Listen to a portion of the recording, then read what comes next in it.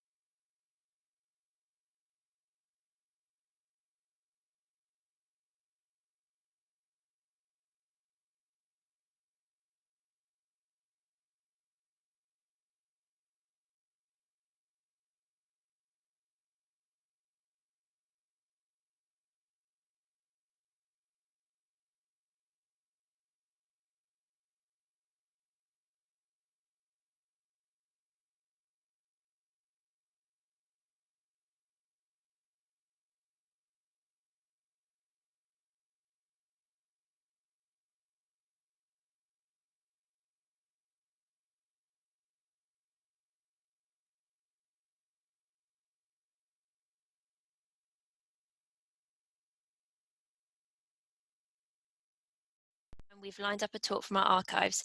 Enjoy this talk and we'll be back with you as soon as we can. Hey folks, we're experiencing some technical difficulties right now.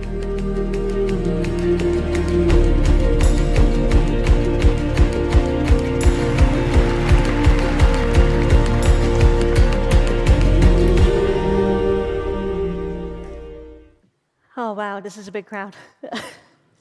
So, where do you see yourself in 5 years' time? So I used to dread this question. It always made me feel as if I should know the answer to this, rather than just making it up as I go along as I normally do. And I felt bad that I didn't inherently know what my goals were. Yet often when managers talk about setting goals, this is one of the first things they ask. There's this expectation that someone has already taken the time to stop and think about all this stuff, that someone knows what their big goals should be. And a lot of the learning material out there about goals tends to be more about what comes after someone has come up with a goal. So things like SMART or GROW, it's all about helping people reach their goals. But it all assumes that people already know what they want to do. So what if someone has no idea? How do you help them to figure that all out? So the thing that I've started doing with the people that I manage is explicit goal-setting workshops. So to get people to think about big things, blue sky, and get them to reflect on all of that stuff. So before going into the kind of nitty-gritty details of coming up with more granular and achievable goals, we want them to brainstorm all the different things that they could be doing. So this workshop is about generating as many ideas as possible. So usually you can already get a sense of which things are important to someone, but the focus here is really on going wide rather than deep. And then later on, you can help them with choosing which goals are most important to them and then fine-tuning them and making them more achievable. So the format of these workshops depends a lot on the person. So it can either be as a one-off thing, or if there's a lot to discuss, we can split it out over several catch-ups. And I normally leave it up to each person about how much prep they need for this. Some are just happy to jump in and get all the questions thrown at them, but other people prefer to get them beforehand and have more time and space to reflect about these things. So it's easier to give someone these questions or ideas beforehand in an email, via Slack, whatever works, so that people can get in that right mindset of all of this. And the most important thing is providing the appropriate amount of time and space for that person. And there are typically 4 different areas of types of questions that I ask during these type of workshops. And that's what I mainly want to talk about. So there are values, future, current skills, and current role. And the reason why it's laid out like this is so that we have 2 axes. So on the left, we have the questions that are more inward-facing, so looking at the intrinsic. And then on the right, we have the more external factors, like environment, the world, other people. And then at the top, we have the ideal world, the things that we would like to see. And at the bottom, we have our current state. So different people will need different prompts to get them thinking about things. And I found that splitting it up this way, it makes it easier to see which things are people are more drawn to and which things they're more motivated by. So I'll go through the 4 areas in this order, because if you're doing it as a workshop, it makes the most sense following this pattern.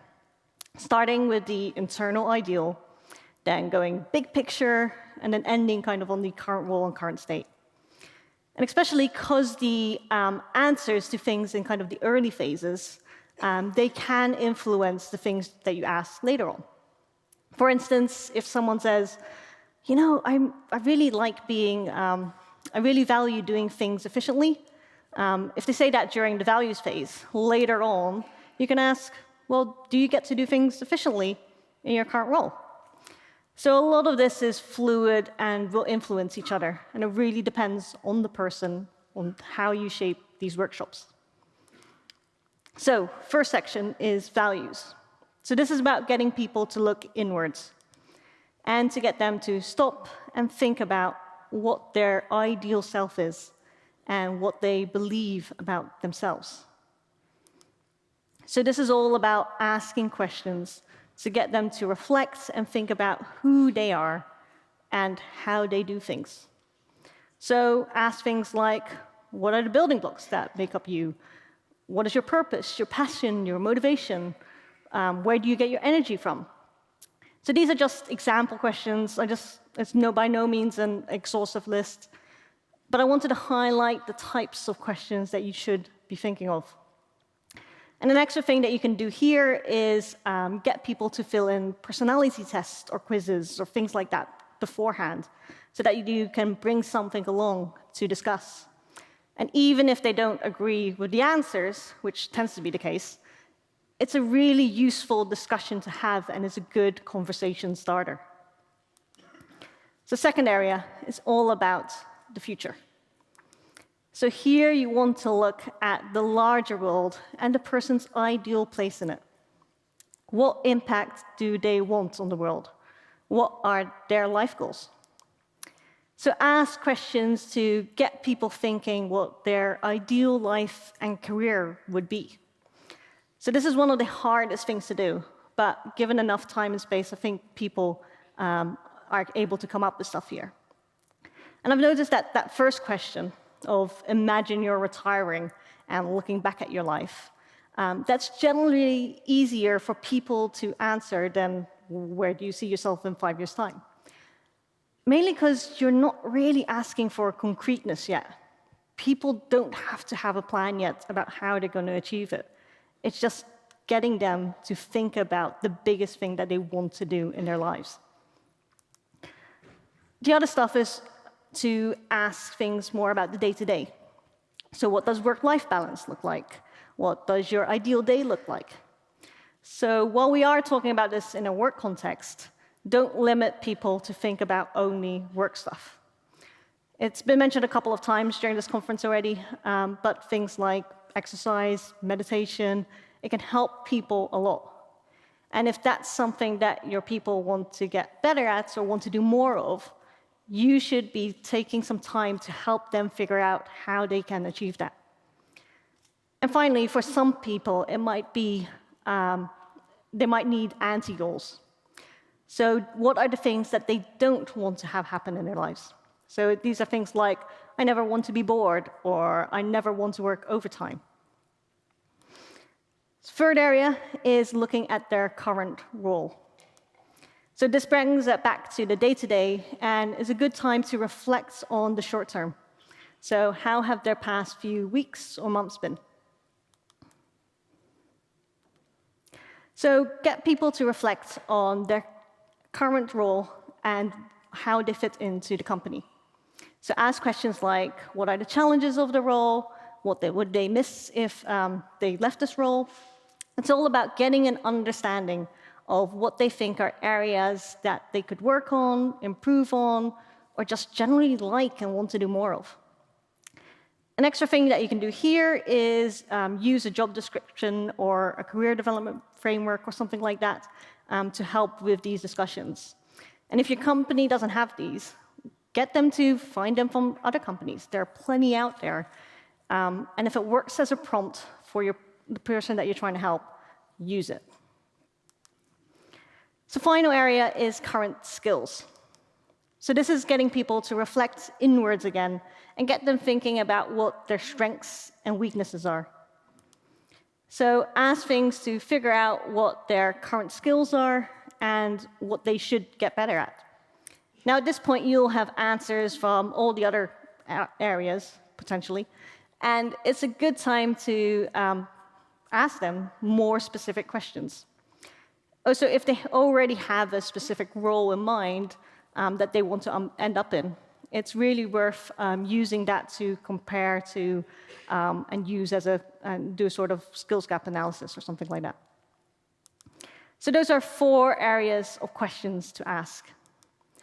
And it can easily be that one person is drawn to only one area or only to very specific questions in one area, while someone else is drawn to 2 completely different areas. The point of these questions is not to have answers in every single section, but rather to have them as prompts, as conversation starters. And once you have the answers to these, it should be easier to make the actual jump to goals.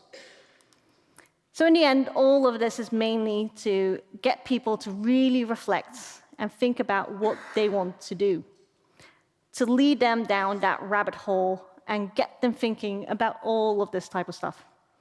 So I think goals are some of the most important things that managers can help with. Because if they don't, we risk creating the human equivalent to technical debt. So waking up one day and realizing that you don't really like the person that you've become, or wishing you had focused on different skills, different passions, or different goals. So where do you see yourself in 5 years' time? So I don't think you ever really need to know the answer to that question. But whatever you do, you should always be thinking about what's next for you. So you need to understand who you are as a person and what you want from life. And as leaders, you should be helping your team to figure this out. So I'll leave you with this.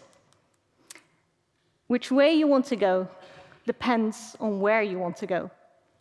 So tomorrow or later this week, whenever you get back into the office, don't just get straight back to work. Make some time to stop and think about all the things that you've learned and heard about this week. Think about what's next for you and for your team and how to get there. So, thanks for listening.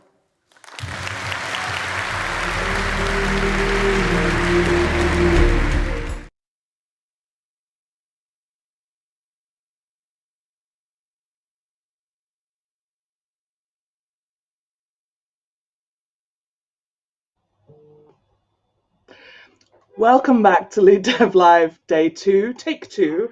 I'm Mary Williams. And I'm Sarah Milstein. We're so happy to be here with all of you. And everybody in the Slack, please give a quick bear emoji or clapping emoji for our wonderful stage. Event organizer Megan, who gave you the briefing about the other video, and to Adam and Dan, who have just had their heart rates reach absolutely fantastic new levels. Great cardio day for both of them by dealing with that. We are delighted to have you back with us. There's people from 98 countries across the world at the conference. We're really, really excited to have everybody here, and continue to be really grateful to everyone in the community coming together to support each other during this pretty strange and pretty difficult time. I want to personally thank our speakers, panelists, and my co-hosts for donating their time. I know a lot of people are very busy right now, and you taking time out of your busy but strange lives to do this is really, really, really appreciated.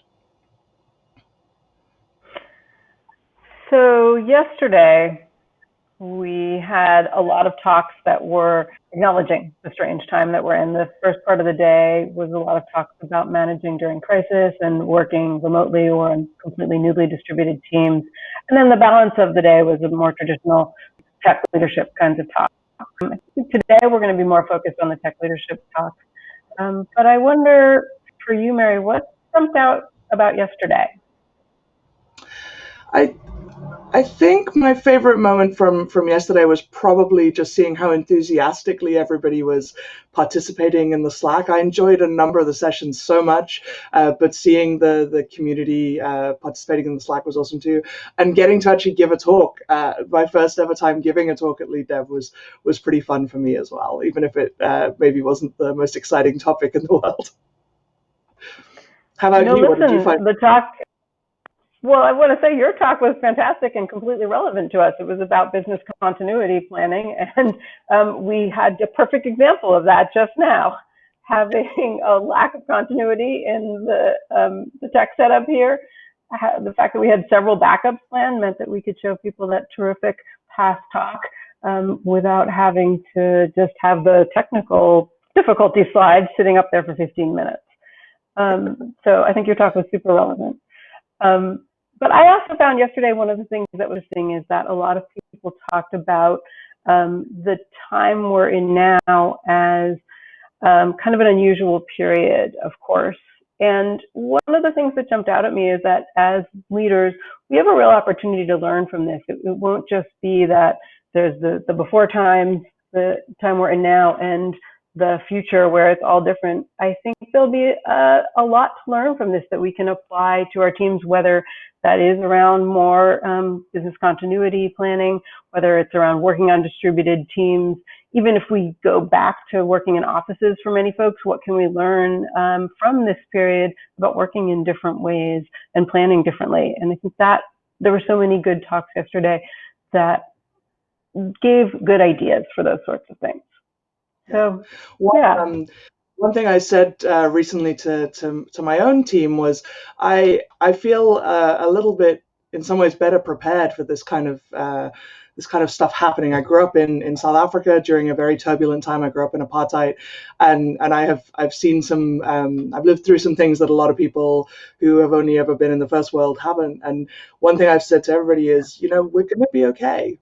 On the whole, we're going to be okay. It's going to be sad, but we're going to be fine, because we can all learn that we can't hold back the ocean, but we can learn to surf. We can focus on getting great at adapting and getting great at responding to change, rather than trying to force the world back into being as predictable as it used to be. And I genuinely believe each and every one of us in this community can take that and make it a way to make things feel safer and feel better for folks. We're not going to return to how things were, but we can emerge with a new set of skills that let us navigate the future really, really well. On that note, I'm going to hand over to you, Sarah, to take us into the formal start for the day, and I will be back on later on. See everybody later on today. Bye. Okay. Bye, Mary. All right, everybody. So, handful of things to get us going today. So the setup for today is that we have a series of talks and panels. For most of them, you have a chance to ask questions, and for all of them, you have a chance to participate in office hours with the speakers. All of that kind of discussion takes place in the LeadDev Slack. If you're not in there already, please jump in. As Mary said, it was super lively yesterday. It's really got like a wonderful community feel. It's the place where we are connecting with folks, which is one of the reasons that we come to conferences, is to connect with each other.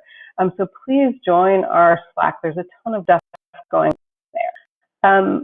We're also using the Slack as a way to pin information, important stuff. So we've got the schedule pinned in there. It's in the main channel, the LeadDev Live channel. We've got a handful of things pinned in there, and we'll add more things over the course of the day. So keep an eye on the stuff that's pinned, and there's like if you're new to Slack, there's a little pin emoji at the top of the screen that can help you find that stuff. One of the things that is pinned in there is our code of conduct. For the LeadDev community, one of the things that's most important is that we prioritize learning and connection. And to make those things happen, it has to be a safe space for everybody, particularly the people who are most underrepresented or marginalized in our community. And our code of conduct is designed to help make sure we've got that kind of environment. So we ask that everybody, of course, respects each other, the speakers, the staff, and the specifics of that are laid out in the code of conduct, which you can find at the link on the screen. We've also got info pinned in Slack. If you are going to join us on social media today, a couple things to keep in mind. On Twitter, we're at the LeadDev, and our hashtag for Twitter, for Instagram, for TikTok is LeadDevLive. And if you use the hashtag, use the camel caps. Screen readers can pick it up and read the hashtag. Important thing that LeadDev provides for all of our conferences is live captioning. The folks at White Coat Captioning are fantastic and are doing it today. And thank you so much to Salesforce for making this possible. As you can see on the screen, there's a little bit of info about how to get this set up. If you're not seeing it now, on your YouTube screen, you should be able to pick this up. It's actually just kind of fantastic to see what the captioners can do live, if you haven't seen it before. All right, so a big thank you to all of our sponsors. They include Big Nerd Ranch, PepsiCo Ecom, Hired, LaunchDarkly, Target, Work & Co, Code Climate, GitLab, Heroku, Carrot, Split, Optimizely, Retool, Squarespace, Sales Circle CI, PagerDuty, Datadog, Honeycomb.io, Platform SH, WhiteSource, Intercom, Automatic, and O'Reilly, whom I used to work for. A special shout out to our premier sponsor, Twitter. Sponsors really make things workable for the conference crew, and we're grateful to all of them. We do have a sponsor swag bag. It's a digital swag bag. There's stuff you can download and try out, prizes that you can sign up for, including AirPods, which are always fun, and a Lego International Space Station. As you may have seen in Mary's setup, she's a big Lego fan, and if she wins that, I think we should ask questions. All right, we have, as we said, we are helping people connect in Slack, and that happens not just now, but after the conference as well.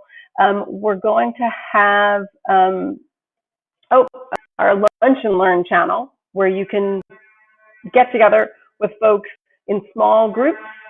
And as I said, this will happen after the conference. It's not just a one-day thing. The Lunch and Learn channel lets you sign up for a bot that will connect you with other people down the road. So jump in there and take a look at that. And we've got a lot of other content planned over the next few months, a lot more stuff that we're going to do online. So that includes our first asynchronous AMAs with LeadDev speakers. We're going to be doing those every Friday.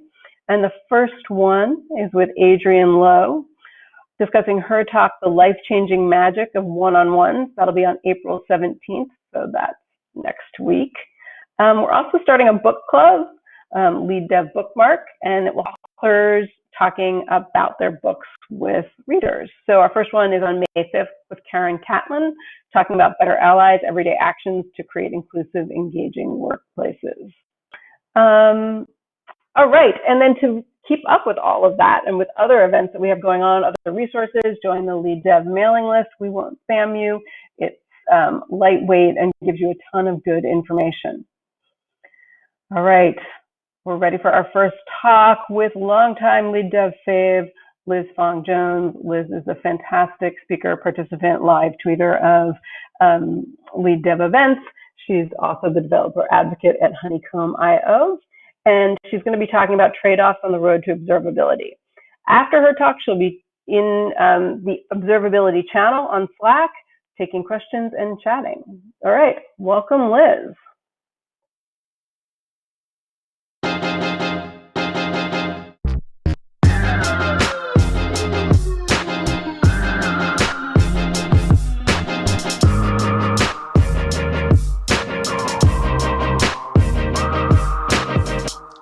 Hello, LeadDev. Congratulations. Today is your day. You're off to observability. You're off and away. You have brains in your head. You have hands on keyboard. You can steer yourself any direction you go toward. But which direction should you go? So once upon a time, I worked in an organization that was very self-inflicted. That road is paved with good intentions. No one intends to introduce technical debt, but yet somehow when people do introduce technical debt, it's subsequent people that come after them that end up saddled with it. And people had, even worse, the wrong incentives. Who do we promote in our organizations? What do we promote them for? And how do we make sure that we're growing and rewarding the right set of people? If your culture is one that says, it wasn't invented here, there's no possible way this could work here, I'm a snowflake. I've got massively gigantic scale. I've got a massively different need than anything ever invented before. So you know what? All that old stuff, push it away. We're going to build it from scratch again. Or what about situations where people get rewarded for doing shiny things that don't necessarily deliver impact? Where people adopt resume or promotion-driven development? Where people almost have too much autonomy over building things that are not necessarily the most impactful thing that they should be doing. I've also seen the opposite, situations where people set up an environment where they are completely disempowered from doing anything, where the attitude is, you know what, I'm just here to do my job. I'm not going to write any software. I don't have control over my tools. The consultants decide that, management decides that, but I just have to use whatever shit they give me. Fortunately, there is a better way, and that we don't have to live in these dysfunctional organizations that reward mediocrity or reward make work work. So what's our goal as software engineers and as software engineering managers? Our goal is to make sure that we're delivering features alongside appropriate reliability and scalability. So ordinarily, I would spend a while talking about service level objectives, but you can refer back to my talk from the LeadDev New York from last year, where I talk about appropriate reliability and scalability. But the short of it is that we have to measure, we have to understand what our customers are doing and whether we're meeting their expectations, and make sure that we're delivering that level of service, but also not over-delivering, such that we leave enough room for innovation in our code bases rather than feeling frozen in place by excessive reliability requirements. So this means that we have to think about not just can our fleet of machines scale out, but also, are we paging our humans to death? Are we doing too much ops work in order to keep our systems running? Because chances are that doing ops work all the time is not what your team's mission is. Your team's mission is to deliver reliable service that's sufficiently reliable. No team should have to do too much operations. And scaling machines out of control without appropriate control mechanisms is a recipe for disaster. We need to have only the minimum amount of essential complexity relating to the features that we build, and not a necessary complexity that's related to technical debt. We also need to have appropriate observability. We need to have a control loop over our data. Observability is not logs, metrics, and traces. Observability is something else. Observability is a capability in our systems that enables us to understand and debug our systems in production. Not in staging, not in dev, in production. Because like it or not, we all test in production. Observability is not just break fix. It's our ability to answer any question that we may have about our code. Whether it be getting our service back up and running after our service level indicators indicate that it's too broken, but also thinking about other business decisions that we might make. Things like, can we release code on a predictable cadence? Can we manage the quality of our code and debug our code even when we're testing it and writing it for the first time? Can we understand whether or not people are using the features that we're building? Can we get that insight into what we're building? And finally, can we actually manage that complexity? Can we understand what are the scary areas of my code and how do I make them less scary? So it is not just the data.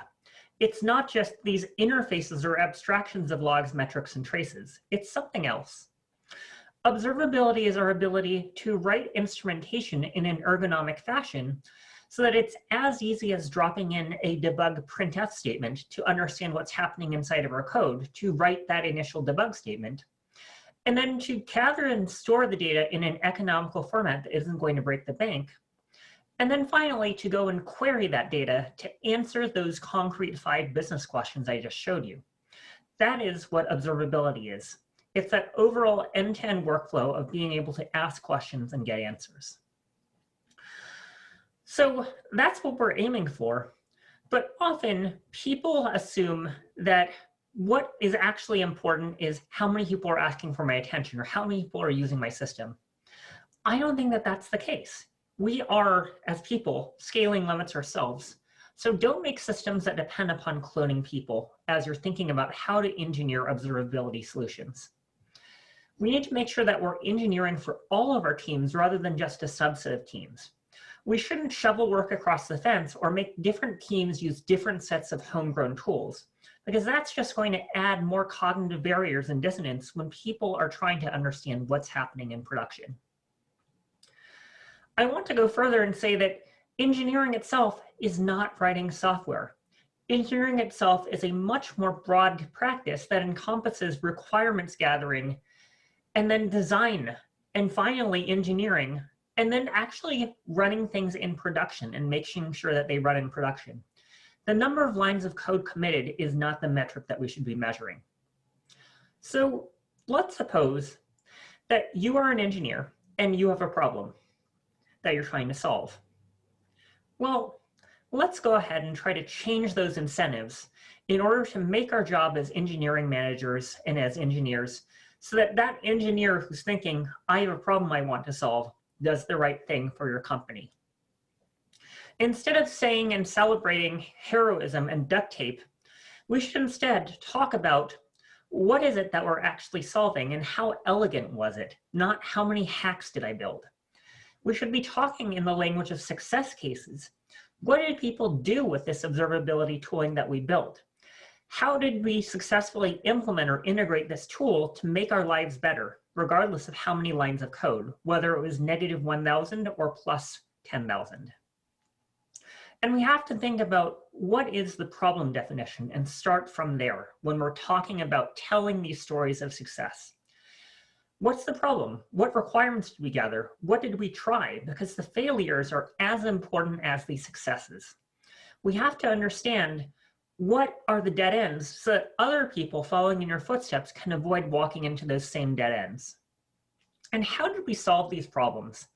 How did we actually engineer a solution that met the requirements after resolving any of these dead ends that we ran into? And can I actually reuse it? Can someone other than my own team, can they actually reuse it in order to have a successful experience with using that tool on their team too? How much time did you save? How many user experiences do you make more delightful by developing better tooling? Not, here's how many lines of code that I wrote. Really, look left, look right, look at what other people around you are doing before you start building a thing from scratch. Do not glorify creating complexity or enshrine complexity of the problem into your requirements for getting someone promoted on your team. And remember, there's a wide ecosystem beyond what you as an individual developer can write, or you as a technical lead of a team can write.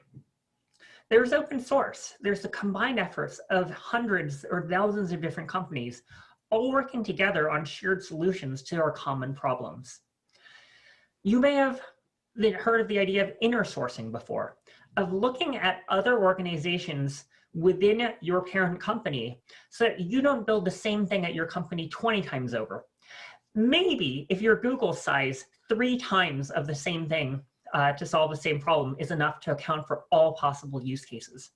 But a majority of the time, you're probably pretty closely aligned with what people in your business unit are building. So make sure that you copy or extend something that they're doing rather than going off and building something completely greenfield. And also, vendors do exist. Especially in this economy, should we be spending time building bespoke solutions only for our company that are not actually core to our business? If this is not a strategic advantage to my company to build, why am I building this? We should only be writing personally the things that we believe are unique value differentiators for our company.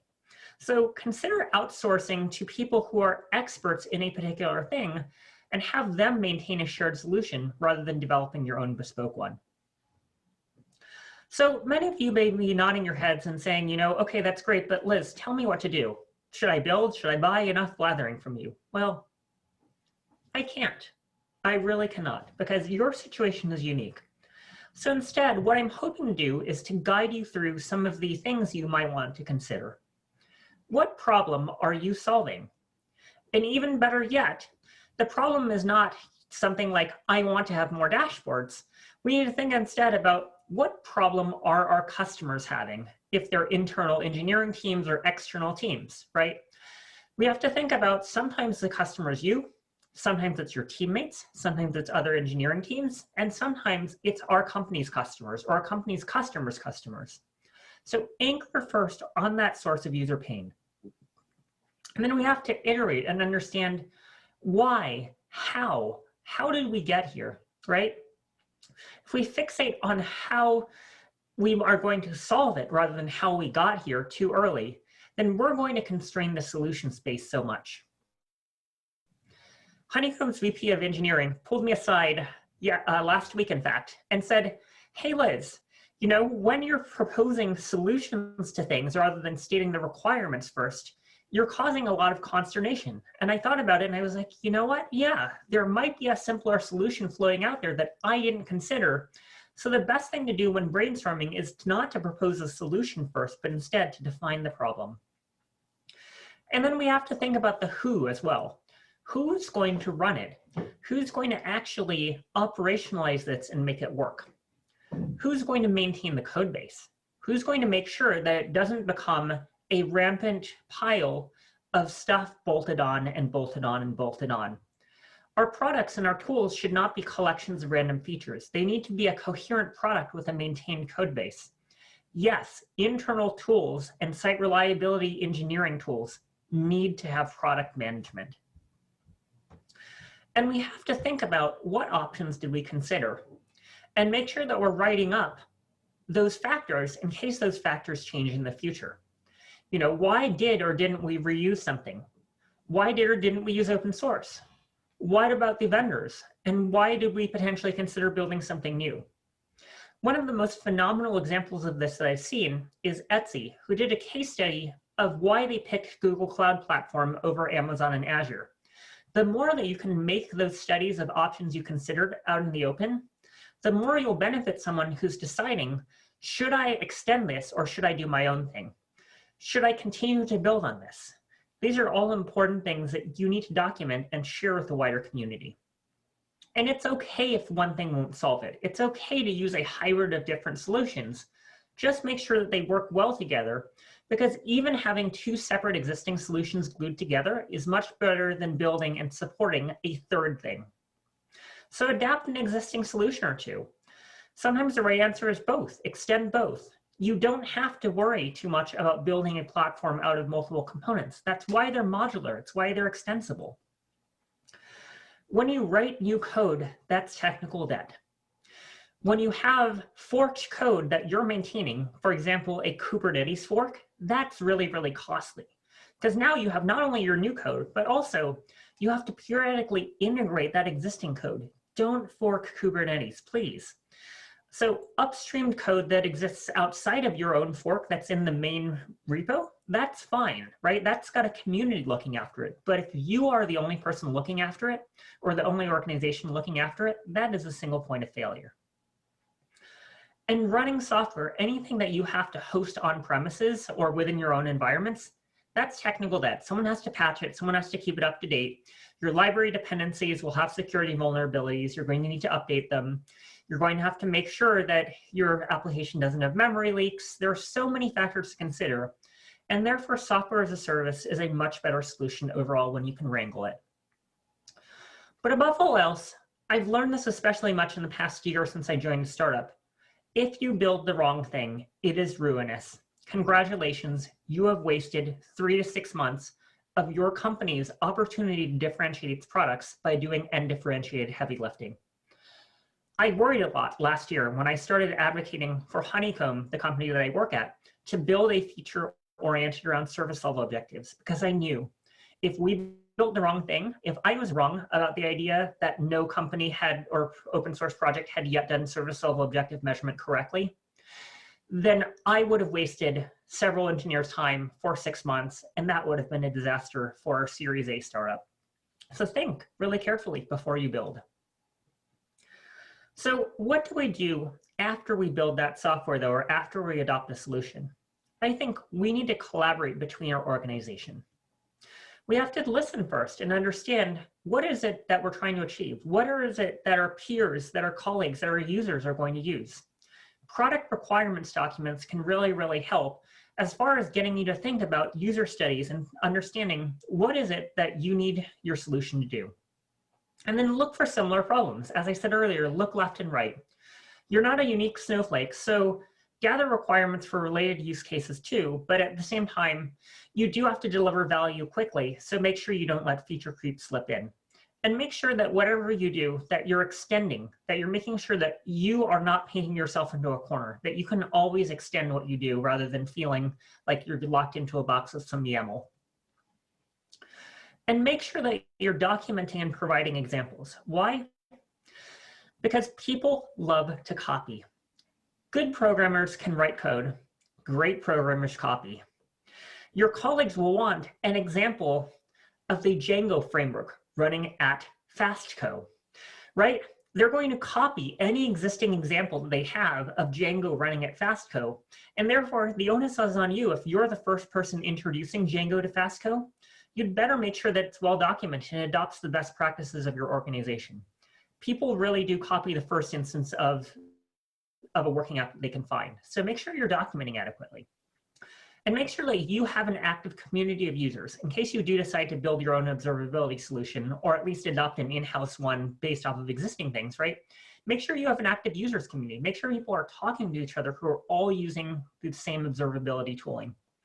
People should really feel empowered to improve and extend those tools rather than feeling like, it's that other team, they never listen to feature requests, right? Like that breeds that discontent that causes people to roll their own. So the more you make people feel welcome to contribute, and the more that they feel that they understand the technology, the better adoption that you'll see.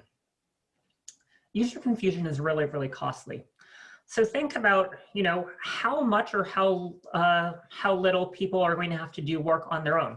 Not just how much are people going to have to bug you, which is a factor too, but make sure that you're not just pushing that complexity onto your customers and turning off your ticket load.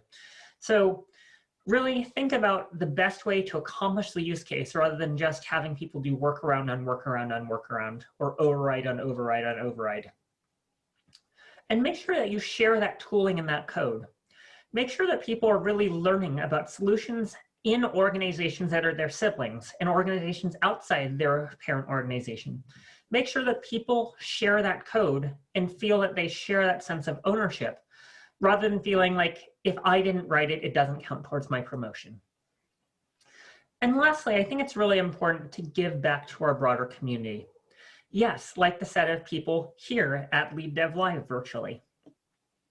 We need to make sure that people use the same language. We need to make sure that people are using the same terminology for the same concepts, because people change companies all the time. So let's not make them relearn the same concept names, right?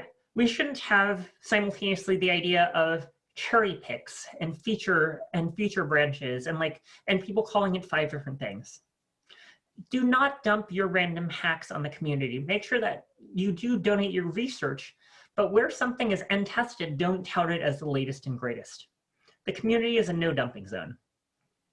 And make sure that people understand that full context that you used when deciding whether to build or buy, so that when other people are considering adopting your same solution, that they can understand whether or not it's a waste of time for them to consider it. If something's never going to work for someone for their use case, make sure that they don't spend time wasted evaluating that thing. And upstream your code, upstream your specifications. If you modified something, don't maintain that separate fork forever. When you do upstream things, it makes it a lot easier for people outside your organization to gain a stakehold in it, so that they feel like if they're benefiting from it too, they can also help out with the maintenance. Single company projects are really doomed to failure. This is why organizations like the Cloud Native Computing Foundation, the Linux Foundation, and the Apache Foundation exist, because they help people who have a common shared interest in a piece of technology like Apache Kafka come together, even if a plurality of them all work at one company. Because it means that the stewardship is in good hands, and that if that company, heaven forbid, go out of business, that there still will be a continuity plan. We have to make sure that we document our technical decisions. There was an amazing talk last year at LeadDev New York by Rod of Dropbox, who talked about this idea of having technical decision-making documents, where you have like a request for comments or a Python extension proposal, right? That really says, this is the problem we're trying to solve. This is why we did or didn't do it. Here are the objections raised. Here are the trade-offs and benefits. That way, it helps other people who are newcomers understand, why did we do things? And what do we need to change to do them differently? So you don't have to be a hero in order to achieve success. We should have the freedom to walk away or move on and have the world go on without us, which means that we have to automate away our previous jobs, and we have to make sure that the tooling that we build or adopt is usable by other people in our organizations. So I often reflect on the DORA key metrics and the DORA research. This is the DevOps research group that worked on figuring out, this is the same folks who wrote the Accelerate book, and they figure out that there are 4 key things to high effectiveness software delivery. And you'll notice that none of them involve writing your own third-party tools, right? Just a question of, can you deploy often enough? And does it take you not very long to get your code from committed to trunk into production? Can you fix your outages quickly? And how often do your changes fail? And I think that that's what's golden, right? Like, that's what we're trying to do. We're trying to deliver value to our customers as reliably as possible. And this is what we need to do. So when you have observability, it enables you to be a much more mature performer. It enables you to be in that 20% of folks who can reliably deploy within hours, not days, and who reliably have less than 1% of their changes fail. But unfortunately, fewer than 20% of us are there.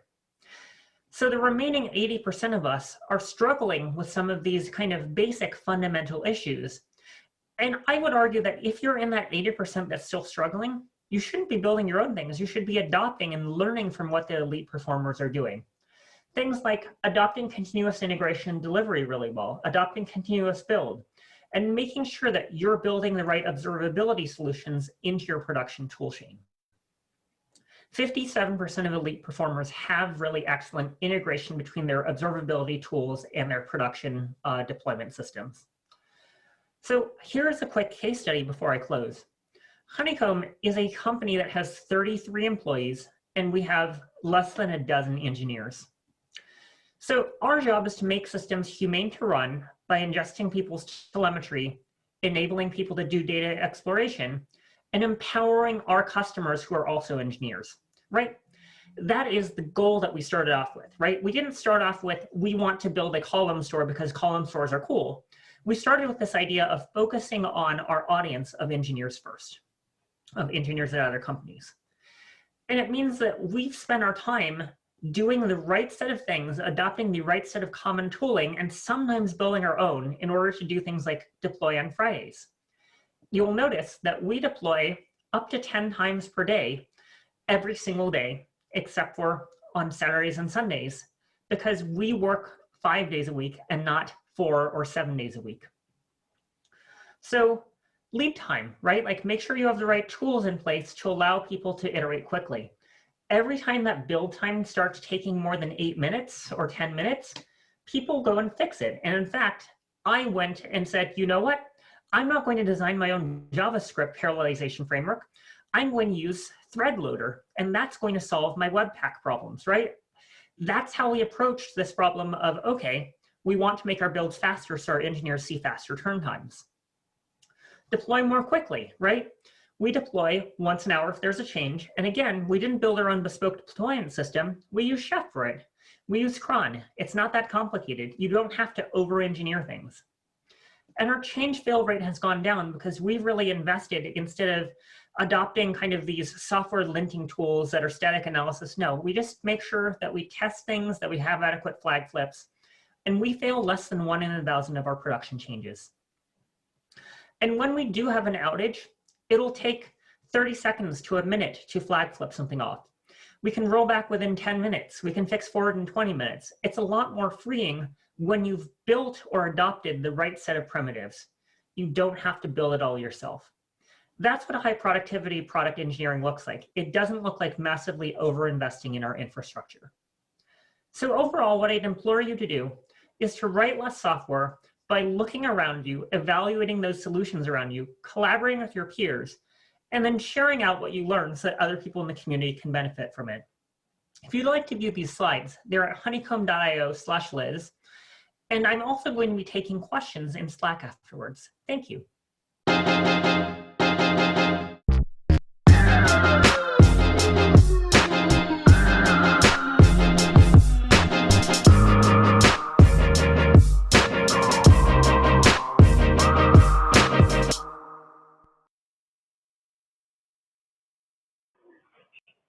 All right, Liz, thank you so much. Terrific.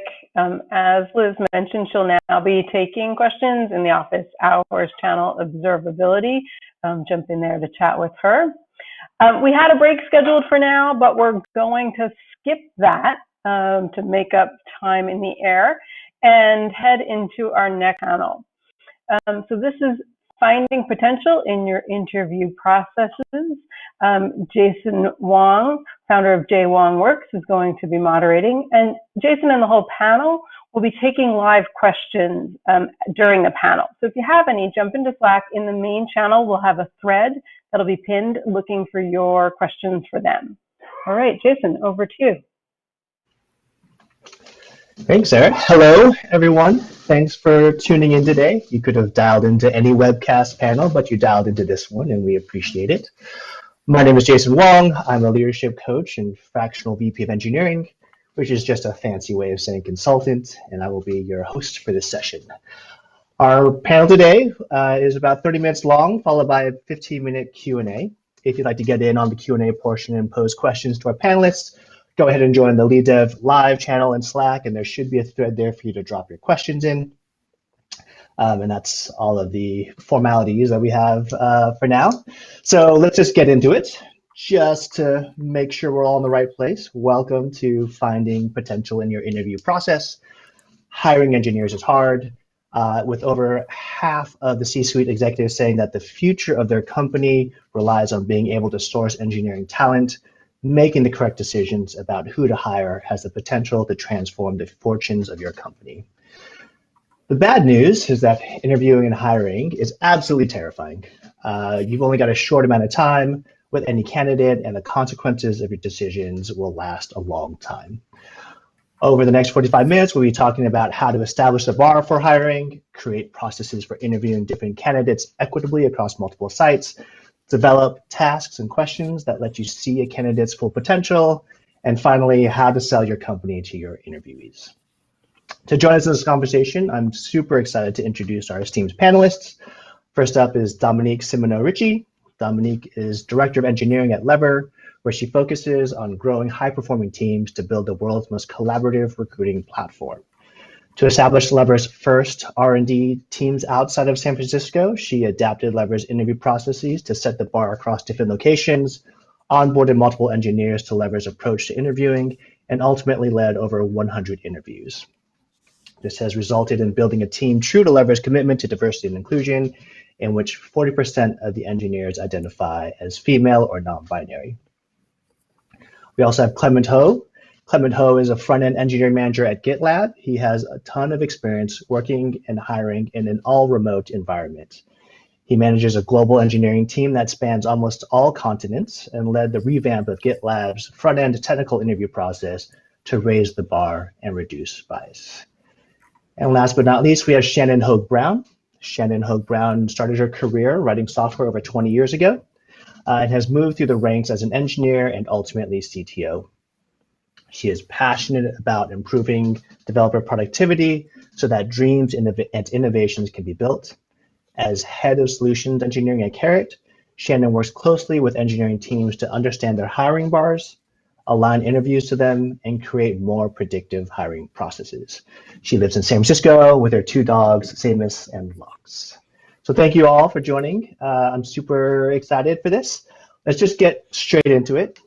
Shannon, let's start with you. Why is interviewing hard?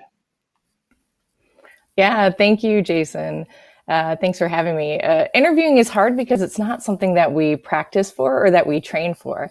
I know when I started my career, I got my first interview questions from a colleague, and then I proceeded to use those same interviewing questions for the next 10 years. Right?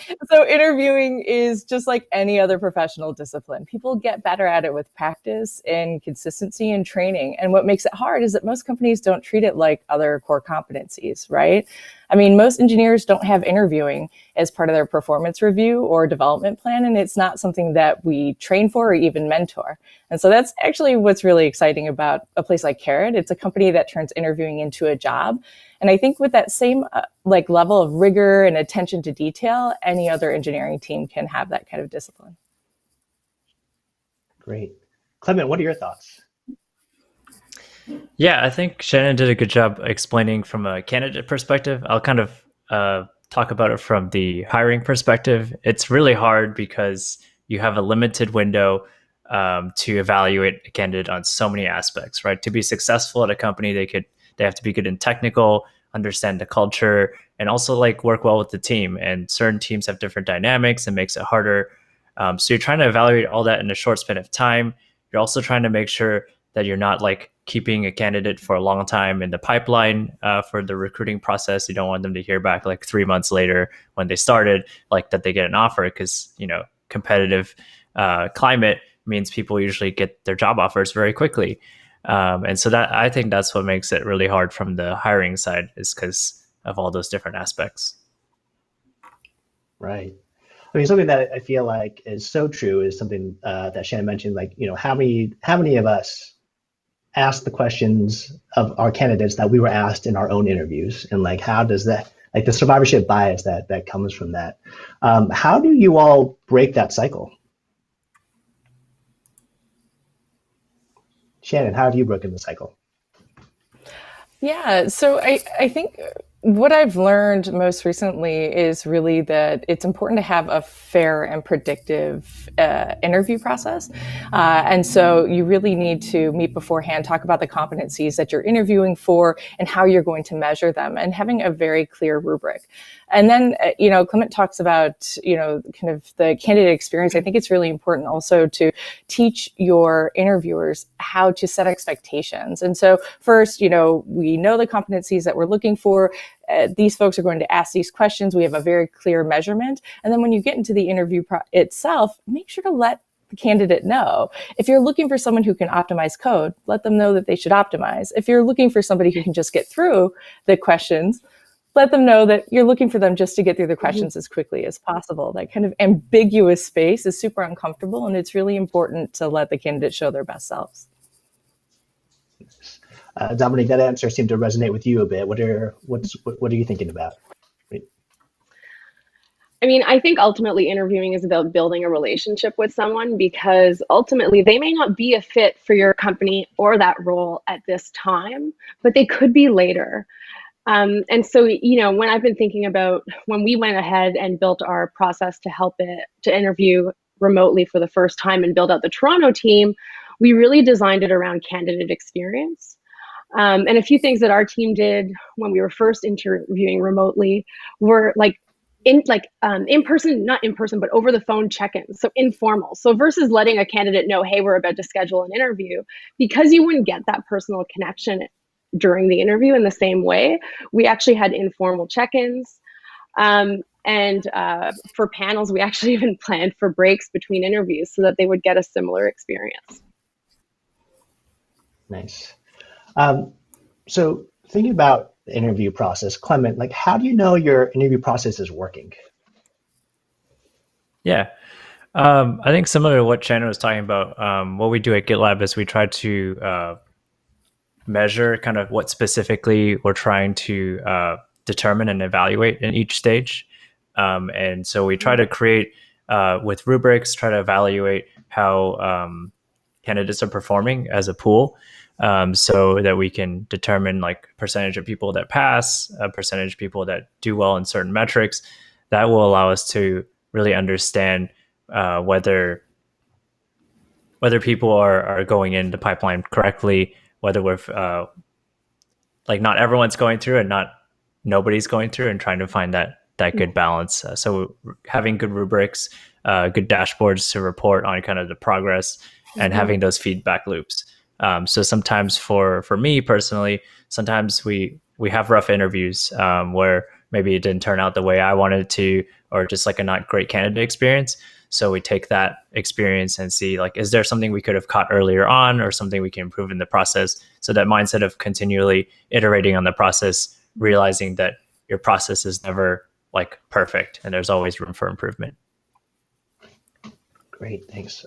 Shannon, what about you? How do you know your interview process is working? Yeah, for us, with the folks that we're working with, we take a lot of looks at data over time, in particular the on-site to offer ratio, and then the funnel metrics that kind of, form that ultimate outcome. And I think what's great is, as Clement is talking about, having scoring rubrics, what that does is it starts to enable you to make data-driven decisions around the interview process itself, like the actual interview, which, previously I didn't even know that we should be doing that. But ultimately, that data point is really important in that funnel metric in order to, increase that on-site to offer ratio, which is what we're all looking for. Something that we looked at a lot was our ahead. screen to hire ratio. And that screen to hire makes a huge difference. And what we were finding is that we were screening a lot of people in. And actually, the panel to hire ratio was also something that was quite high. And by adapting our skills screen to be more representative of the same skills that get evaluated later on, we were able to bring in some of that earlier and then not take up a lot of time for people who might not be a great fit for the role that we're looking to fill. Interesting. What is a healthy screen to offer ratio, or like is there a magic number? Like what have you all been finding? Ideally, one that trends down. We keep ours around 20 or so, but that depends on the type of role. For an engineering role that you hire very consistently and predictably for, it should be low. But for a role that might be new to your company, like we've just created a QA lead role, we don't really necessarily know exactly if our rubric has been defined correctly. And it's important to monitor that to be able to go back and say, okay, did we define the criteria well? And therefore, are we screening the right people? Yeah. Shannon, what about you? What's your ideal screen to offer ratio? Oh gosh. Well, for me, this is different with every company. I completely agree with Dominique that this, as long as you're trending down, I think that's the best outcome that you can have. Look, there are some companies are going to scoop up talent. They're going to get them really quickly through the funnel, and their on-site to offer ratio is going to, dramatically change. Sometimes that on-site to offer ratio is going to stick up pretty high, like 20-1. But I would say if you can get yourself down to, 2.5, 2-1, you're in a really, really, really good spot. But I think Dominique can probably speak to that a bit better. Yeah, we aim for 3-1 as our panel to offer ratio. Wow, that's awesome. Great, thank you. Switching topics a little bit, this one's for you, Dominique. Given current events, what are some of the tips you can give folks on how to turn their on-site centric interview process into a distributed/remote centric process? So I think going back to candidate experience, really thinking about what might be challenging about that scenario and making sure that you're building in the time to build that relationship. So I talked about a couple things before, but also having a single Zoom or remote interview link so that they don't have to worry about where they're going to be joining and how they're going to manage the technical aspects of the event. Even one of our customers, Rollbar, they actually provide candidates with information on what to do if something goes wrong, how to contact the interviewer if for some reason you get disconnected. So planning ahead for those difficult scenarios. And also thinking, I love this, Rollbar did this as well, as like handoff experience. So asking them if they need a break. Like, what would you do if they were on site with you? You'd be, hey, do you need to take a break? Do you need to grab a glass of water? Do you want to walk around for a minute? And so they do the exact same thing, and they supplement it by having a Slack channel. And that Slack channel, the interviewers can chat with each other. They say, oh, the candidate wants to take a break. They'll be ready in 5 minutes, and then you can jump on. Wow, that's awesome. That's great. Clement, I'm sure you have a ton of experience with this, working with a fully distributed team. What are your tips and tricks? Yeah. I really liked what Dominique said. I think that was really great. For GitLab, we do all remote, and we don't do like panel, like back-to-back interviews. So we actually schedule them one at a time, and that has trade-offs for sure. I'd say the best part you can do for kind of moving to a remote-centric process is to kind of be really big in communication, write things down as much as you can, and try to set up the candidate for success. Just trying to be more verbose than you would normally in a more on-site interview process. Great. Something that we've talked a lot about is sort of this candidate experience, right? Something I see a lot in interviews is this idea that the interview is a test, right? Where we place the onus of success on the candidate. But some of the best interviews that I've been a part of and that I've participated in recognize that interviewing is a two-way street, right? So Shannon, what can interviewers do to help candidates show off what they really can do? Like, how do you help your candidates shine? Yeah, I love this question. I'm all about candidate experience, and we're all about a candidate experience. And our motto is that a good interview process is one that is predictive, fair, and enjoyable, right? So, first, I want to touch a little bit on this one, what Dominique was talking about, which is that kind of setup before the interview itself, any A/B testing that needs to be done. We have like a candidate environment. If you're going to have paired coding, which, is prominent right now in the times, which I do suggest having a paired coding environment and having a conversation, working through a problem, make sure that they have access to that environment beforehand. Give them some kind of sample questions that they can code in that environment. Because for developers, when you go into a different IDE, it's like getting in someone else's car and trying to drive, and you want to set them up for success. And then once you get into the interview, warm people up, have a conversation, do a 5-minute introduction before you get to coding, potentially ask some kind of warm project specific questions, some knowledge questions about something that you're looking for, competencies like maybe React or front end development, and then work towards that, that coding environment where you're doing that structured kind of paired coding. And I think we touched on it before. I'm not going to beat a dead horse, but certainly set expectations, make sure that the candidate understands what you're looking for before they actually start the exercises. Great, awesome. Dominique, what about you? You mentioned a bit about handoff. Like, what are the other ways that you can help candidates be successful? I mean, the setting expectations, especially on a technical level, is so important. We have pair programming interviews, and I think most companies have pair programming interviews. But what's different about ours is that we're truly looking to see how you collaborate with us. And we might even jump in to help you. Some of the people that we've hired have been really surprised to see that. And so letting people know that we expect you to look things up on the internet and that we will jump in is really important. And on a really specific, like actually telling them and giving them permission. So it's not just like having something pretty generic, but actually telling them specifically what you're expecting. Nice. And then Clement, while you were redesigning the front-end engineering interview experience at GitLab, how did you incorporate candidate experience? Yeah, so we were at GitLab, we're really big on iteration. So we actually had a long-term strategy of how we wanted to implement the new process, and then kind of like how we can make our progress there. And then throughout that time, we were getting a lot of feedback from candidates. So just kind of a big overview. The new process involves first we have like a test project, and candidates would receive kind of a merge request that's kind of work in progress for a new feature of the test project. And then candidates would have to review the merge request for like an hour prior to the interview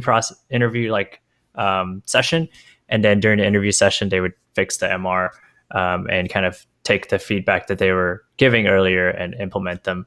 And during the first iteration of this process, we didn't want to have too much time spent before the interview, so they actually just reviewed the merge request during the interview, and that was a really tough candidate experience because candidates really want to have that on their own time, and so we got a lot of feedback through that process saying like, hey, like I didn't really feel like I was able to shine. And then after we implemented the process where candidates fixed the MR during the interview, I started getting emails saying like, hey, that was like the best interview process I've ever had. Like it really let me demonstrate my abilities.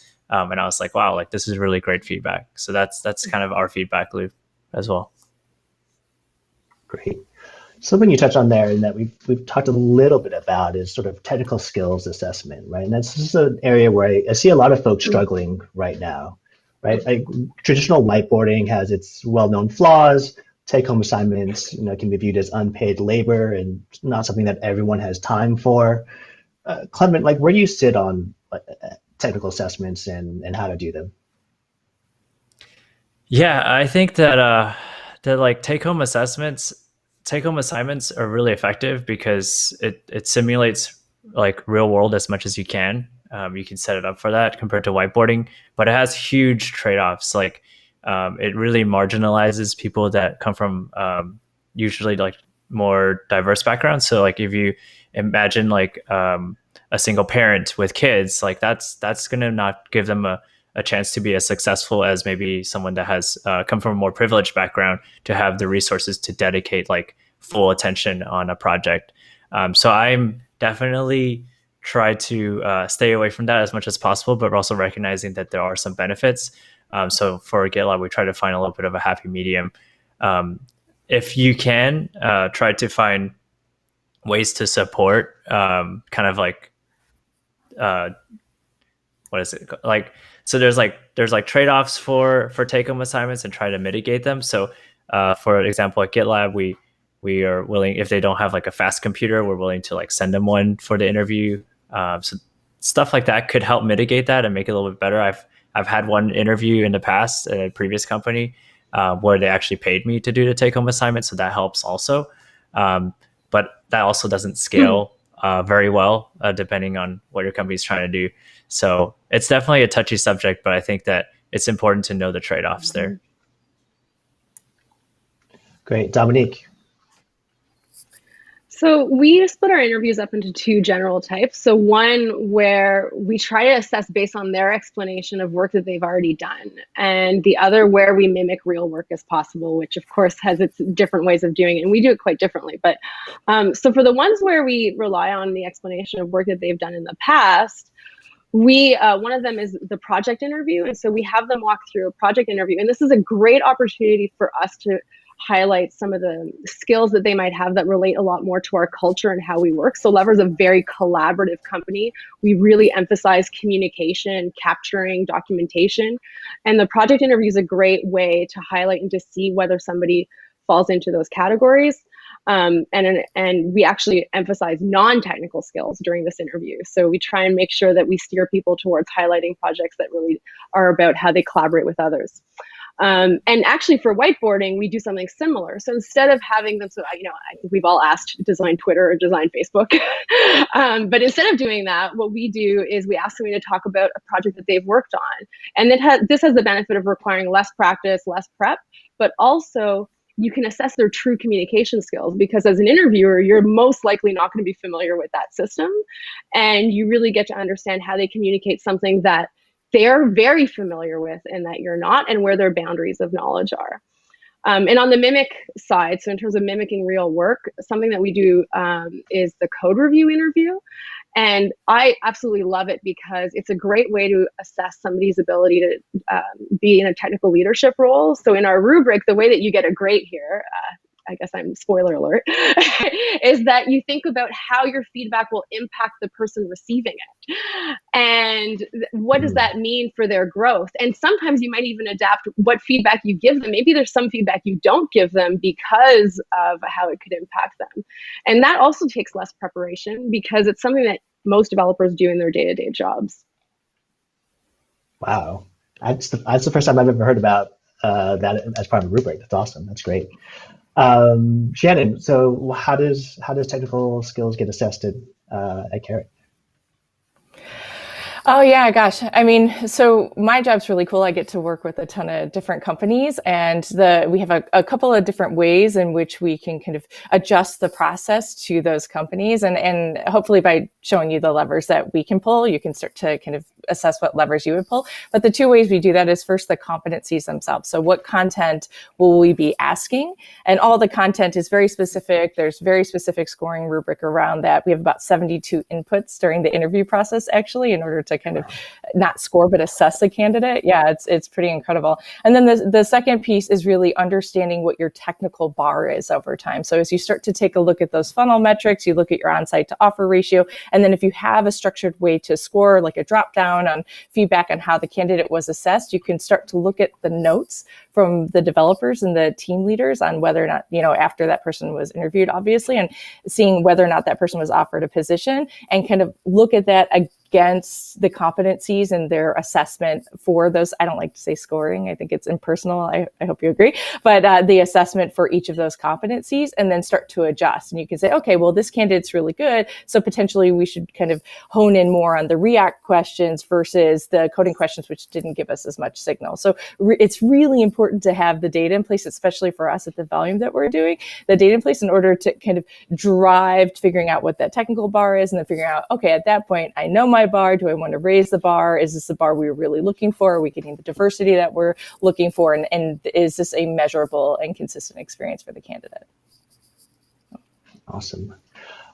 Speaking about bars, I think one of the questions that we're getting a lot right now in the Slack channel is questions around bias, right? And what are some things that we can do to counter bias in our interviewing process? Clement, let's start with you.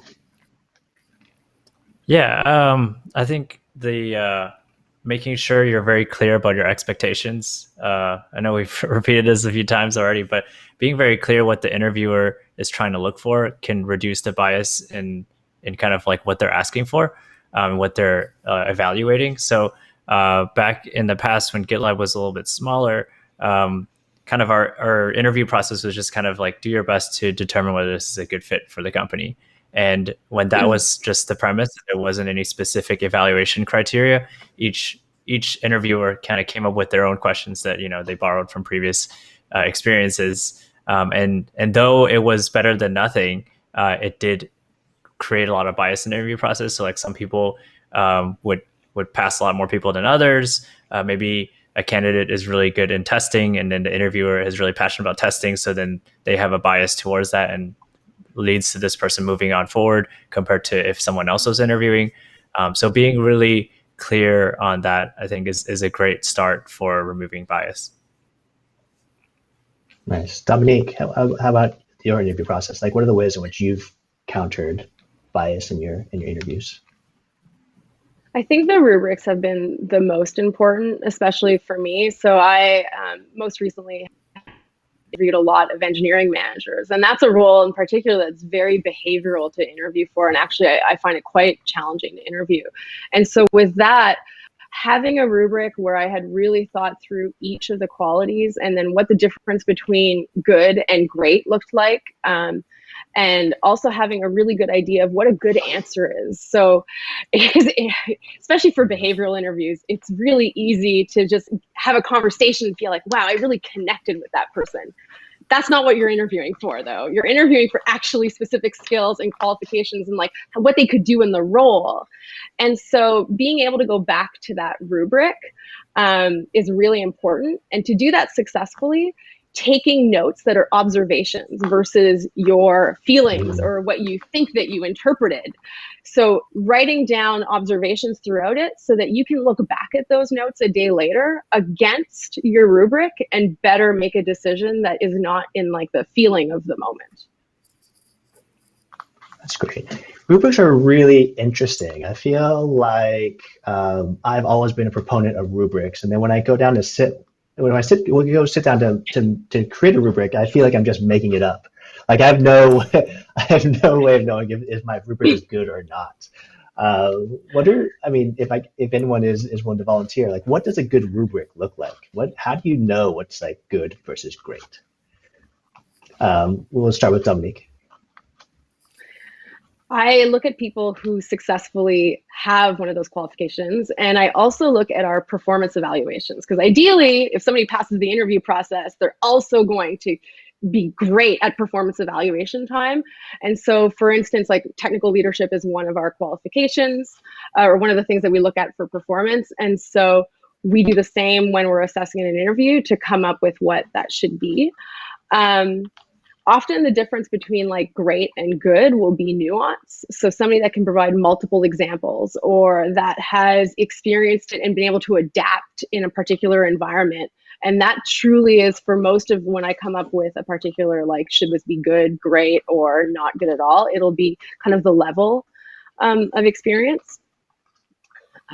But ultimately, I think what's challenging is even just coming up with those competencies or skills. And so if you look at other people around you and you look at your performance evaluations, that's a great way to start. Awesome. Shannon, what are your thoughts? Yeah, I think I completely, as always, agree with Dominique. I think reverse engineering, this is important. From a tactical standpoint, if you're asking coding questions, if you have 3-part coding questions, certainly you can have a pretty structured rubric around how far they get through the exercises, as long as your 3-part coding questions are balanced, right? So balance meaning if, they answer the first question and they decide to go one direction versus the other, they aren't going to get too caught up in the second question, not be able to get through. So just making sure and testing the content that you have. I guess the only other thing that I would say about rubrics, communication, just be clear about what communication means to your team. Does communication mean, okay, they were clear in their feedback, or is communication more subjective, like, oh, I really, enjoyed my conversation with this person? So I completely agree that you should make observations rather than conclusions. An observation that is like, oh, the candidate was able to write fully functional and organized optimal programs for the first 2 questions with moderate debugging for the third, something like this, rather than a potentially bias-inducing conclusion that looks more like candidate X had several time-consuming bugs in early questions, and as a result, they were unable to complete. So, just making sure that everybody understands the language that should be used to describe the candidate performance and agree upon that beforehand should help. Yeah, one of the questions that we're getting in the Slack channel is one around culture fit. Like, how do we prevent culture fit from being a dog whistle for discrimination and bias and those types of things? Like, what does that? How do you express that difference to your interviewers? Clement. Yeah, that's a really good question. I think that there's culture fit has gotten a bad rep. That term, I have seen it used as a way to box people out. I think it's important to recognize the actual purpose that it originally was meant to intend. So an example would be for GitLab, we're working in an all remote environment and it's very async. So in order to be successful, you usually have to be someone that takes ownership really easily, kind of be able to take a task and kind of run with it and be willing to follow up with people. But if you don't really demonstrate that, then you probably won't be very successful at GitLab. Not necessarily as like trying to say you can't come because of culture fit, but you just wouldn't be set up for success if you didn't kind of have these kind of behaviors. Dominique, Lever has had great success in hiring a diverse team. What has been, how have you all expressed that difference between culture fit versus values and bias? What's interesting for me in terms of like even joining Lever to start to interview to build this team is one of the things I had to really do is get familiar with Lever's values so that I could successfully then assess whether people could join us and really help add and build that similar culture in a new location as well, because we were opening up the Toronto office. And so all of our interview training, I didn't get the interview training at first, so I had to teach myself. But then it turns out that so now as I onboarded, so that's something that I put in place is all of the interviewers that we've trained in the last year now have interview training that one of our amazing recruiters put together, and that teaches them about all of Lever's values and what they mean and how you might be able to identify them. And so for culture, we actually look for culture ads. So what are ways that they might complement us? So and that value is raising the bar. So raising the bar for Lever means you're adding something that we don't currently have as part of our culture or our skill set. If you're trying to become more metric driven, then that might mean hiring someone that's really experienced with like reporting and driving change from metrics. But that could look completely different based on whatever role or whatever team and where we're trying to go as a company. Nice. Shannon, how about you? Yeah, I just wanted to, again, culture add, culture add, culture add. There's so many bias and inducing questions that we can ask. So for example, assuming somebody's familiar with some, topic that they learned at MIT may exclude folks that came from, code academies where they want to change their lives and they're working really hard to be a part of technology, and they can add so much to the culture and changing the way that we're thinking. I think that's to me most important. But the second piece really is, I think you have to be able to take a look at your data. Again, programmer, right? So I think you have to be able to take a look at that data over time, right? And have honest conversations with yourself. So if you have a very structured scoring rubric and you know exactly what your technical bar is, and you're bringing in, because Dominique and her teams and the, of course, the TA teams are bringing in the candidates that are diverse, and you're starting to see, okay, yeah, these diverse candidates are hitting our technical bar, they're moving forward in the process, but then there's a drop off and we're only hiring what we have here today, which, we know that there's probably an issue. So what I would say is make sure you have that data in place, monitor that data over time, and then, be willing to have the hard conversations about why there's a drop off in those more culturally diverse candidates versus the others. Yeah, that's great.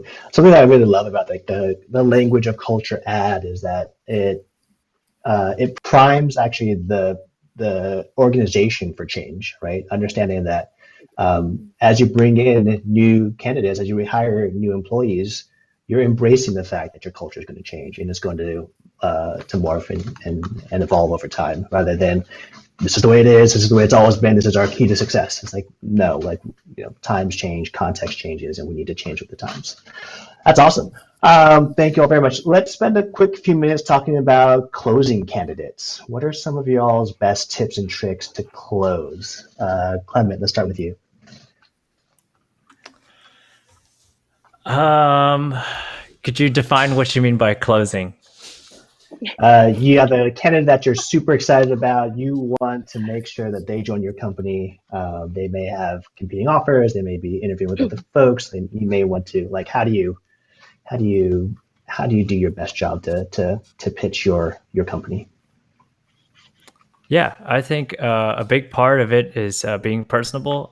So we try to have the hiring manager, director kind of reach out to the candidate and say hey, we want you to join. I want to make myself available. Here's my calendar. We can talk more about the role. I also have a README as a manager. I know that some people are big on that, some people are not. But having something like that also helps try to sell in some ways, like your team and why they would why they should join your company and your team. Awesome. Shannon, tips on closing. Yeah. Absolutely. It makes me think about one of my colleagues, our head of diversity and inclusion at CARE. Her name is Portia Kibble-Smith, and she likes to say that retention starts at the interview, and every interaction with your team that the candidate or employee even has with the employer brand after the interview is kind of a byproduct of that interaction. So I would say, set the stage with everything we've been talking about here. Be clear in your expectations, have a fair process. Don't, encourage bias or induce bias into the process. The other piece that we do is once we have that kind of structured rubric in place, we understand what our bar is, we start to see the folks that are well above bar. Part of selling your company is really getting folks in a room with your developers, your brain trust, the people that they're going to be working with. And of course, we focus on tech hires. So I am speaking about tech hires, but essentially getting, the candidates that people are most excited about into a room with your developers that they're going to be working with and learning from, and just geeking out a little bit always is pretty much a big sell. I think it, again, start with something that's fair, predictive, positive, enjoyable, and then work that process all the way through and get them in with your developers, who ultimately are the folks who are going to sell or close the candidates. Awesome. Dominique, on top of tips. that, yeah. So, listen. So each candidate is on their own personal journey and looking to learn something and looking for something new. And in some cases, actually, they're not looking if you're doing a great job of connecting with people. And so I always go back and look at notes and try and understand where are they on their personal journey and what is the thing that they want to learn. And that doesn't just help me close the candidate, that also helps me with my own team planning to figure out how will this person continue to be a great team member and help us as a company succeed. Wow, I love that. I feel like when I think about selling, I immediately go to what can my company, like why is it great to work in this company? But I feel like I so often forget, like, oh, what does the candidate need? Like, how do I meet the candidate where they're at? So awesome. Let's go turn to questions real quick. One of the questions we have in Slack is, how do you interview for seniors/leads in respect for the softer skills and behaviors like influencing peers? Dominique. So I think, our code review interview is probably the best one for this, where we really look about their thought process and how they communicate technical information when they're mentoring someone. It's such a great opportunity to see how they do that from a technical perspective. We also do this in our project interview, where we learn how they've interacted with others, and we try to really identify some of how they might speak about something. So, they had to work with another developer. Did they understand? Were they empathetic with regards to like how that developer, what they already knew or didn't know? Some of the best places, the best people who've done really well in these interviews, they demonstrate like, oh, this person was trying to learn JavaScript, and so I worked with them and coached them on that aspect of it, for instance. Gotcha. Nice. Clement. I think Dominique summarized it pretty well. I don't really have too much more to add. All right, Shannon, how about you? Yeah, I absolutely. Dominique did a great job. The only thing that I would say, what I look for, I have a particular management style when I'm hiring developers. I'm looking for folks who want to work with people or hire people smarter than them, right? And to give them the tools that they need to do their job and see where they want to go in their career and help them succeed. That's my management style. So the folks that I'm usually looking for when I'm hiring developers are the ones that talk about, especially leads, that talk about their teams when they're talking about their projects, or their, they talk about how important it is for them in their career to become a leader. And they ask questions about, wow, is there an opportunity to learn management skills? And they respond when I give them my management style and say, oh my gosh, I love that. I'm really excited about mentoring and so on and so forth, right? I'm listening, like Dominique would say, and I'm listening for those cues that it's not really all about them. Although, yes, they want to showcase, but they realize that what you're showcasing isn't just your own skill, but you're showcasing that, kind of team effort that it takes in order to build something beautiful. Awesome. Another question that we're getting is sort of interviewing across sites, whether it's across borders in different countries or multiple offices. Dominique, what are some of the experiences you've had in terms of scaling interview processes across sites? So we made it a plus, because you are going to be working together across sites anyways. We designed our interview panel so that there would be a remote portion of it, because we felt that from an experience perspective, you were experiencing what real life would be like. Once you join Lever, you will collaborate with our team in San Francisco, and you must want to work with those people. And then but then we still ended up making sure that they could connect on a more personal level with the people that they see day to day, which maybe is a little bit less relevant right now. And so for me, it's more about how do you incorporate or like leverage it in a way that makes the most sense for your team. Awesome. Shannon. Gosh, yeah, I completely agree. I think, for us, it's everything that we've talked about: structured scoring rubrics, setting expectations. Everybody knows what competencies that they're interviewing for. But I think we have to think about, what's interesting right now. I was doing a talk, and I was speaking with somebody where it's a podcast. And so we were trying to set up time, and he was located on the East Coast, and I was like, oh, wow. So I can get up super early and we can work in the morning, because I'm a morning person. He was like, I'm at home. And so morning now for me is kid time. Right. And so we all need a little bit of flexibility. So having that distributed team actually gives that flexibility. So you don't just force the 8-hour, interview block that people are used to. In fact, at Carrot, we're 24/7, and over 60% of people take advantage of nights and weekends. So it is, unfortunate, and I apologize to sound positive, during this time. I don't mean to be insensitive, but it is really, you can take advantage of the fact that people are home, you have a global team, and offer people those nights and weekends, especially now where folks are having to take care of their kids. We need to be more empathetic and sympathetic to where, the fact that people are home and they may not have childcare and they have other concerns going on in the world. Gotcha. Clement, GitLab is fully distributed. What are some of the things that you've done to sort of standardize processes across the organization?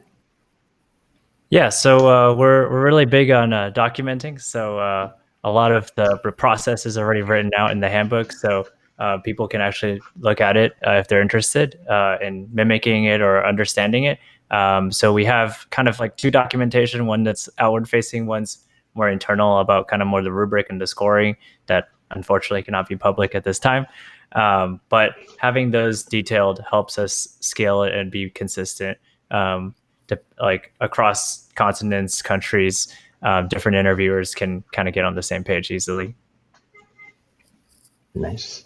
And one more question from the Slack. What are some good practices to reduce the time between screen and hire, like the time it takes for an entire interview process? How do you get that down to a manageable level? Dominique. We try to really be proactive with regards to getting feedback. I personally recommend to people to sleep on it so that they don't have those emotions, but that means that like the next day you're ready to look at your rubric, enter the feedback and do really quickly and then get back to the candidate within 24 hours. That's like 100%. Get back to the candidate within 24 hours for all interviews, unless there are real circumstances that don't make sense or that you need to accommodate for. Yeah. Awesome. Shannon, I'm sure Karen has all sorts of data on this. We do. And in fact, it's really important to get folks through the funnel as quickly as possible. One of the problems I always had that I felt was always difficult in my career was scheduling. Really trying to wrangle all the cats. One way that Carrot deals with this is that we do have this widely distributed and kind of, trained team of folks that are available 24/7. So one thing that I would suggest is just, don't limit those interviews to just a few folks that are good at it. Train all of your engineering teams to be able to interview, have the standards in place so that it's a consistent interview, even if you have to reach outside of the team. Let's say, for example, somebody's sick. And then, the logistics of it that team members deal with tend to get a little bit easier for folks. Also be flexible again in that timing. So if you have people in different time zones, certainly try and take advantage in order to make, it possible for people to interview nights and weekends. We can all only take so many dental appointments during the week as we're looking for work. And so we don't want them to suffer in those cases. But again, for me, it always just comes back to having that structured rubric and having the training in place for your teams so that, everybody knows exactly what their competencies are interviewing for, what questions they'll be asking, or at least what catalog of questions they'll be pulling from. And so you can swap people out and you don't get the logistics problem.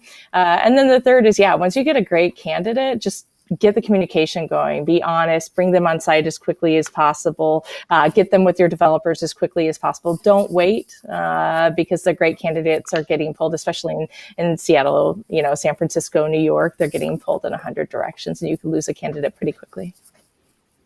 Awesome. Your comment on scheduling reminds me to give a big shout out to recruiting coordinators, one of the hardest jobs ever on the planet. It's crazy. Big shout out to the recruiting coordinators out there. Awesome. We have a few minutes left. We'll do a quick lightning round before we wrap up here. What's the most impactful change you've made to your interview process? Clement, we'll start with you. I think standardizing our technical interview process. It's not perfect, but recognizing that we're consistently looking for ways to improve. Awesome. Shannon. Always keeping in mind that we should make every single interview fair, predictive, enjoyable. That make sure I have my ABCs are fair, predictive, enjoyable for me. Excellent. Dominique? Acted on feedback after interviews. So we send out candidate experience surveys to get feedback on what the interview process was like so that we can make the experience better for the next person. Awesome. And I'll throw it on this. I feel like the biggest change that I've made in the interview process is changing the mindset from a test to an exploration. Like it is an exploration that you have with your candidate and not a test. Cool. Well, thank you all so much. This has been super, super fun. I think there might be a hangout for the speakers where other folks can ask Q&A afterwards. But again, I want to thank our panelists, everyone for joining, and we'll see you all online and in Slack. Take care, y'all. Thank you, Jason. Thanks, everyone. Thank you. Okay, thank you so much to the panel. That was really like the best kind of panel where the panelists learn from each other as they're talking. I loved seeing that.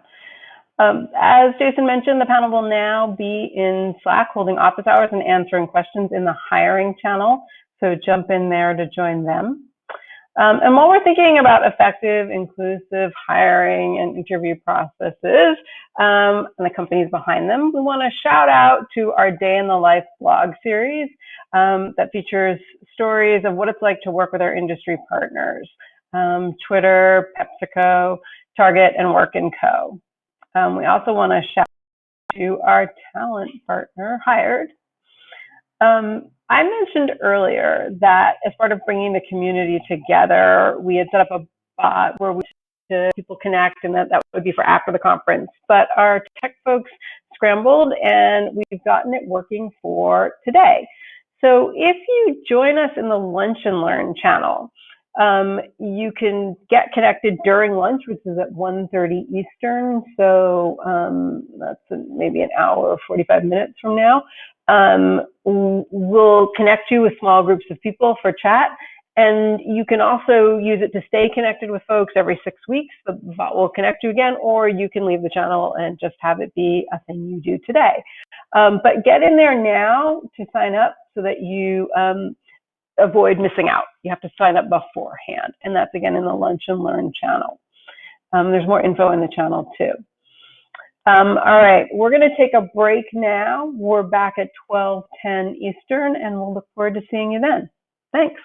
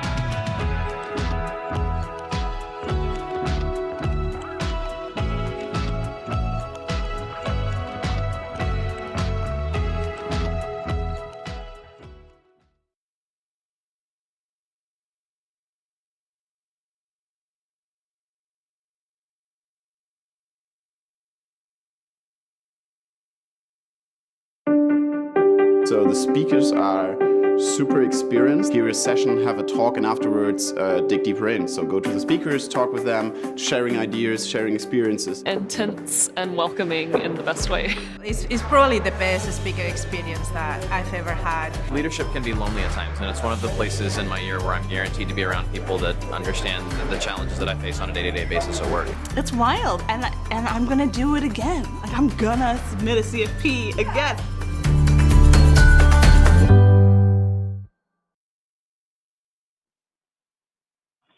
Okay, everybody, welcome back. I'm Sarah Milstein. I'm a co-host here for today, and in my normal life, a senior director of engineering at MailChimp and the site director in Brooklyn for MailChimp. We have 2 more sessions before lunch, but before the next session, a housekeeping note. So first of all, if you are not already, please join us in Slack. It's where all the community action is happening. We've got tons of lively channels and chatter. It's a place to connect other attendees and also to connect with the speakers. We also have a mailing list that we would love you to join, not just because, we want more folks on our mailing list, but because it's a great place to learn about new things that we're doing and events that we've got happening online as well as down the road in person. But we're adding new online stuff all the time, and we share resources through that mailing list. We'd love for you to join and stay connected. We won't spam you. This afternoon, we're, by popular demand, going to be connecting people over lunch. Lunch is at 1:30 Eastern. And you can connect in the Lunch and Learn channel. We've got a bot that will group you up with other folks for some chatter. So please jump in there to learn about that. This is your last chance to sign up because you have to sign up early in order to participate today. So Lunch and Learn channel. All right, I'm so excited to introduce the next panel on designing effective OKRs, which is an evergreen topic relevant to everybody's interests. This panel is going to be hosted by a friend of the conference, Heidi Waterhouse. During the panel, they'll be taking questions, live questions, so please jump into Slack. There'll be a thread in the LeadDev Live channel where you can ask your questions, and those will get funneled over to the panel. So please welcome Heidi and the panel. Hi, folks. Thank you for joining us here. I hope that your day has been productive and informative so far. This panel is here to talk about OKRs. And before we get started, I always wish that people would do this. When we say OKR, what we mean is objective and key results. And what that means in an organization may vary. We're going to talk about that. But before we do that, I'd like to introduce my panelists. We have Antonio Veratti, who is a tech lead at Yelp. We have Aniela Cresson, who is an engineering director at OLX out of Portugal. And we have Whitney O'Bannon, an engineering manager at Medium, who's based out of Austin, Texas. And so before we get going on how to OKR, I'd like for each of you to give me a couple sentences on what it is you think an OKR is. So let's start with Aniela. Yeah, so for me, the most important thing is a framework. So if we think about how we set up goals for in a team or in an organization, basically it's a framework that needs to be understood by everybody. Otherwise, it cannot be applied correctly. And something that it's super important is the part that it's giving everybody the same language, like they talk the same language, they all think about the same thing. They think about the impact. They give it gives focus. It gives direction. And another super important thing it gives you the opportunity to stretch and to become better. Excellent.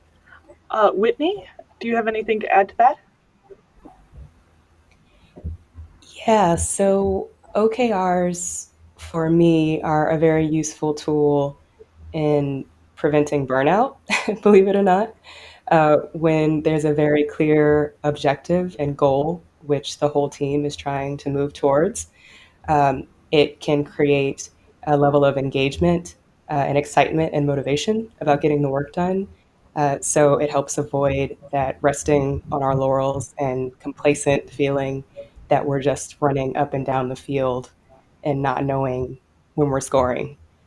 So it's a very effective tool in providing motivation and inspiration as well as alignment, like Daniela said. Antonio?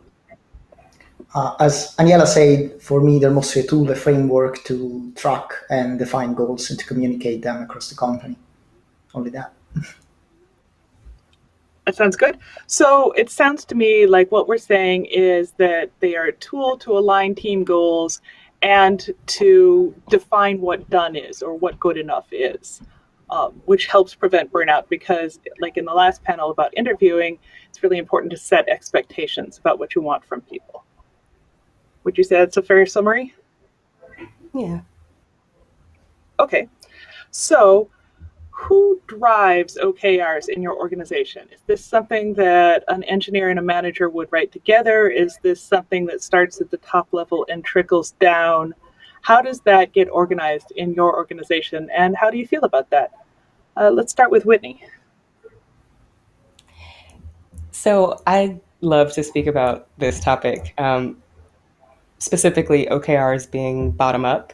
I gave a talk at LeadDev London last year about bottom up OKRs. So I do think it is something that the team comes up with together at a team level. In order for that to successfully happen, there needs to be an explicitly clear objective of the organization or the company.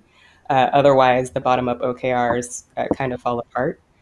So I think it's something that managers work directly with their teams to establish in order to feed into the larger company objective, whatever that may be. So I'm a fan of bottom up OKRs that align to higher level company objectives. Antonio? I agree with Whitney 100%. Like we at Yelp, we do the same thing. So there are objectives that the company set, and then every team has a draft document where every quarter they draft the OKRs for the quarter. Is mostly the managers, the tech leads that participate to that, but the whole team is involved. So anyone can comment, propose, and other teams also come in and just give suggestions or ask for things. So it's a team effort, as Whitney said, and I really like it that way. How about you, Aniela?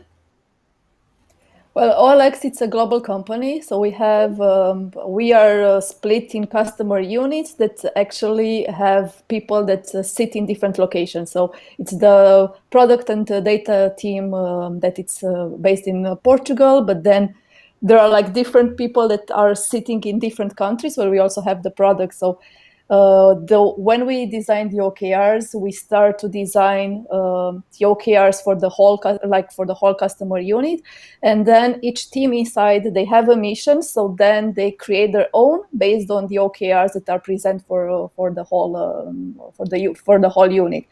So when they create this objective, needs to be aligned with their team mission plus the company ones, and then of course that whoever really defines, and they define the how they measure and everything. It's the team itself that it's actually working on it, because you cannot be involved 100% in something if you are not involved also in creating it. And the team becomes way more motivated when they are the ones that are creating their goals. They are the ones that are figuring out how they're going to measure that. So they're owning the experience from end to end. So it's a mix of things. Like you need to be you cannot be really very, very autonomous, because you're still in the bigger organization. So you need to be global, but then also to optimize for your team. That makes sense. So what I'm hearing is that no matter where the OKR starts, it's really important that it be written and driven by the team rather than imposed on them. Would you say that's a fair understanding of it? Definitely. So when we're talking about an OKR, how do we know what kinds of OKRs are effective? Like, what is a template for an OKR? What makes it good, and how do you know if it succeeded? Let's go with Antonio. I have a short checklist of 6 items that I use for like a TDD approach to OKR. So I write one and then I go through the checklist. If he doesn't check all of them, then I rewrite it and so on. I wrote it on a blog post. I can post a link on the Slack channel afterwards. But basically, a good key result for me needs to track the objective that is related to, of course. It needs to deliver value. Another important thing is that it needs to be objectively measurable, which is something that a lot of people forget. Another thing is that it should be more or less resilient to scope change. So it shouldn't commit to a specific solution. For example, deploying memcache in front of the emoji service, that is not a very effective one, because if in 2 months from now you decide Redis is a better tool, then you will score 0 into the OKR, but at the end you will have achieved the goal. Also, it can be a block for innovation, because maybe engineers in your team won't even think about using Redis, right? Because you already commit to memcache. Another thing is that it would be great if OKR can yield partial results, because it sucks to be at the end of the quarter and you're 90% there with the rollout of something and you scored 0 just because your OKR is badly written. And last one, they need to be easy to understand for people that don't have much context about your team. Because once again, OKRs are mostly for alignment and communication, other than tracking, of course. So it's very important, and they are accessible to people like, coming from other parts of the organizations or manager higher up the chain. They really don't know all the nitty-gritty details about what you're doing, but they kind of know more or less what you are. So that's very important, that they are kind of easy to understand for everyone in the company. That's a great answer. Aniela? Yeah, I think that Antonio gave a very good description on how they are effective. And a lot of the teams are learning about this along the time. So I've never seen a team that is doing them right from the start.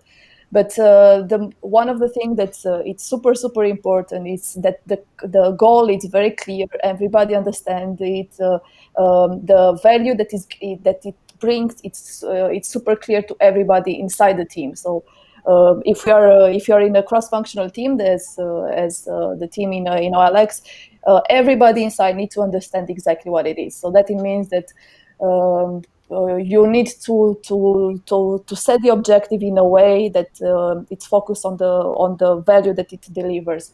And then, of course, it's to clearly define the key results and then to track them along the way. Because if you don't track them, then you get at the end and you might fail because of that. And another thing that's it's also super important is because OKRs are stretched. So that's the whole part of this, that they need to be ambitious. So, but the teams need to define what is achievable and what is the stretch part of them. So if they can reach the objective at the end, they know exactly what are the things they were pushing them a little bit higher than that it was expected. Because if they don't do that, they can lose also the confidence from the other people that are looking at the OKRs, since, as Antonio said, they are visible to everybody else. And another thing is also to make sure to identify if they're like interlinking between teams, or there are things that are depending from other teams, to make sure that that part is tracked in the part that it's really achievable, the part that the team is committing to achieve no matter what. Excellent. How about you, Whitney? Well, I think the biggest challenge we have with setting up OKRs and knowing if they were good is a lack of distinction between an OKR and a KPI, which is a key performance indicator, and can really be any metric or thing you're trying to track. So we would set up a lot of our OKRs and they would be business as usual metrics or guardrails we wanted to have in place, like keeping our bug count low or addressing tech debt, things like that. That's what I mean when I say business as usual. So making sure that we classify those business as usual metrics as KPIs are the things that keep everything from going off the rails, versus OKRs, which are what we want to change. This is what keeps things moving forward. So making that distinction helps us, or helps me, better understand what's a good OKR versus what might be a KPI. That's a really useful distinction, and I think a lot of companies have trouble teasing that out, and they're just like, this is a framework for defining what it is we want to do, and maintenance stuff is not the same as stretch stuff. And if we measure them the same, then we incentivize perverse behavior sometimes. So on that note, Whitney, what makes an OKR not work? Like, tell me about an OKR that you've seen fail. Oh, just one? Well, just one for now. The most glaringly obvious, maybe, is that we don't want to acknowledge is that it's the wrong objective. And I think when we get in the mindset of establishing our OKRs, maybe at the beginning of the year or the beginning of a quarter, we become very fixed on them and want to hit all of our key results in order to achieve that objective, no matter what, by any means necessary, without sometimes taking a step back and understanding first if they're the right key results that will get us to the objective. And second, if this is the right objective worthy of doing it all. So when I've seen OKRs fail is when those questions weren't repeatedly asked of the team throughout the quarter. We didn't sort of remove ourselves from the trees to see the forest. And we failed on the objective because it's funny enough, we might have achieved it, but it didn't get us anywhere. So I've seen the most failure in establishing the wrong objective or key results to meet that objective. Excellent. How about you, Aniela? Tell us about a time you've seen an OKR fail. Yeah, again, I think there are like many ways that that we can fail setting or measuring or the OKRs, and a lot of the times what I've seen is that they can fail if it's very late or you track them very late during the time that you're doing the OKR. So if you cannot track them from the start, then by the time that you're really able to track them correctly, it might be too late to do something. So I've seen OKRs that they had the results by the end of the quarter because maybe the how do we track it wasn't good enough. So for example, there was one example where we wanted to track the impact on the customers, but basically most of the time it was in A/B tests, so you couldn't get the impact for all the customers. So you only had like a small margin of customers that you had the reaction. When you open it for the whole, like the results weren't the same. So I think that was one of the cases that you need to really be able to track it from the beginning of the time that you're doing until the end, so you know what your progress and you can react to it. Excellent. How about you, Antonio? Tell us a horror story. Oh yeah, well, so I must say that fixing the way you write an OKR is easy. I mean, you go through the checklist I told you, or something else, some other recipe, and then you can write them, and that may be okay. The real problem here, and this is more or less what Daniela and Whitney said, is that from time to time you don't know well the problem space, and so you want to do something and you write something. Your understanding is A, and then halfway through or near the end you discover that it's B, right? And then it's already too late. Maybe you spend the majority of the effort trying to achieve A, and instead it was B, and there is no good solution to that. And another thing is that, in my opinion, from time to time, we forget that they are a tool, and all the deadlines that we put there ourselves are just arbitrary. So there is really no reason to cut release on the 13th of May because it's the end of the quarter. Right? If it needs 1 week more to get better, then it needs 1 week more to get better. So that's where I see OKRs fail, when people treat them as the goal instead of a proxy to the goal, as a way to measure it. That's a really good. As we talk about needing to track things and keep your OKR up to date as you go through the quarter, let's talk about how much we've all had to pivot our OKRs in the last quarter and what it is that you're doing to help your teams understand that maybe our objectives are different. We're doing it with different resources. We're having to do a lot of sort of overhead work to get used to working in the new distributed way. So tell me a little bit about that. Let's start with Antonio. Well, life doesn't happen quarter by quarter, I guess. So, in my opinion, it's good to change OKRs as soon as you are sure that you're changing objectives. That's important. That's life. That's how it is. Once again, there is no point in sticking to something arbitrary that we decide ourselves just for the sake of it. That said, you shouldn't change them all the time, right? Otherwise, what's the point? So, it's a balance to strike. In these times, of course, I think that everyone was very understandable, and one of the best things of working at Yelp is that I work with very reasonable people. So it's everyone was super, helpful and happy to change things midway to accommodate for the situation. So, in my opinion, it's just a human thing, right? You just sit down, chat with a couple of people that are the more interested into your OKRs, and then you make modifications as we go. Whitney?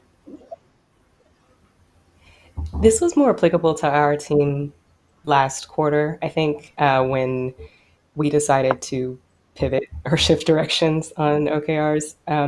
We had a number of OKRs established for the quarter, but we ended up getting rid of one or two of them and not replacing them.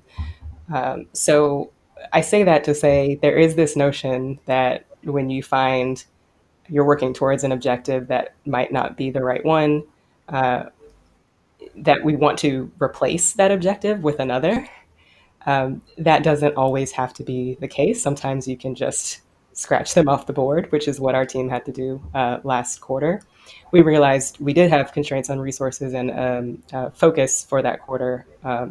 So we just thought it best to distill them down from 5 to 2 or something like that. It's not the exact numbers, but when we did that, we were able to focus even more on the objectives that we still had remaining for the quarter. So that, I guess, is the best example of pivoting or shifting on what we had established before for OKRs, but doing something a little different by the end of the quarter. Daniela? Yeah, so usually we try not to change the objective because what we try to change a lot is how we can get to that objective. So the thing that we are changing mostly is the initiative. And during this past month, where a lot of changes happened out there, also in the industry, because, for example, in my case, like we are connecting dealers that are selling cars with people that are buying cars, and right now we have a dealership that are closed. We have people that are more afraid to go out of the house. So what we like, our objective still continues to be the same. So we are trying to connect them. We try to increase this connection. We try to give the users at least the content that they want to have, but we are changing how. So a lot of the work was done by this. So I don't know, informing them that the dealers, for example, have the place open, or they take video calls, or to facilitate the communication in another way.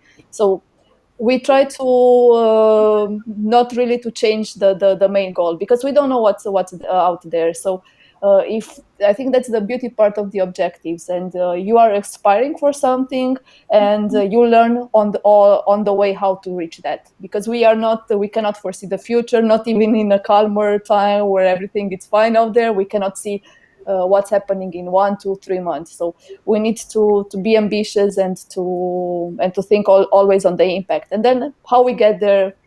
We trust that our team are able to do that. I really like that we have this North Star objective, and how we get there is part of what we need to flex, but our objectives probably aren't changing that much.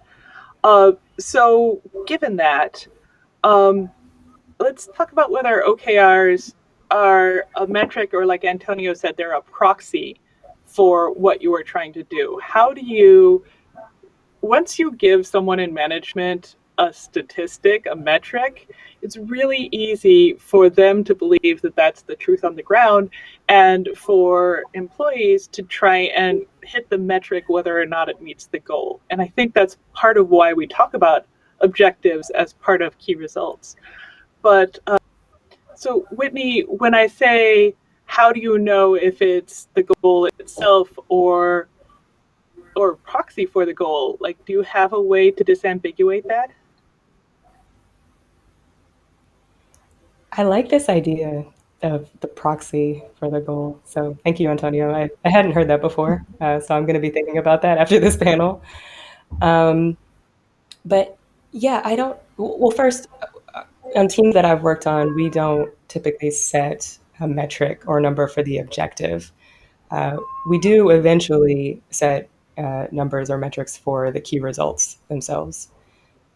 So when you talk about trying to hit a number or a metric, that would be the case with the key result, but not necessarily the end goal, right? So as an example, an objective, paying very close attention to the verbs here, would be, reduce something, improve something.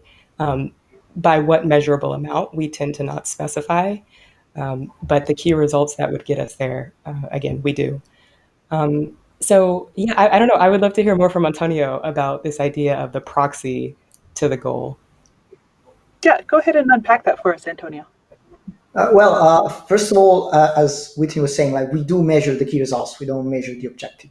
Once again, it's like that's the part that is measurable, the key result. The objective, as Daniela said before, I think needs to be very aspirational, which is great.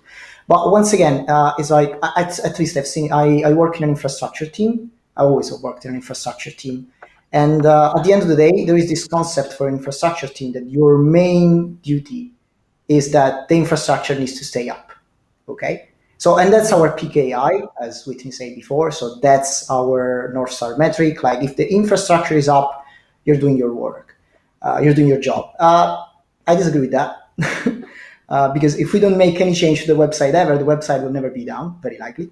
So it's not exactly that. So that's important to have guardrails. That's important to have, a success, a criteria of success that is true and is rock solid. But at the same time, OKRs help you out planning the future, making changes. And but once again, they're just a tool to do that. They're not the only way. We have product manager who helps out with release plans or to understand what the people would use. We have surveys going around trying to gather ideas and trying to understand if people are using our products in the way that they are supposed to, in the way we thought about. And all these things, they don't go into OKRs. But they are goals themselves. They are a way for us to measure success. So that's why I keep on saying OKRs are a tool, OKR is a proxy, because you can nail down your OKR and your company can go burst. Like it's possible, I'm pretty sure. It should happen, but I'm pretty sure it's possible. Thank you. Aniela? Yeah, when I think about the OKRs, they are impact driven. They are impact driven. So whatever you do it, if it's a proxy, if it's a goal, I think the part that it's super important is how to measure impact. And if you measure the impact on your colleagues or you measure the impact on the customers, I think that they are all valuable. So, for example, there was a team that started to decouple the front end of one of the pages, and they were like the first team doing that. And they were like, okay, that's a good initiative, but how do you measure, how do you know that this is meaningful also for the rest? So when they had to design the OKRs, they also designed what will be the impact on the user. So in terms of performance, for example, or what were the other benefits that the users will have, but then what were the impact on the rest of the team? So how they could onboard the rest of the teams, how they could help the rest of the teams to do or to continue in the same path that they were doing. So for me, that's the main thing. It's impact-driven goals. That's great. So we have time to take like a couple questions from the audience, and then we're going to be in the channel. I think it's I don't remember which channel it's in, but we'll be in the Slack channel afterwards to help answer more specific questions. But in the meantime, I think Adam's going to post a question for us. Maybe not. Oh, we're going to be answering questions in the Effective Teams channel. So thank you. So first question, how do you create OKRs specifically for developers? So far, I've only found meaningful OKRs at a cross-functional level where product managers, designers, and developers all contribute, but I haven't found a way to measure or set goals for individual contribution. Daniela, you want to tackle that one? Yeah, I can. I think that the part that I was also explaining before, it's to measure also what is the impact that your action will have, and by that it's easier to set also something for yourself. But usually I don't like to use OKRs for like for individuals, because we don't like to, like, OKRs are something that are aspirational. So you want to do every time you want to do better, you want to push yourself. And if it's something that you're using, I don't know, for performance, that maybe you are going to play a little bit more safe, because it's something that depends, your career depends on that, or your bonuses or something like that. So usually what we do, and I think that it works, is to separate the individual objective and then the OKRs that are run for the whole team. Excellent. It looked like you had something to add to that, Whitney. How do you set I could not OKRs have for put it any developers? better. That was, okay. I completely agree. That's great. So one more question. Can we hear a couple examples of OKRs that you would consider effective?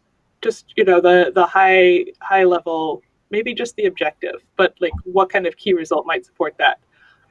Antonio? You can find a couple examples on the blog post I was telling you before. But for example, one kind of KR that I've seen working kind of fine, when usually the objective was like, I don't know, improve the performance of this thing or make this thing very fast, right? Something like that.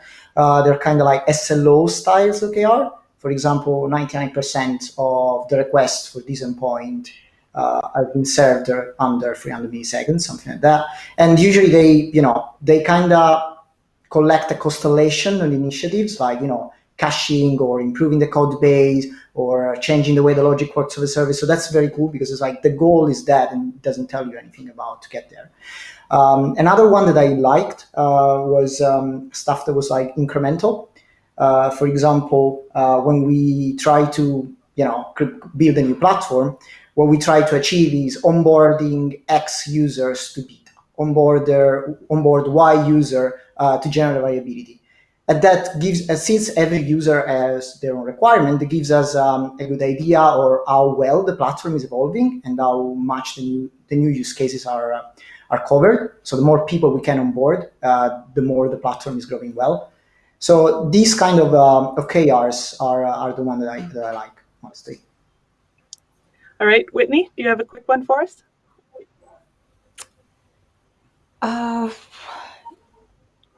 Yeah. So I'll use one from my team. We work on email at Medium. So if you receive your daily digest in your inbox, that's from our team. And so success for us is helping more people find more good stories to read on Medium, right? So that's a very clear objective that we want to achieve. And then the results that would indicate that got us there are things like improving our success rate by a certain metric, improving our open rate of the emails, things like that.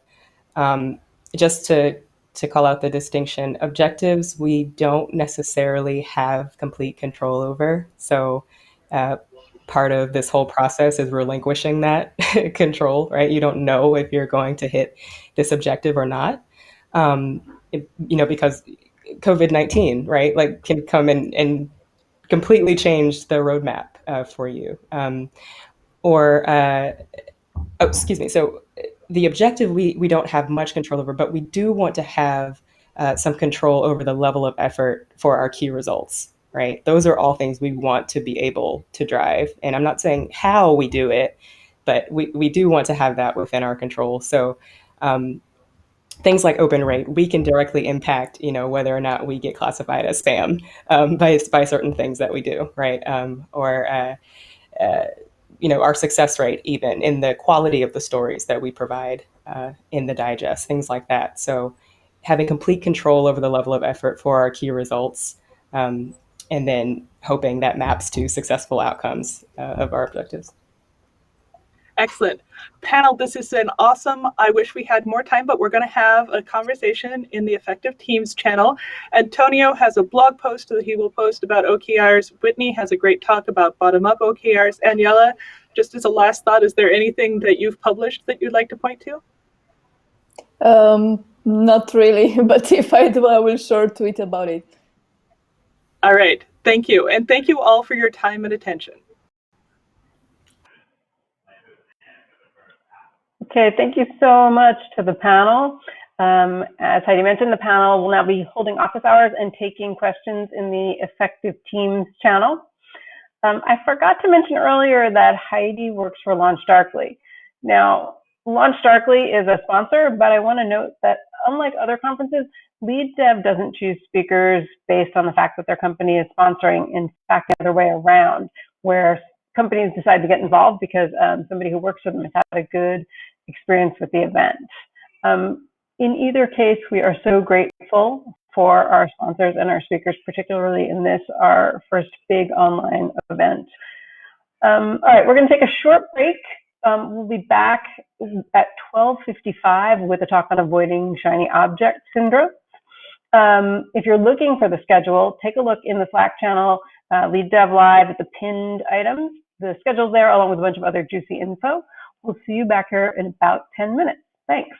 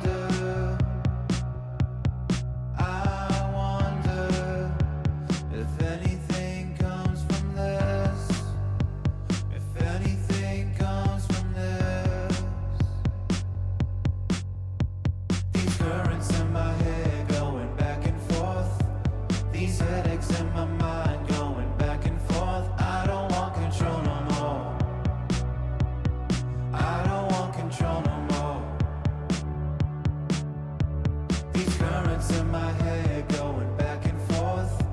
These headaches in my mind taking all control. I don't want control no more. I don't want control no more. I don't have the answers. I don't have the sympathy. I don't have the time to go ahead and change you. Maybe it's the withdrawal. Maybe I'm just losing it.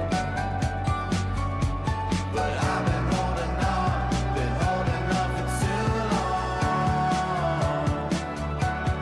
I don't have the answers. I don't have the sympathy. I don't have the time to go ahead and change you. Maybe it's the withdrawal. Maybe I'm just losing it. But I've been holding on for too long.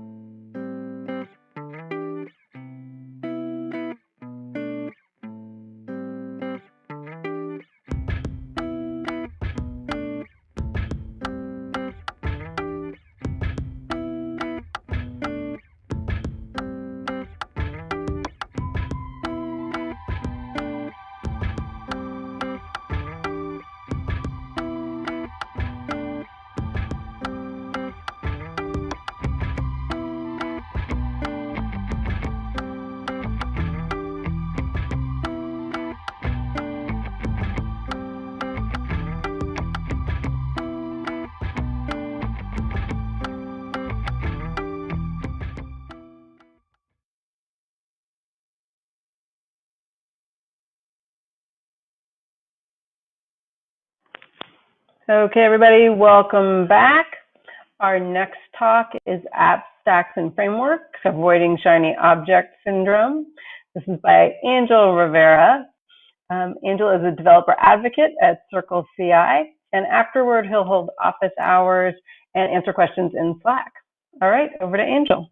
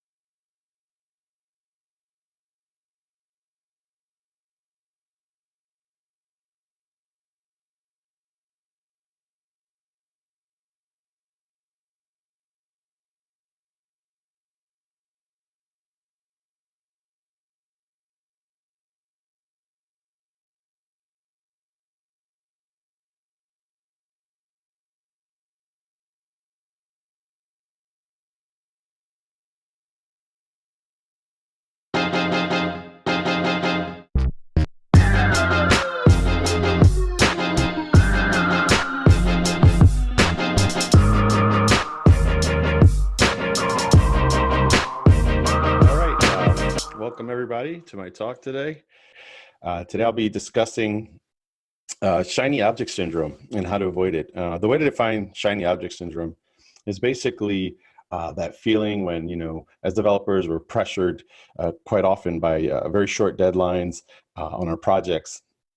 And occasionally we get hung up with some really deep technical problems that we need to solve. And to be fair, a lot of times, we hit this point of despair where we don't think we're going to solve things. And then along comes this project, or we get exposed or notified that something is out there, tooling that can help us solve our problems. And we, in our desperation, we just go with it, right? And we deploy, we implement, we read up on the project, we implement it. But then later on down the road, we discover that the choices we made weren't probably the best using these newfound solutions. In any case, what I'm going to be talking about again is basically what I call shiny objects and how to avoid them. So before we get going, I'd just introduce myself real quick. My name is Angel Rivera. I'm a developer advocate for Circle CI. And I started my career off in the United States Air Force. I was working for US Air Force Space Command, which is now US Space Command, I believe.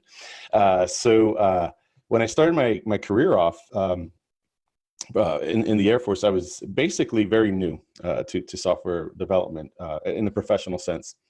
And when I was developing software, pretty much in the blind and in isolation, right? So back in the day when we were developing software, we developed the software on a local machine. And when we had things working pretty much in the sense that we met the requirements, we packaged it up and then put it on a floppy or a CD, or maybe even shared it on a network share so that our ops team, right, system administrators, could grab that release and then deploy it to whatever application server we were targeting.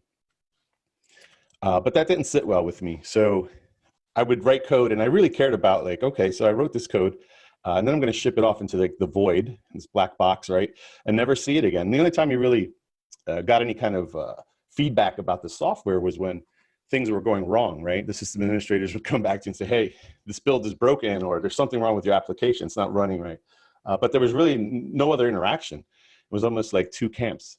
But that didn't sit well with me. So I would go down, to the sysadmin data center and then knock on the door and ask them, and actually hand deliver this software, these releases, and basically trying to wedge my way in so that they would get familiar with me and understand that, I was trying to figure out what else I could do to make their jobs easier, as well as understand what they were doing with my code. After a few attempts, they were pretty apprehensive about me trying to basically figure out what it is that they were doing.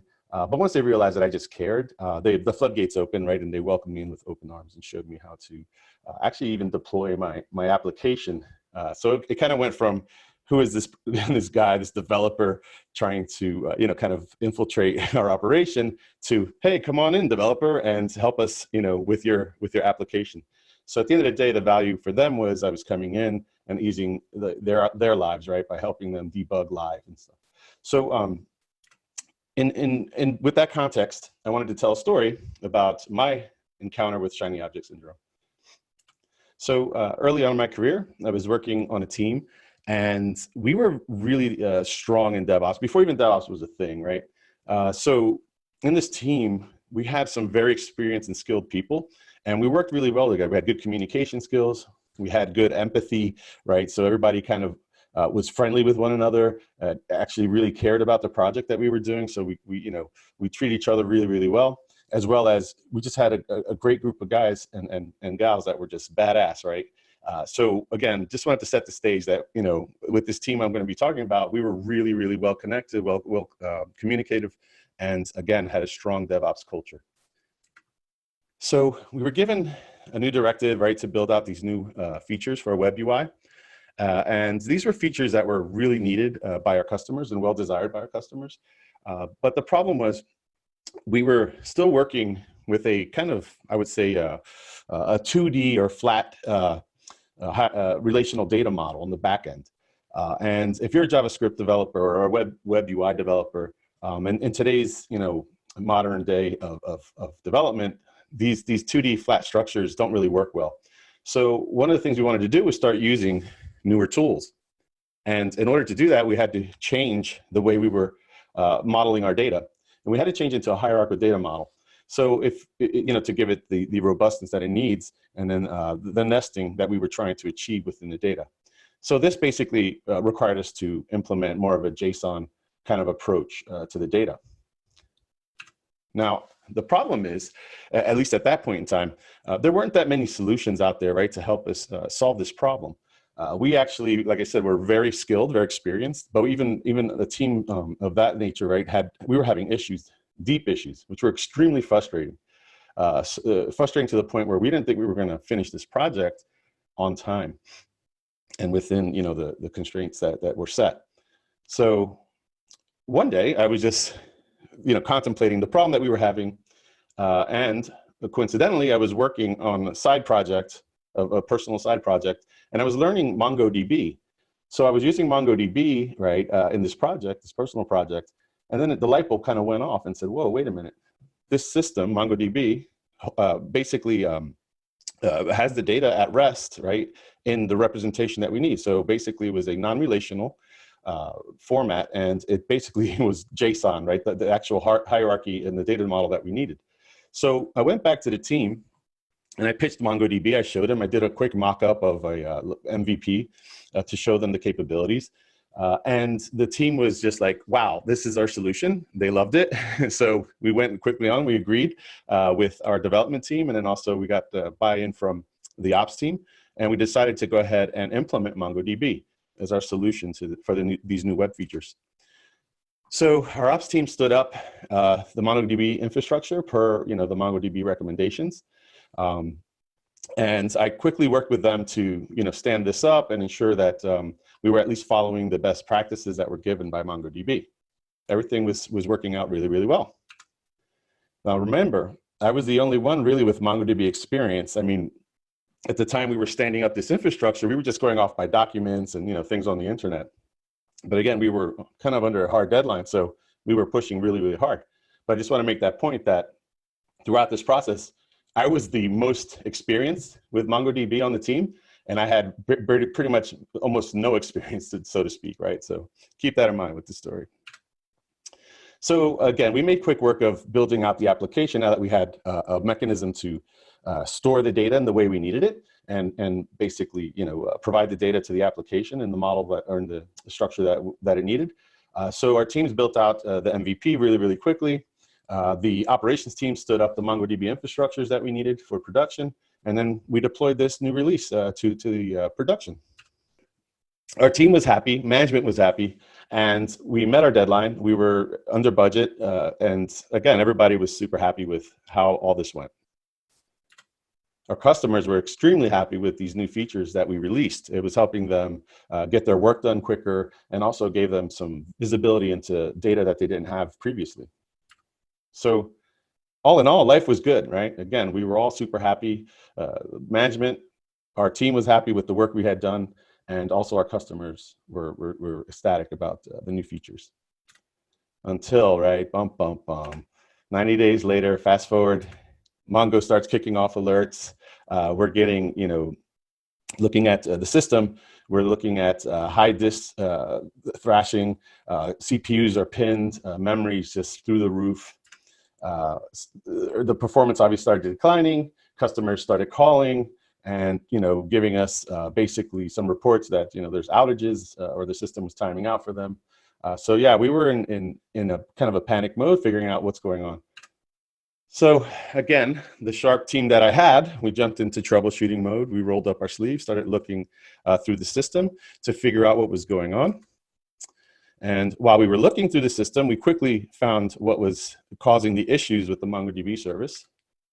Apparently, the users liked the application so much, and within that 90-day period, they had populated the system with over 15 million documents, or in MongoDB, records are documents. And you would think that, okay, well, this is a database system, right? It should be able to handle all of these records and then some. And you're right, they should have been able to do that. But what happened was, when we looked a little bit deeper under the hood, my queries, the queries that I primarily wrote were terrible, number one, and also bad indexing, right? So MongoDB is referred to as a NoSQL system, right, or non-relational system. And I was trying to write relational type schemas within MongoDB. So just for future reference, if you're using MongoDB, no relational means no relations, right? So don't try to hack and do what I did. Try to hack up a relational model within a NoSQL system. It just doesn't work. It's not intended to work that way, especially with the data. So again, I had written some in-app data schemas as well. Again, linking, using link tables and such within a non-relational system is not good. So in order to triage the problem, we just did some math, right? Okay, well, the system worked great up until about 15 million records. So what we did was, and we were lucky that the system was more of a real-time system. So all the users really cared about was the latest and greatest data. So in order for us to triage this, we took a good percentage of the records that were older and not quite as accessed, and moved them over temporarily into a different store so that the system would recover, which it did. But the problem was we already had the bad customer experience, right? We did recover the system rather quickly, but again, the users and our customers had really bad experiences, right? Our organizations lost time and money, which was never a good thing. But the biggest, damage, I believe, to our team was the fact that, we lost a lot of street credibility with our management, with our customers, and amongst ourselves as well, right? Like again, I worked on a really proud team that was really prideful of our work, and to have these mistakes happen really hurts, to say the least. So after the incident, as all good teams do, we conducted a hot wash or a post-mortem to figure out what the hell was going on and hopefully never repeat that problem again. So obviously, right, bad programming, definitely the queries and the data schemas that were set up. We, in our rush to get things done, we actually neglected all of our usual procedures, right, and processes that help us identify issues early on, like load testing. We did none of that, right? So had we done a modicum of load testing, we would have been able to discover that we're going to have problems later on down the line as the system gains volume in data, right? So again, we neglected to do any kind of testing, our usual, right, rigorous testing against the system. Just didn't happen. We figured, oh, it works, let's just go with it. And again, we were kind of delusional in the sense of just being happy that we found this solution in our desperation. So obviously, we didn't vet MongoDB properly, and that was a big problem. We didn't understand. Again, I didn't understand the relational, non-relational models, and also we didn't understand as a whole the capabilities and deep understanding of how MongoDB, the system, worked. Again, we just deployed this thing based off of white papers, and that's how we operated all throughout. So MongoDB wasn't the problem here. The product wasn't the problem. It was basically us as a team. We didn't follow any of our existing processes and procedures. We kind of circumvented our rigorous operations as far as like quality and testing. Again, MongoDB wasn't the problem here. It was basically the team, myself, and then the rest of the team, just kind of going through the process without really following our standard operating procedures and testing guidelines. So what I want to talk about next is how to avoid shiny object syndrome. A couple tips that I feel are pretty important that I learned from that experience. So number one is don't believe your own hype, right? So what I mean by that is the issue, again, was more of a culture issue. We were, like I said, a very, very well-oiled machine in regards to being a team. And we were pretty cocky, I have to say. Some of us used to go around saying we were the A team, yeah? And I'm here to say that, even though you have good DevOps culture, there is such a thing as having too good of a DevOps culture, right? We were the victims of our own kind of arrogance and basically a victim of our own arrogance at this point. So I would be cautious and warn you that, if you start seeing any kind of behaviors where people are cutting corners, it's okay to do it once in a while. And I stress okay, very, I'm going to say you have to use that with caution. But when you're in a pinch and you're fixing problems and solutions, okay, you can take more risks because of what do you have to lose? The system's down. But in general, when you're operating normal day-to-day development or operations, I definitely would keep an eye on how folks, I guess, the demeanors are, right, in regards to the work, in regards to communication. Because that's what ultimately bit us, right? Is we believed our own hype and no one was talking to each other because we made a lot of assumptions. So the other tip I would definitely give you is thoroughly vet these new technologies. Have a deep understanding of what it is that you're implementing within your infrastructures. As you can tell, with the story I told you, we were all desperate and we kind of just let our guard down because of that desperation.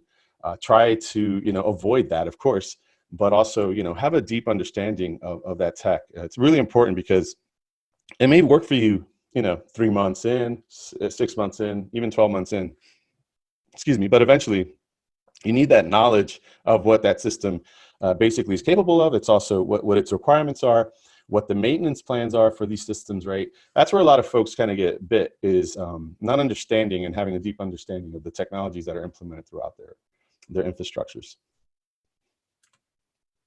So one of the things that I will stress as well is don't break protocol, right? So another contributing factor to this outage was us not following our own protocols, right? That we so vigorously enacted, and we also maintain these things, right? In iterative processes. So if you don't have checklists, I definitely recommend, or if you don't follow checklists, I definitely recommend you opening up the books, document the things that you do, and follow those checklists. Even if it's tedious and cumbersome, it will save you in the end from potential problems. And for those of you that don't have protocols or SOPs or standard operating procedures or checklists, I would definitely recommend that you make some. I work with startups quite often. I work with new teams.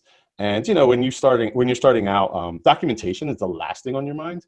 But in reality, it should be one of the most important things. And the reason is, let's say you're a startup. I see this all the time when startups are kind of coming into their own and they start working with bigger customers and clients. Let's say maybe financial institutions. They're going to want this documentation. I can promise you that. You have to certify with their security teams. You have to certify with their business processes. So have these documents, even if it's in code, right? Definitely, document the things that you do and your processes. Again, because you're going to need them for compliance. And you're also, it just brings a bit of continuity, right? To your team and to your company, to your organization. So if you have everything documented, it's easier for new people to kind of onboard and understand how the system is actually working. I can't tell you how many times, I've hired folks, brought them on, and they sat there for about 3 weeks learning how different systems they're working on in that particular company, how they all kind of interacted and integrated. That time could have been better spent having them, read through maybe some configuration as code or some documentation that we have for our products. But to say the least, definitely start looking at SOPs and documenting. I know it's not a developer's most favorite thing to do, but I promise you it will be super important in the future, and it will save you a lot of pain also in the future as well when you're dealing externally. So one of the other things that we had an issue with was we had a mentality of set and forget it for some reason for this project. Again, I think this was driven by the assumptions that we made, being, again, a well-oiled machine, super experienced, and everybody just assumed that everybody else was kind of handling, their business when it came to the system. But the reality was that we did the bare minimum and then kind of did a set it and forget it. So yeah, try to avoid this, or at least be able to identify it when it's happening.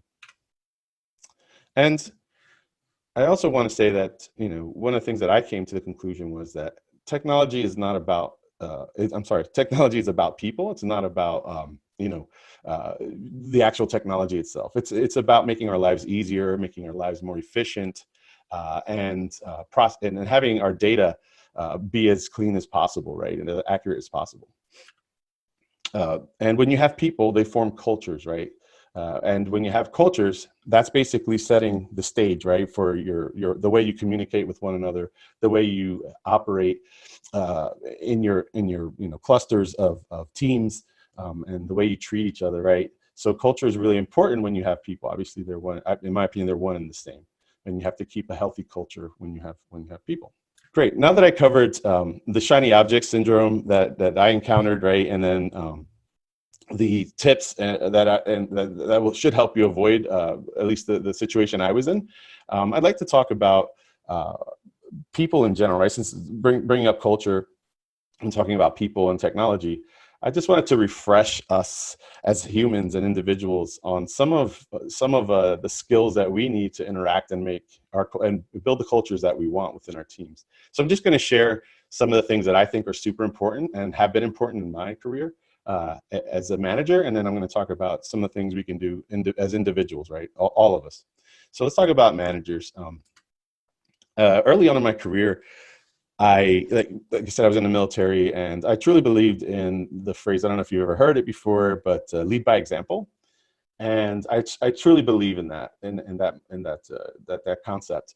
But early on in my career, I always, when I started managing folks, I realized that, you know, there were folks that were feeling intimidated because I was a manager, right? So I would see them holding back.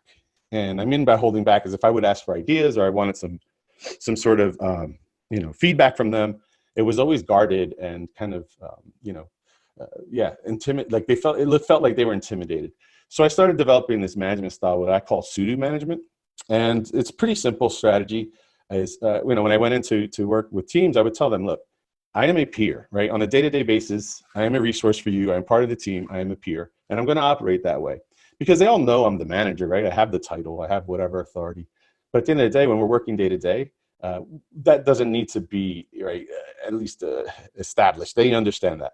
So it actually worked out really well. I was a resource. You know, some teammates, I would put them in leadership kind of positions or roles for a week and let them drive the project, and me as sitting back as a resource, right?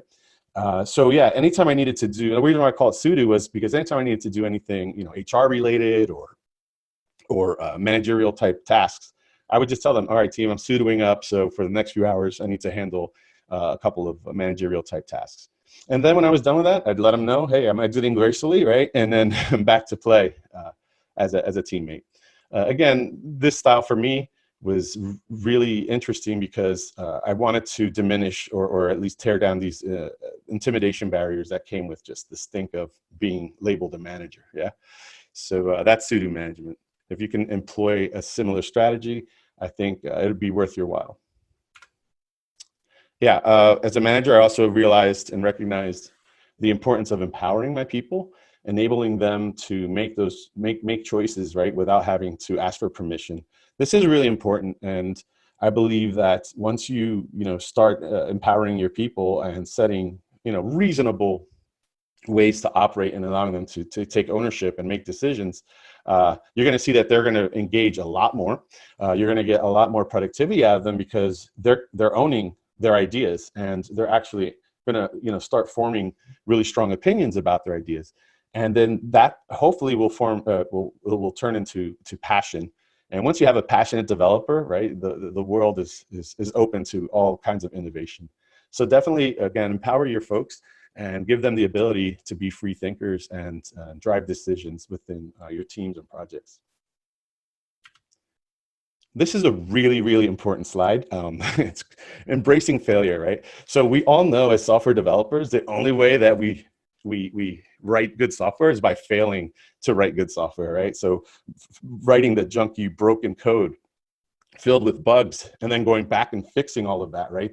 That's the true beauty of what we do as developers, and we need to embrace failure. So as managers, if you have developers that are constantly maybe getting failed builds or whatever, that's fine as long as those builds are being fixed, right? Because at the end of the day, when we're developing software, we're not going to know we have bugs until we test it, right? And until we fail those tests, then right, the true value comes in, where we'll be able to fix those problems quickly, and hopefully the developers will learn something in the fixing of those problems, and then not recreate those problems in the future, right? So it's just basically iterative learning by failing and then fixing and then succeeding. So again, embrace these failures. Don't play the blame game. It really doesn't do much for your culture. It doesn't do much for people who are working under you and who are trying to learn, right, and succeed. Definitely embrace it. And the biggest thing is just learn from it so you don't do it again, or at least understand that, you know, if you have a failure, that's okay, and chalk it up to, right, a learning. So mentors, this is really important as well. So we all have varying degrees of experience on teams, and when we bring on junior developers especially, we definitely need to have this mentorship kind of mentality within the culture. I definitely implement that when I was managing folks. You know, I would force them on Fridays, brown bag, bring your ideas, bring some sort of talk, right? A 10-minute talk on any topic. It didn't matter. It didn't have to be technology related. Of course, most of them were. But at the end of the day, you know, again, it would enable folks to kind of freely talk to one another about just any old topic and ask questions as such. But mentorship, again, is really important. We need to make time as managers for that. But we also have to set up, right, guidelines so that we're not doing, as a mentor, you're not giving, I don't say too much advice, but being way too open and almost to the point where you're doing the work for them. That's not mentorship. But at the end of the day, definitely establish that within your culture early on, right? It's really important.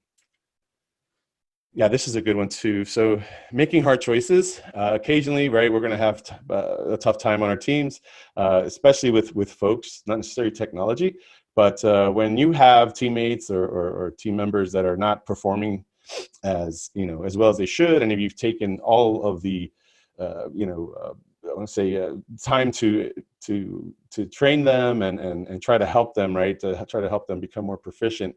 Occasionally, it's not going to be enough, right? There's just going to be a point where maybe the teammate or team member is just not engaged as they used to be, or they're just, it's not a good fit, and that's okay.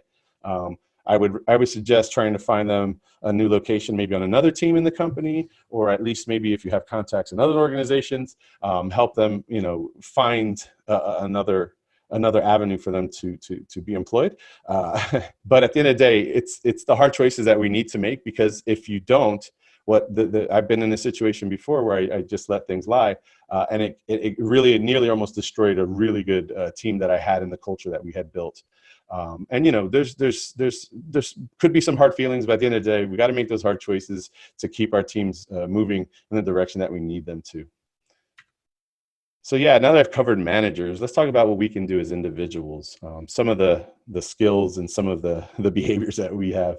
And by the way, these are all behaviors that I've seen in myself and others on my teams. So the one thing that you can get me to have a really harsh discussion with you with is if you approach me with this type of attitude, right? I'm not a manager. Yes, this is true. As individuals on teams, more than likely, you're not a manager. But at the end of the day, that doesn't stop you from being a leader, right? One of the things that I always instituted on my team is, you know, I want to see passion, and I want to see kind of initiatives, right? Initiatives, yeah, I guess. People just taking control of decisions and projects. I've removed all of, well, at least most of the barriers for intimidation and fear for you know, making decisions. So I expect folks to adopt I am a manager kind of, or I am a leader attitude instead of I'm not a manager. Because you are on a team, and the team will rely on you for your skills. There's a reason why you're there. You're there to contribute. And as a manager or as an individual, we should do our best to you know, contribute as best we can without fear. Yeah, if you're an individual and you write code or in any other scenario, yeah, if something's broke, do your best to help fix it. I can't tell you how annoying it is when a developer who understands what's going on with someone else's code, maybe they have a, you know, did a push upstream and they're doing a code review and they realize, oh, wow, this is broken. Maybe a senior developer is reviewing a junior developer's code. And then they just comment, oh, this isn't going to work. And they leave it alone. Right? No recommendations, no suggestions, no solutions. Oftentimes enough, what I generally do is if I see something like that, I go in and I actually, if I'm able to, I'll fix the code for them. Like, wow, this is a glaring bug, right? Let me go and fix it and you know, commit that change and then push it upstream where they can make a pull request against it. It just saves time, money, and it also is a teaching moment as well for the person who wrote that code. right? You can actually, I know it may seem like you're doing their work for them, but at the end of the day, it's really not. It's more of a teaching experience from my perspective. So yeah, if something's broke, please fix it. Yeah, this is more for mentees. So yeah, I don't know if everybody knows, but there's a site a site called Let Me Google That For You, and it's a term that's used from at least for me as a mentor to mentees. Often enough as mentees, we have a really good mentor that's a little too good because they're answering all the questions right away instead of having you do the research. What I mean by this is, as a developer, I would say 90% of our job is learning. And you need to have really good research skills, right? So if you're having issues with code or bugs, great. You need to learn how to, search the web or communicate with other folks in your industry to maybe, help you fix those bugs. The other piece of that is, if you're new to code as well, and maybe you're uncomfortable with researching, or you don't know where to start, that's okay. Go to your mentor, ask them, I need some help. But you have to also contribute to your own learnings, right? I tell folks that I mentor, try to research a problem for about 15 to 20 minutes. If you still don't have a grasp about it or an understanding, then you can reach out to the mentor, right? We have to respect the mentor's time as well as your own, but 20 minutes is a good gauge. I've had folks where they were afraid to come and they felt like they were bothering me as a mentor. And they would spend, this one instance, a person spent 2 days researching and spinning their wheels instead of reaching out. Yeah, don't do that as a mentee. I would say, again, 15, 20 minutes, do your best to, research and understand the problem before you reach out. Yeah, so this is a skill that I think we all can improve on. I know myself personally, I struggle with this, especially when I'm in large meetings or team meetings where we're discussing technology. Again, we all have on teams, we're all varied in experience levels.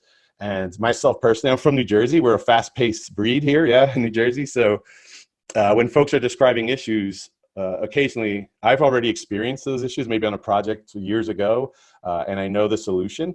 But on the same token, and sometimes I want to just get the solution out there for them.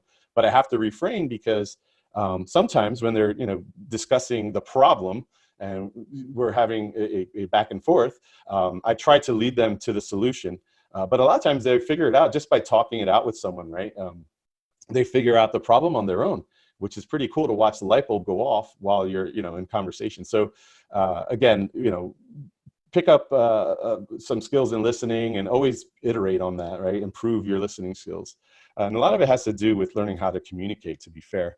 Listening and communicating, yeah, they're related, but I believe communication skills are a little bit different, right? So one of the things that I know I struggle with, and I just had an instance of this just the other day where I was reading text and I completely took the intention of the text, in an unintentional way. So what I was reading was not even near what I thought the author was trying to convey to me.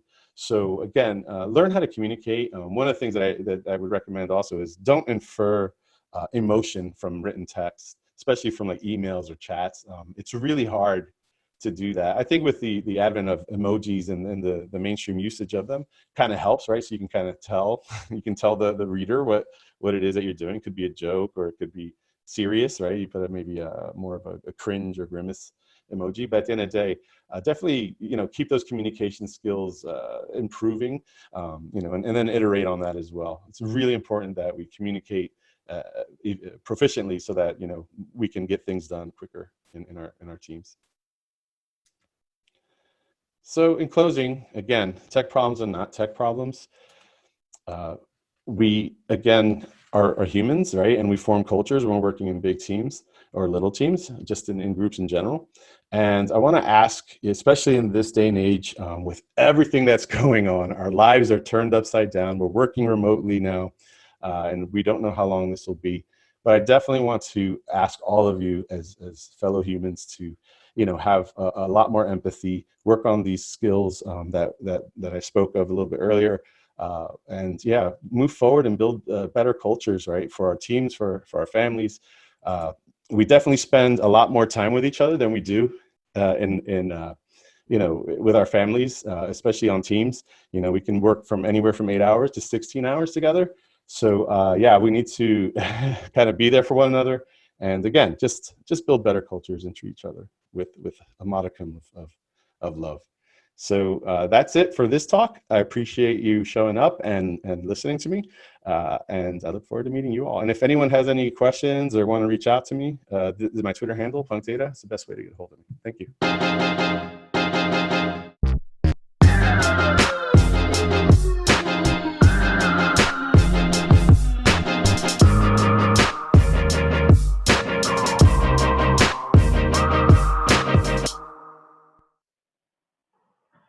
All right, Angel, thank you so much for that talk. It was really fun to watch along in Slack and see people responding, as it has been with all of the talks. Angel will be answering questions right now live in Slack in the Building Software channel. Please join him there. It's lunchtime. We're going to take a break. We'll be back at 2:15 Eastern for our final sessions of the day. Thank you.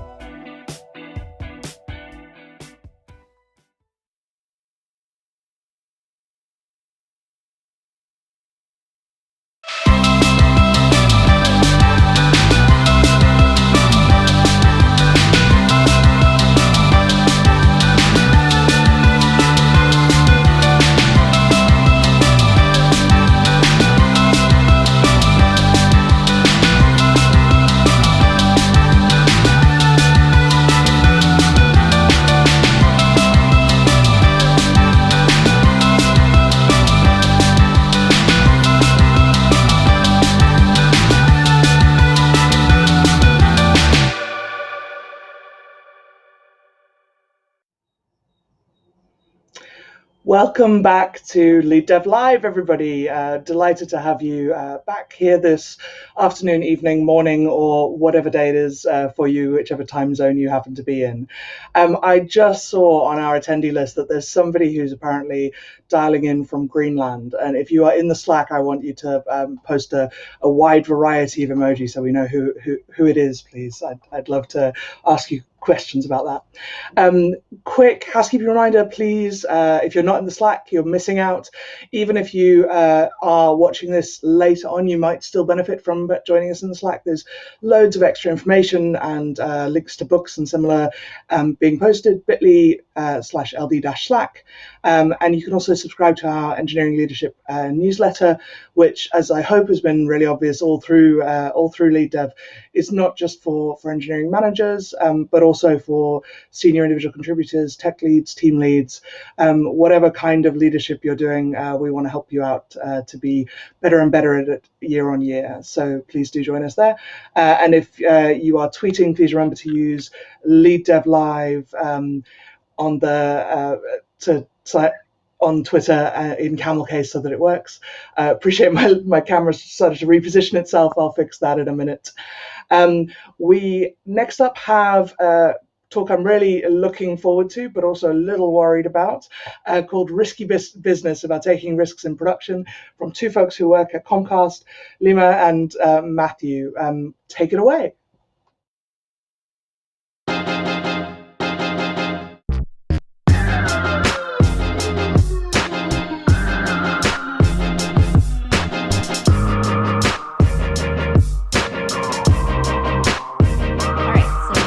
Risky Business, Taking Risks in Production. My name is Lima Nasri, and I'm an engineering manager at Comcast. Hello, I'm Matthew Hawthorne, and I am an engineer at Comcast. This is an axis of risk appetite. I used to work at Netflix, and at one of our quarterly meetings, Reed Hastings put this up on the screen, and it was a quarter where Netflix was not doing particularly well. And he asked us to think about where we saw Netflix on this axis. And the larger point he was making was more companies fail from being too timid rather than too bold. And most companies fail anyway. So you might as well, if you're gonna fail, might as well fail being bolder rather than more timid. You, anyone that's watching this right now, you're on this axis somewhere. And so I think it's a good thought exercise for all of us to think about where are we on this axis and why are we in that spot? To me, risk is probability of failure. It's also about severity of failure. And failure is contextual. And that's what we're going to talk about today in detail is there's, product failure versus operational failure versus personal failure are very different things with very different repercussions. And so that's the way that we're going to break it down. And so Lima, can you talk to us about the specific, the example we're going to use for our story of risk? Yeah, so along those lines, in different contexts in which we'll talk about risk, we'll also talk about our own risk story. And so what that was at Comcast was we introduced a highly personalized for you experience into our Comcast X1 on-demand platform. So giving a little bit of context in case you don't have X1 or you don't know what Comcast does, we have a video product in which customers can browse for TV shows and movies that they'd like to watch. And as you can see from this lovely screenshot that we took, there's a for you experience at the beginning of that experience. And that was the result of all of our hard work and the risks that we took to introduce it into our platform. So we're going to talk a little bit about how risk was a big aspect of this change. All right, so jumping right into product risk. What is product failure? It's creating a product that people do not want. We can't really help you with that. Or it's creating a product that people want, but delivering it in an ineffective way. Or it's creating a product that people want and delivering it in an effective way, but less effectively than your competitors. So how to know if you're not taking enough product risk? I think this is a really good question. I think this question doesn't apply just to products. So I'm not even a product owner. I'm an engineering manager, but this is something that engineers that are building products that customers use should think about. You have no unanswered questions. For example, what percentage of users use feature A versus feature B? You've no new features ever fail. So some A/B tests should fail, and we'll talk a little bit about that later, and some features should be killed. It's okay to deprecate features as your product evolves. That means that you're getting better at what you're building for your customers. So one of the solutions is collection and analysis of usage data. What I mean by usage data is like how your customers are engaging with the platform that you've built or the product that you've built. A/B testing is a specific approach to usage data analysis. A/B testing is also a strategy for both risk mitigation. So not only is it a way to collect data on how your product is being used or your feature is being used, but it's also a way to mitigate risk. Yeah, so with A/B testing, there's it's likely going to slow you down, like versus A/B testing versus not A/B testing. But I think the goal would be you learn more from each of the features that you're rolling out. And so I think there's 3 different ways that you can look at balancing the features that you're launching with what you're learning from those features. You can launch a lot of stuff but not learn anything. I suspect this is what a lot of companies are doing. You launch things, but you don't have a lot of information about how the launch of a specific feature might change the way the customers interact with your stuff. You can launch nothing, but learn a lot. So, imagine like taking a quarter and saying, we're going to take a break from launching features and we're just going to learn stuff. We're going to focus on getting better metrics and things like that. Or you can, and that might not be feasible at a lot of companies. They might not like the idea of not launching anything. Or you can take a more balanced approach, which is what I call launch a little, learn a little, where maybe you say, we're going to launch a few less features, but we're going to learn a lot more from each of them. So it's a sort of a best of both worlds approach. To me, not A/B testing is the riskiest thing you can do. If you're not A/B testing, I don't see how you're deciding what to launch. I don't see how you're evaluating how the things that you're launching are impacting your customers and whether what you launched was actually a good decision or not. It's kind of like the responsible thing to do, right? Yeah. To A/B test. Yeah, I think so. Building. Go ahead. So Lima, can you talk to us about the specific product risks of this For You launch? Yeah, definitely. So circling back to this feature that we built, this For You experience, there's a lot of risk in building this experience. So coming from our perspective, we are an engineering team that had built a bunch of Spark jobs, a bunch of like a platform, a web service, a bunch of components to facilitate personalization or recommendations to improve our content discovery experience. And the next goal is we wanted it to be used. And that's where we're at. How can we get this product or these features in front of our customers to get customers to the content we know they love quicker? So what that involved was A/B testing, usage data, and again, a lot of risk. So from a product perspective, changes were often made, but not necessarily measured. Also, making product decisions on a platform that didn't historically utilize A/B testing to make changes was a risk. And it was a risk because it's a mind shift that you go from, instead of pushing out features based on like just decisions made by individuals, to pushing out features based on data, right? And along those lines, we leverage data from the A/B test to improve the ordering of the personalized algorithmic rows represented. And we alluded to this at the beginning when we were saying A/B testing is not also a way to mitigate risk, but it's also a way to collect data. We did exactly that. So not only did we release this wonderful For You experience that's personalized, getting content to the customers that we know they really like, it's also a way that we improved that specific feature by looking at the engagement within those rows. So Matt, do you want to tell us a little bit about risk from an operational perspective? Absolutely, I would love to. So operational failure to me is system malfunction that results in an unsatisfactory experience for an unacceptable percentage of your users.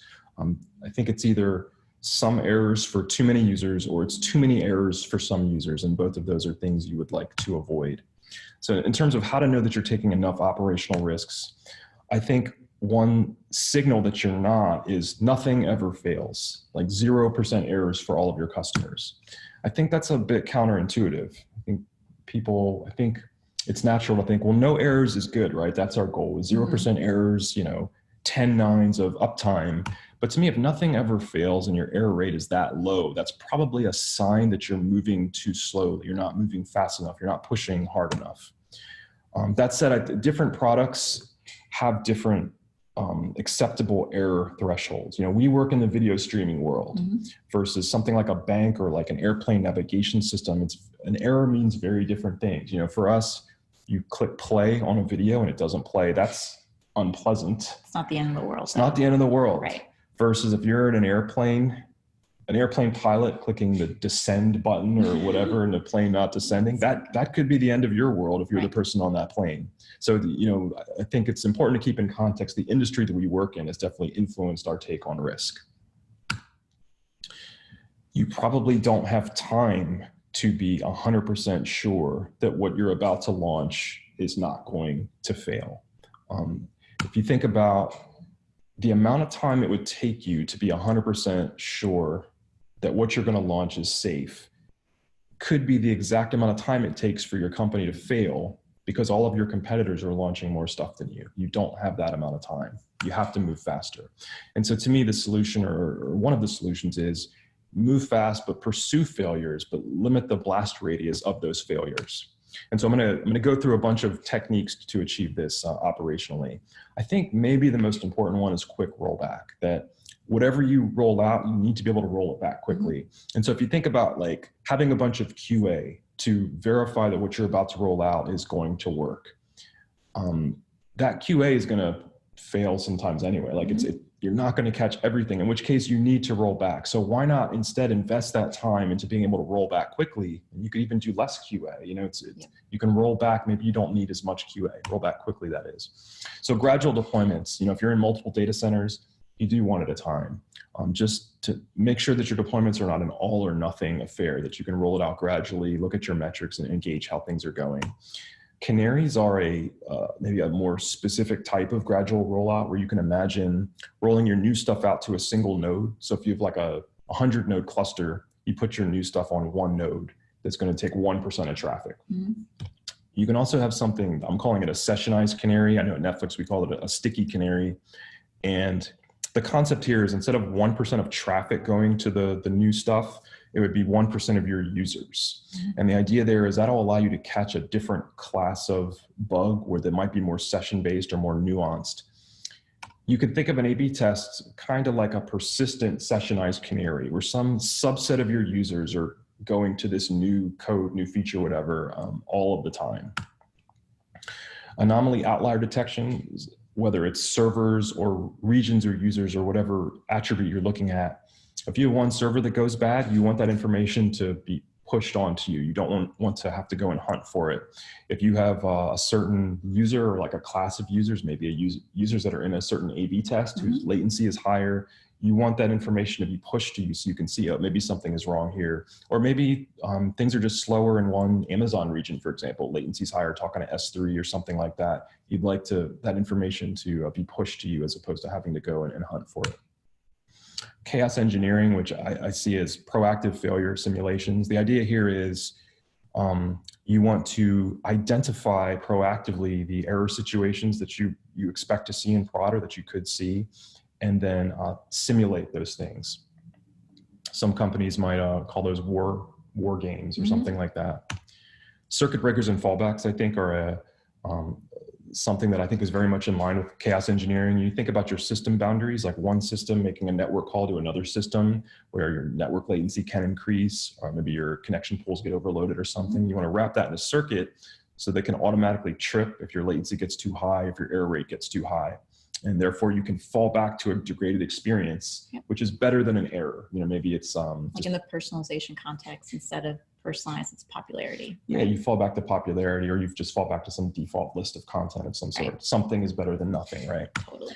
And I think dynamic configuration is in line with this, and that being able to modify the behavior of your system at runtime as opposed to needing a whole new deployment.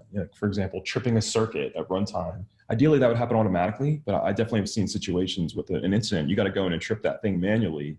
You want to be able to do that. You don't want to have to do a deployment to accomplish that. And from like the For You experience that we shipped into our content discovery platform, feature flag was a big aspect of our deployments, right? Like we would just push changes and just like enable it on one box just because we didn't have time to QA it, right? Absolutely. And I think scope configuration fits in with this too, in that maybe you want to change that config in just a single AWS region or availability zone, or just on a single server to test it out first. I've definitely seen this during production incidents where let's try tripping the circuit just in one availability zone and see if that improves things. And if it does, then we're more confident rolling that out globally. You know, sometimes you try something during an incident and it actually makes things worse. So this is a way of mitigating the risk of resolving incidents. So let's get a little more specific about the way we dealt with operational risks within this For You launch example. So in this situation, we had to launch quickly. We were concerned about some stakeholders maybe changing their mind and saying, wait, don't launch this. We needed to get it out. And we had limited metrics. You know, we had what we had. You go to war with the army that you have. We did not have time to add a bunch of new metrics to see the operational aspects of launching this. So we time boxed our capacity planning. We said, but think about it, if you only had 1 week and you had to launch something, what would you look at? You know, time is not, you don't have infinite time to plan for this. You have to do it quickly. And what's an aggressive but sane rollout strategy? We want to roll it out quickly, but we prefer not to cause errors. You know, if we see an error, we can roll it back. It's not the end of the world, but we prefer not to see that. And so for this example, we doubled our allocation every week for 6 weeks or something like that. So the first question we asked was, do we have enough servers?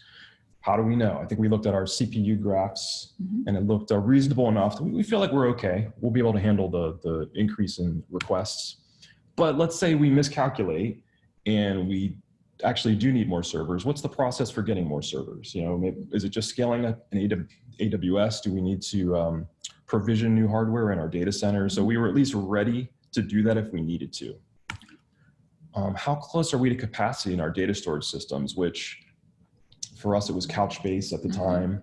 Our HTTP connection pools, how close are they to our configured limit? We don't want to hit that limit and start serving a bunch of errors. Also, overall capacity to our downstream systems that we were going to increase requests to as a part of this launch. Like, do we think they can handle this load? Should we talk to them about it? If we talk to them about it, are they going to say, wait, don't launch this thing? You have to gauge these things. Again, it's risk. In the end, everything worked. You know, we thought about it, we time boxed our capacity planning, we did all these things I mentioned, and we did not have to roll back for technical reasons. That aspect of it worked very smoothly. Did we get lucky? Not sure. I mean, I don't look at it that way. I think there's a little bit of luck involved in it. It was a lot of hard work. It was a lot of hard work, and if we were a little lucky, just a little bit luck. Who cares? Maybe it doesn't matter. So Lima, can you talk to us about personal risk? Yes. All right, so what is personal failure? It's not learning anything. That really sucks. No one wants to not learn anything. It's no novel experiences. That also sucks. Like, I don't want to be in that state where I don't have any novel experiences to talk about. No new knowledge or skills. This is something that I have nightmares about. I don't want to ever get in a state where I'm not learning. It's an uncomfortable feeling, I feel. It's like it's just the same thing over and over again. So what's the solution? Do stuff, ask questions, pursue failure. You like this guy. Or something like that. Yeah, I don't know. So don't work on the same thing for 5+ years unless you really want to. And the story I have in my head is that I kind of created a rotational program while I'm at Comcast. So that I could experience different projects, still under the content discovery umbrella. So I didn't really leave the org until later in my career, but it was a way for me to gain different experiences to keep learning. But if you're happy in your team and you're going there for more than 5 years and you feel like you're learning, then that's great too. So being a domain expert is comfortable, but are you growing? And I think this is something that lead engineers or managers that were originally lead engineers often feel.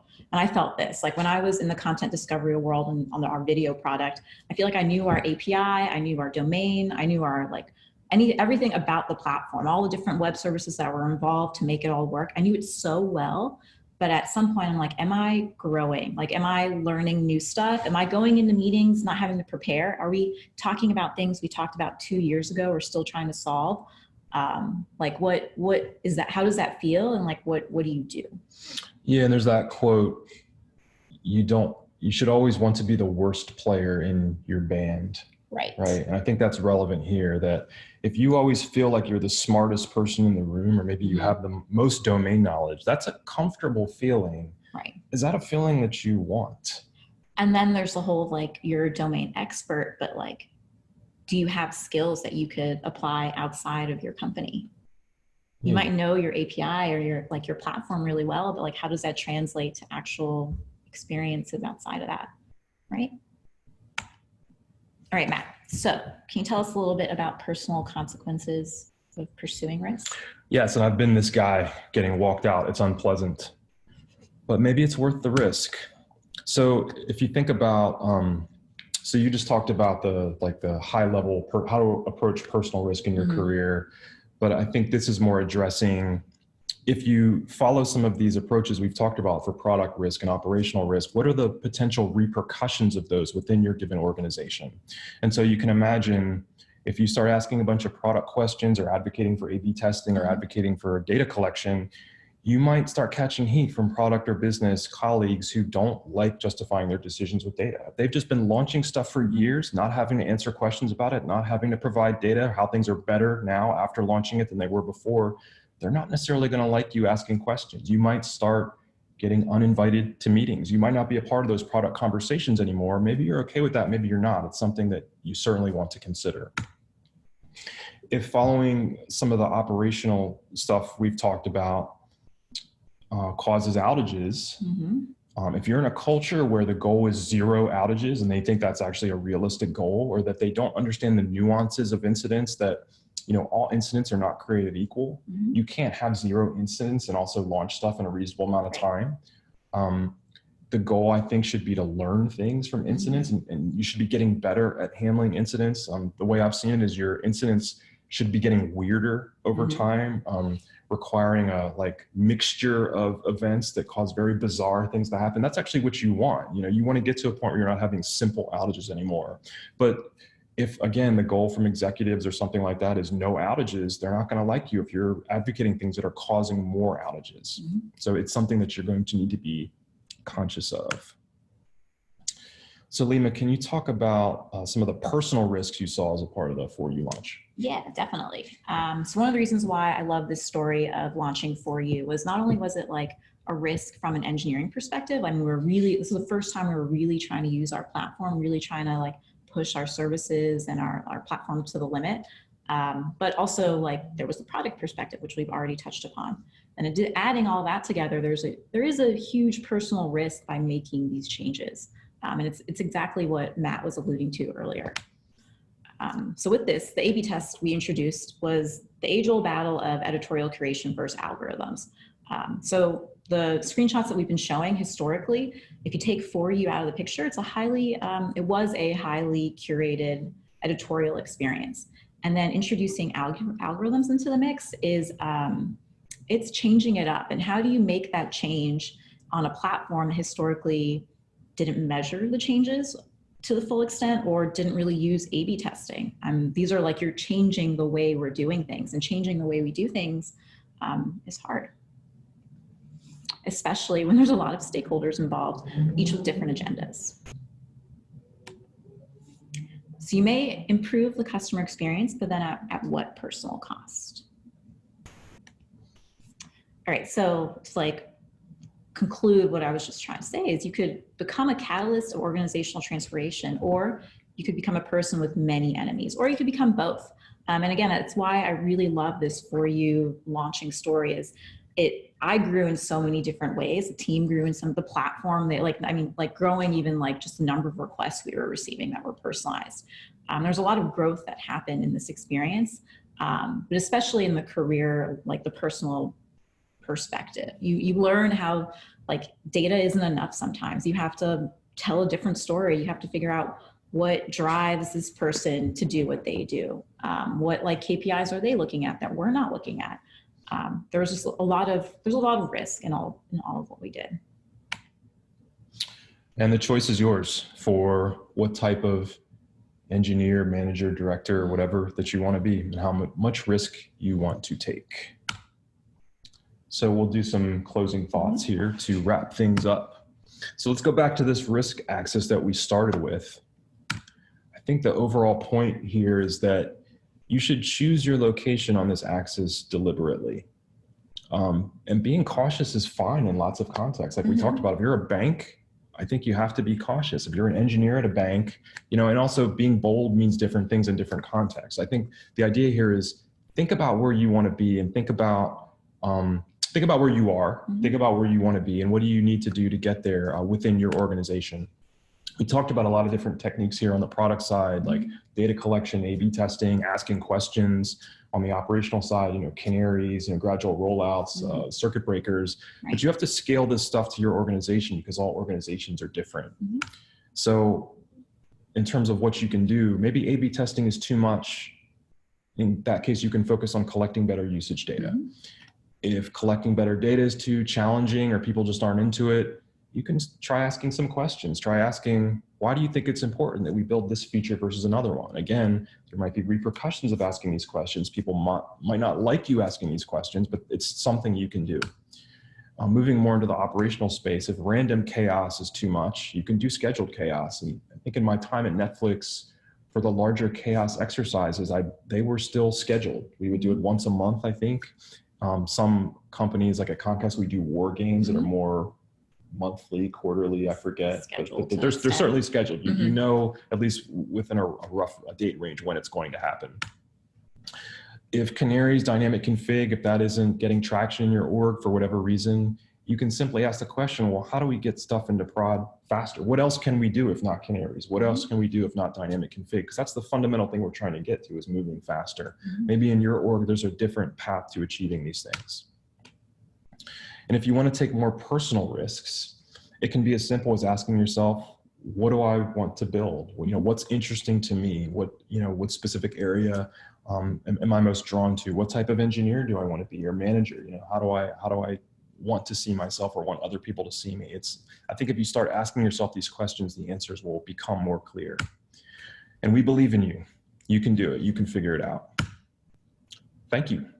Thank you.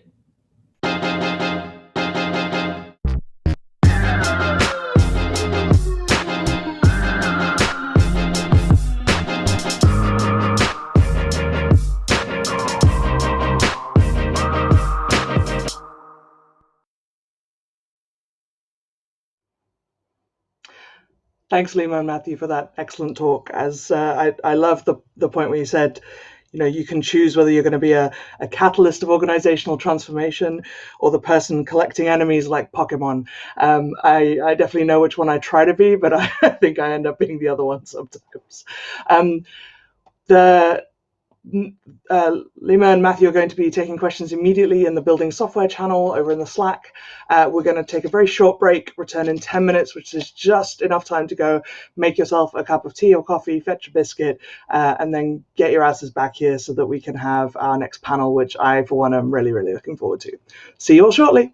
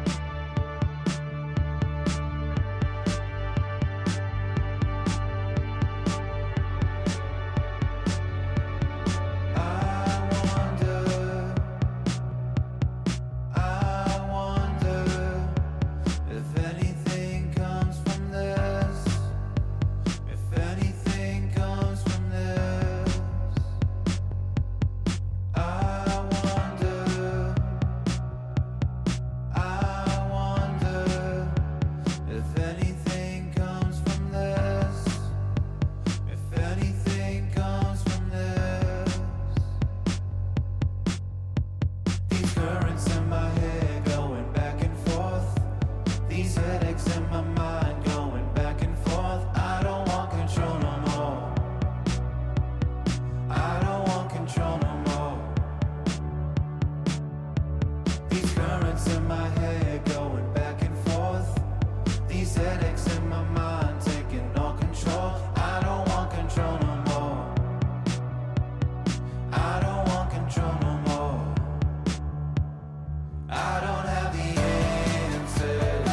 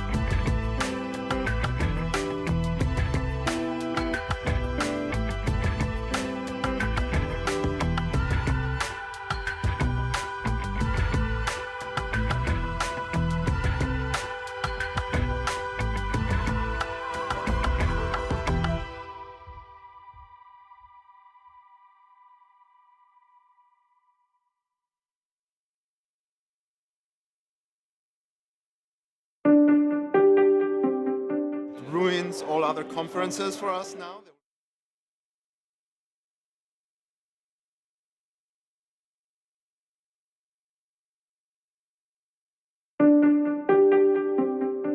Ruins all other conferences for us now. They will never be able to make us feel happy again. A really nice community here of lead developers, and it feels really nice to be part of the community. And I've learned so much about improving the way that I work. It's fantastic. Great talks and great people to connect with. As a conference is really important because it's one of the few conferences that really bring together all of these insights about engineering management into focus. Even if you are a leader, you need a community.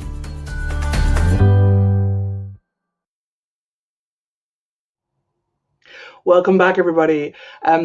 Very excited for our final panel today, which is about building and conveying vision. It's moderated by Kevin Goldsmith, who's the CTO of OnFido, split between London and Seattle. And we've also got Lawrence, Maria, and Neha on the panel. Really, really looking forward to what they have to say. They are going to be taking questions. Please do post in the LeadDev Live channel on Slack if you want to contribute them through. Take it away, Kevin. Hi, everybody. Super excited to be closing out the inaugural LeadDev Live here, and I'm very privileged to be joined by such awesome people. I know Mary's given us a quick intro, but I'm going to ask you, we'll go clockwise. I'm going to ask you to each give a little bit more info about yourselves. I'll go first. As Mary said, my name is Kevin Goldsmith. I'm the CTO at OnFido, or actually OnFido. Mary, you made me pronounce my own company wrong. We're based. I'm based in London, but I spend, as Mary said, I spend part of my time in Seattle. I am calling to you from Seattle right now. I as CTO, just talking about how vision enters into my role. I'm responsible for setting technical vision for my company over the next, foreseeable future. My team is split across multiple geographies. Big team in London, big team in Lisbon, but we're also in Albuquerque, New Mexico, Evora, Paris, Singapore, San Francisco. So that's an important part of how I have to communicate my vision as well. So I wanted to ask each of the panelists, what is the first thing you're going to do when we get back to some sort of level of normalcy? I'm going to cheat on my own question. I have a Seattle thing and a London thing. In Seattle, I'm going to take my daughter to the bookstore we always go to on the island we live on. That's like our weekend thing. Going to go and do that and actually get to do that live. When I get back to London, I'm going to go visit my local. They have the best pie mash in London. Okay, I'm going to hand it over to you, Lawrence, to introduce yourself a little bit more. Cool, thanks, Kevin. You're making me hungry. Okay, so I am Lawrence Brimiller, calling in from the beautiful hills of Oakland, California. I'm currently the CTO of Optimizely, where I run our overall engineering technology effort and also lead our strategy. For some context, we come from a heritage of like selling our software to marketers, but really focusing on our kind of new full stack products marketed towards engineers. And so our vision is really evolving. So actually setting and clarifying this vision is an especially big part of my job right now. So as far as when we get back to normalcy, I'm not really sure how normal things are going to be once we all stop quarantining. I actually think they're going to be different in interesting and unexpected ways. But if I had to pick one thing, one of the first things I'll be looking for is seeing live music. I've done some of the streaming and it's cool. I'm glad people are doing that, but I'm really looking forward to getting back in a crowded venue with great energy and seeing a good show. Maria?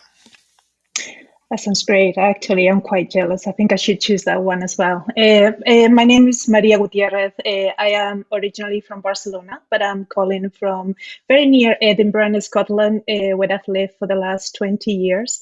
I do, however, regularly commute to London for work. I haven't done that for a while now, as you can imagine. I've swapped commuting for homeschooling of a 9-year-old, so that's proving challenging. I am Senior Director of Engineering engineering at Intercom, and I'm also co-site lead for our London office. And aside from the London site responsibilities, I lead our product engineering teams in London and lead how we evolve our all-wide engineering growth and recognition programs, and also manage our R&D operations, which is a new focus area for us, responsible for improving and evolving our product and engineering functions, operational excellence, and leadership cohesion. I have been a software engineer for about 20 years. The last 7 years, I have been in senior leadership positions at different companies as director or VP of engineering.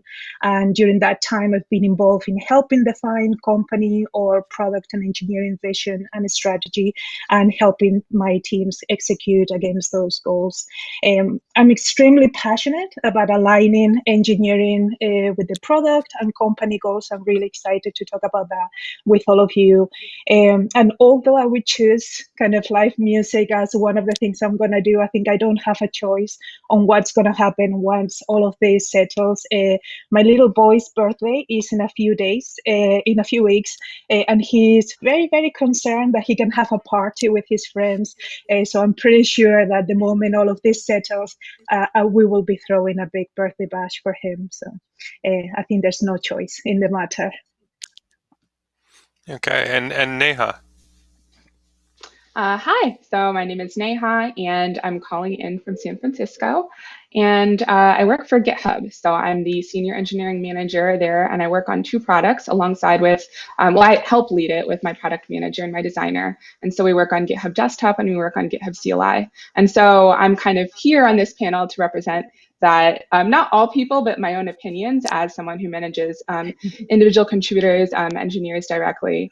And I kind of draw from that experience and being a consultant a long time ago, where I worked through change management and kind of helping other utilities developing their own visions. And finally, with Right Speak Code, which is a nonprofit, I was on the board for that, and I managed a bunch of different chapters across the U.S. And helped them kind of create their own visions and figure out how to interpret our vision and allocate that to their local cities.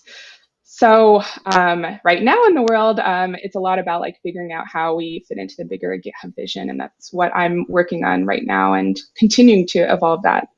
So when I go back to normalcy, I think one of the first things that I want to do is go to some of my favorite restaurants. We have a lot of really great food here, and I have one that I've been going to relatively consistently, and people actually know my face, which is really exciting. I'm in a big city, and so I'm hoping to go back and say hi. Cool. All right. Thanks, everybody. Let's dive in to talking about our core subject. To start off, I have just a sort of expectation or definition question. So let's start with you, Maria. What does vision look like in your role, or how do you define vision? For me, vision is about our ability as leaders to define and communicate, as importantly, a compelling view of the world, whether how things are going to look for us maybe in 2 to 5 years. It depends what you're shooting for.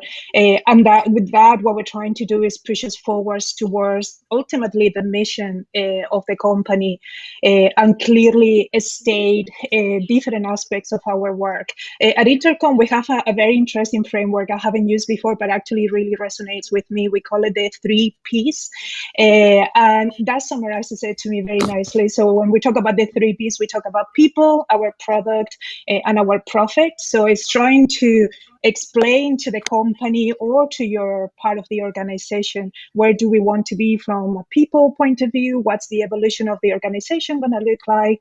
How our products and services should look like? What are we trying to build? What problems are we trying to solve for our customers? And what difference are we going to make for them in that timeline? And ultimately, kind of the profit or the impact that we will have in the health of the business if we kind of achieve those things. So what are the outcomes that we're shooting for? I think with that clarified, then you're really ready to set a strategy that will help you execute on that vision. So one, I like that idea that you actually have business outcomes as part of your framework, which is really, I think, really helps establish sort of what's going on. Just to follow up on that, because you also mentioned strategy. Now there's a correlation, or there's a relationship from vision to strategy, and into then sort of roadmaps. Can you talk from your perspective? And I have something I'd like to add on this as well, because I think about this a lot. But from your perspective, Maria, where does vision lead to strategy, lead to roadmaps? I think there's always three things that we talk about. We talk about mission, we talk about vision, and we talk about a strategy. And sometimes it's very easy to mix it all up.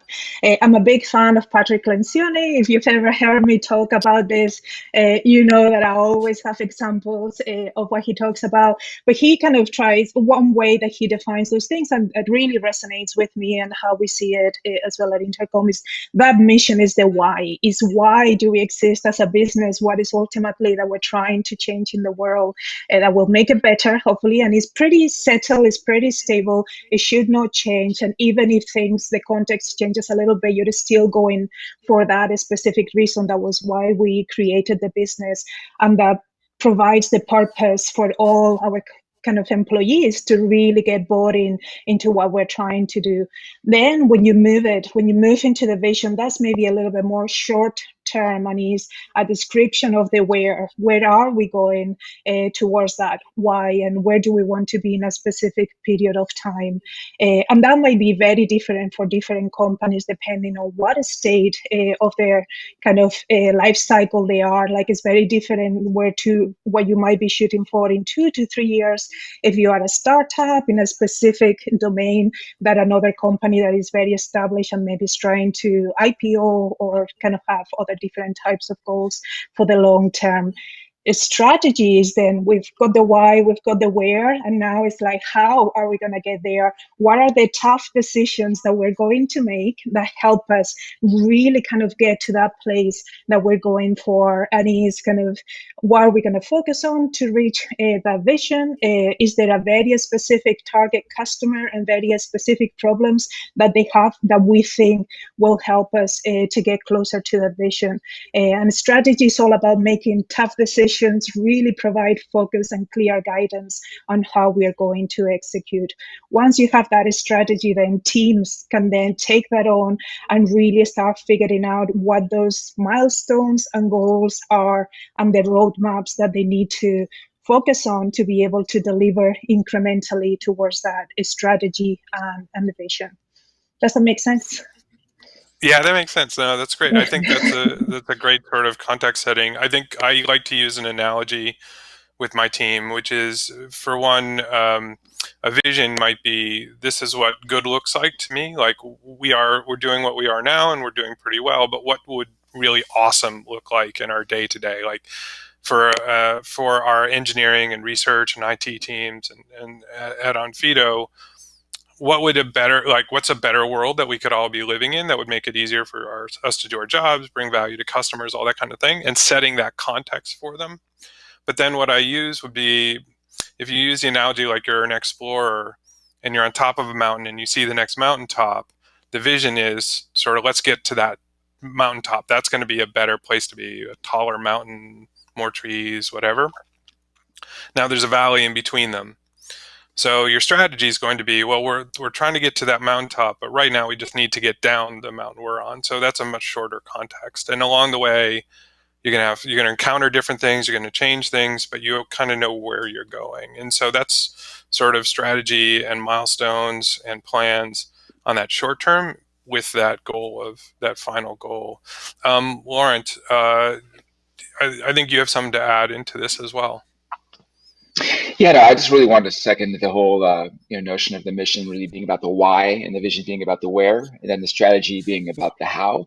But the thing I would add there would be, I feel like the mission as well, but especially the vision, I think it really serves to inspire.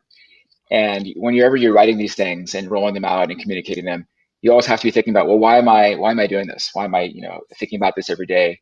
And the more it's strategy and goals, the more it's tying to day-to-day work. And I really think that when you're putting together a vision, you also have to say, is someone me or someone else on my team going to get out of bed fired up because of this vision that we've set? So always put that litmus test on whatever you're coming up with. There's a piece about empowerment there too, which is that if everyone understands the vision and you want them to make good decisions in their teams, if they kind of know where they're going, they can make much better decisions. Neha, I'm gonna ask you this question. So in your role, right, you have these sort of dual roles as a board member of a nonprofit and then also as an engineering manager. Do you have a process like for setting vision or working with the board to create a vision or working with your team? Do you have a process or a set of hacks for the vision for your team for creating that vision? Yeah, I would say that it really depends on like which position I'm in. So sometimes if I'm like at the board level, that's a little bit higher. And so my job is to create something and ensure that this is something that we're all aligned on. This is something that we're on board with. And this is something that does inspire us, kind of like what Lawrence said.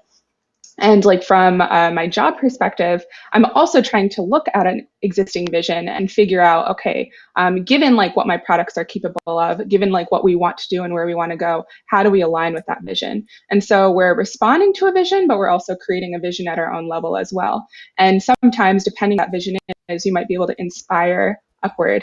So I'm holding these two sides where we have our upward side and our downward side. And one of the hacks that I like to do is I like to, well, I don't know if I would call it a hack, but one of the things that I really like to do is to ensure that we're still aligned. So things are always moving, things are always changing, and it's good to periodically revisit, what is this vision? Does this still make sense to us? Does it still resonate with us? And also to reach out to our stakeholders, right? Does this vision still make sense for the business, right? When we're talking about profits, like my products are in an interesting situation where GitHub Desktop and CLI are both free, right? So how does that work with respect to products? How do we better define this? And it causes us to be a little bit more creative and try to understand how we fit in, which I enjoy the challenge. It's fun. I like that point about coming back and checking back in on sort of your vision and revisiting it as because the situations change. So is there a way that I'm going to throw it back to Lawrence, actually. So when do you change strategy and vision? You were coming back visiting it. When do you make a decision to make a change, and how do you what precipitates that change usually? Yeah, so for me, as much as possible, I want a vision or even a strategy to not be something that feels such like a big bang, and that we, once a year we all huddle up and we write it, and we unveil it, and then we don't touch it. I feel like it has to be as much as possible like a living, breathing thing.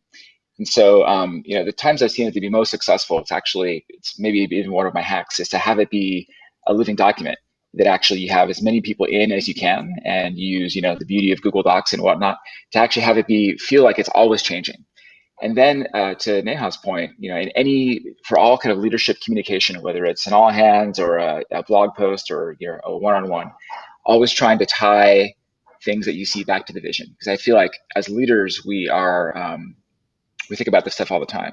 And it's easy for us to forget that a lot of the teams that we're trying to communicate the vision to, have like very, very busy day-to-day jobs and hear this stuff once in a while, and they need more repetition.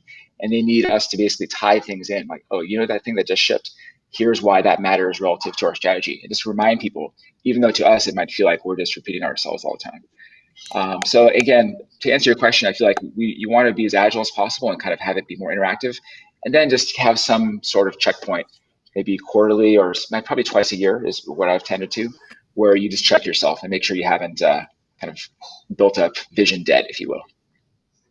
I like that. So I was originally going to react kind of like, I don't know about changing vision that often, but then when you put in that checkpoint time, like, oh yeah, right, twice a year, all right, that seems once a year, twice a year, that seems totally reasonable. I would say, like, if you find that you're changing your vision a lot, like multiple times a year, that's going to be really hard for your team to adjust to, right? Like that should be changing. You want to be agile, but I want to be more, in my teams, I want to be way more agile on strategy, and I want to be setting a vision that things changing is probably not going to change that often, right? One thing though, so, obviously the whole pandemic for our business particular, because we do ID verifications online, which has now become, with the quarantine and everything, has become super, super critical. And all of a sudden we have our business is changing very, very quickly. So we are changing, I am in this place of changing vision just to take advantage of sort of business realities and how do we do things better. So Maria, on your side, obviously Intercom's business probably is in a very similar situation right now. Is your vision changing because of what's going on, or when do you look at and change your vision? Not necessarily the vision. I mean, those are conversations that we're having actively as we start really understanding kind of what is the impact that is happening in the business, and really reevaluating all the assumptions that we've made over the last year or so about where we wanted to take the business. So obviously nobody was putting into the mix a global pandemic. So there's now a lot of things that we need to reconsider. And I think that brings a point, like what we're going through is pretty extraordinary. But you always need to be in a position that, even though I agree with you completely, I think the vision is a little bit more settled. Like if you're changing it often, I think like the overhead for the company is super, super high, because there's implications in organizational shape, like hiring, like, the focus of people. So you ideally have quite a clear idea of where you're going, but you always need to be looking at how the market is evolving, kind of how people are using your product, what things are changing, and what assumptions you made that maybe in the new, little by little you learn that they are not as accurate. You're learning new things. You should be in a position that you can be fine-tuning that strategy kind of continuously based on what you're putting in front of customers and what is coming back from you. And I think that leads to another thing, like it's one of the dangerous things with vision and strategy is that you might end up, if it's very settled, it's very clear, it's kind of, set in stone, you might create a very kind of a strict organization. It's like, no, we've committed to do those things, and that's what we're going to do, and that's what we prepare for. I think you always still need to make sure that you have an adaptable organization that are really learning continuously from what's happening with your product, what's happening with your customers, what kind of context they're living in, and that you adapt to that. And this is a perfect situation. In our case, obviously, Intercom is a great tool for customer services team or sales teams that now are having to work from home. So it's like it's a tool that is helping out with that. But obviously, kind of some of our customers could have kind of different challenges. So we need to make sure that, hey, what are the things that we continue working on, because they're actually more valid and important than ever, that we get that right to help our customers. But there's other things that maybe we wanted to push forward that we should be using our time in doing something differently, just given the circumstances. So my big feedback here is like, don't lose sight of what's happening all the time with your product and the market, because if you don't adapt, you die. It's the evolution theory of evolution. If you don't adapt, you're out of the game. Yeah. Awesome, thank you. So one thing I'm kind of watching for questions that are coming up in Slack as well. And one of the questions that came up was one thing that we were going to talk about. I'm going to push it up a little bit. We're really lucky because we have folks at different levels of organization here. And so one of the things, we're looking at vision at kind of different levels, but also how we align people around that vision is going to be different given our different roles. So I'm going to start with you, Neha, if that's good. And I want to talk a little bit about how you align your team in your GitHub context. How do you align your team around your vision for them and get them all sort of on board with it? Yeah, I think that because we've had these conversations for several years now, it gets a lot easier over time, because it's not the first time we've had this conversation. But when I first joined the team, it was really about like saying, what do you know about the vision so far? And what of those parts really make sense for us right now? And so once we were able to kind of start a little bit bottom up, right, collaborate, understand kind of what it has been in the past, that allows us to be like, we have a shared like language, we have a shared understanding of like what we really value about the product, and then we can start talking about how we're going to align forward, right? What is going on with the business, and what parts of that, like what part do we want to have in like that overall company vision? So for us, I think getting aligned is like it's really important to make sure that we're on the same page. And when I say aligned, it doesn't mean that we all have the exact same opinions. It's really about understanding each other, understanding where people come from, and knowing that like we understand all of those perspectives, especially given like the history of the product. So I would say I've done that really effectively. So I'm in a company that's like very remote, right? Right now it's 100% remote, but usually it's at least 70% remote. And so for conversations like this, I really like to have good facilitation techniques ready. We do this in person sometimes. So we've done it at a mini summit where we kind of all gotten together, gotten to go into a room and really like find ways to get us to collaborate and get our creative juices going. Cool. And then that's great. And then Maria, sort of you're in the director role, so you're responsible for multiple teams. How does that look like? How do you align those teams onto your vision? There's different aspects. I mean, one of them is the first and basic one is to make sure that they fully understand what it is that we're trying to do. Hopefully, whatever vision we've come with, they have had a part to play, so there's already a buy-in. But then you need to just make sure that you are now really understanding what the customers need and what we're trying to achieve and the outcomes that we are agreeing, and that then kind of we reflect on our roadmaps for each team, kind of how that ties to that strategy and that vision. We have multiple inputs that go into roadmaps, and one very clear one is that a strategy kind of passed down. It's like, what aspects of the strategy should we take into account together with the product health or a commercial kind of levers that we're trying to push forward. And then kind of once we decide what we do, what we decide to do is that we do regular check-ins every 6 weeks. We set goals and we review them for kind of, and then move forward for the next period of time. And then we do weekly check-ins as well to make sure that anything that we're flagging that they might raise as a concern is being evaluated as well. So just having that information coming back and forward, I think is critical all the time. Cool. And then Lawrence, from the C level, how do you do this? Because now you're doing it on a much broader context, right? Yeah, I think maybe to start with is just being very, very clear with my intentions to the wider team.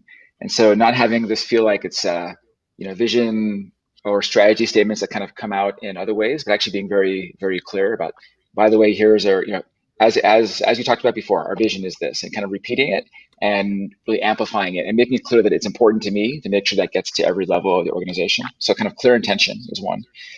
I think dovetailing on some other points, I think as an organization scales, you have to always check yourself as a leader and make sure that it's actually, all your communication is actually working. So how do you know? I think you have to, really work well with your leadership team and make sure that they're all aligned and you would all kind of say the same thing. But then you also have to go talk to, the individual contributor on some team and kind of sample the organization and see how the message is actually getting through.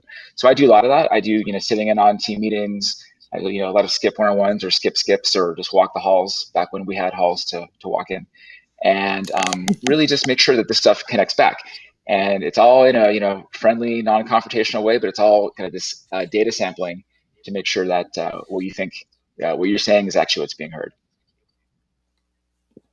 I'm gonna flip to a question that came up from Slack, because I'll explain why in a second. So this was a question that came up in Slack. Why do technical vision statements seem to end up in practice as a bunch of architectural best practices and principles? And I'm asking this question in particular because I am absolutely guilty of this in my role sometimes. I have to work to not do that. Who wants to raise your hand? Who wants to address? I think that I've seen lots of these. All right, Maria, you're up. I'm happy because that's actually an approach that we are taking on purpose in our teams in product and engineering at Intercom. We're very much a product-led organization, so the strategy that we go by is mostly the product strategy, and then we identify how the different teams, have a part to play in there, and maybe they have like a vision for our data stores team or for our security team, etc. But we are very, very driven by that product and business strategy. What we do have is very, very clear principles, engineering principles that we use to make decisions across the whole organization on how do we want to evolve our systems.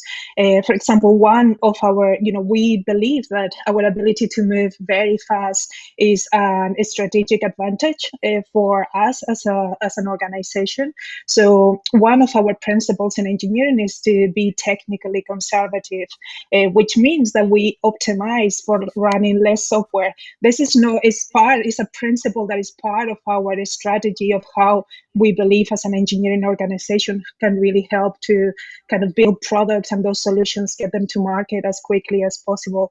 But we have a number of principles that we use and that really help us to make decisions from a technical strategy point of view of how we want to evolve the systems without having a very specific technical strategy for the whole of engineering. Neha, you mentioned that you had a product peer that you worked with. Where do you two draw the line on the different parts of your team's vision? Yeah, so that's a really interesting question because I think that we call these EPD squads, right? So it's the engineering, the product, and the design lead, and we work together. I do think that our relationship and how we distribute the responsibilities is a little atypical, but it works really well for the team. And I think that that's important because it should reflect the needs of the team. So I think normally you might see that product defines the what and engineering defines the how, and there's this really clear way of differentiating between the two sides.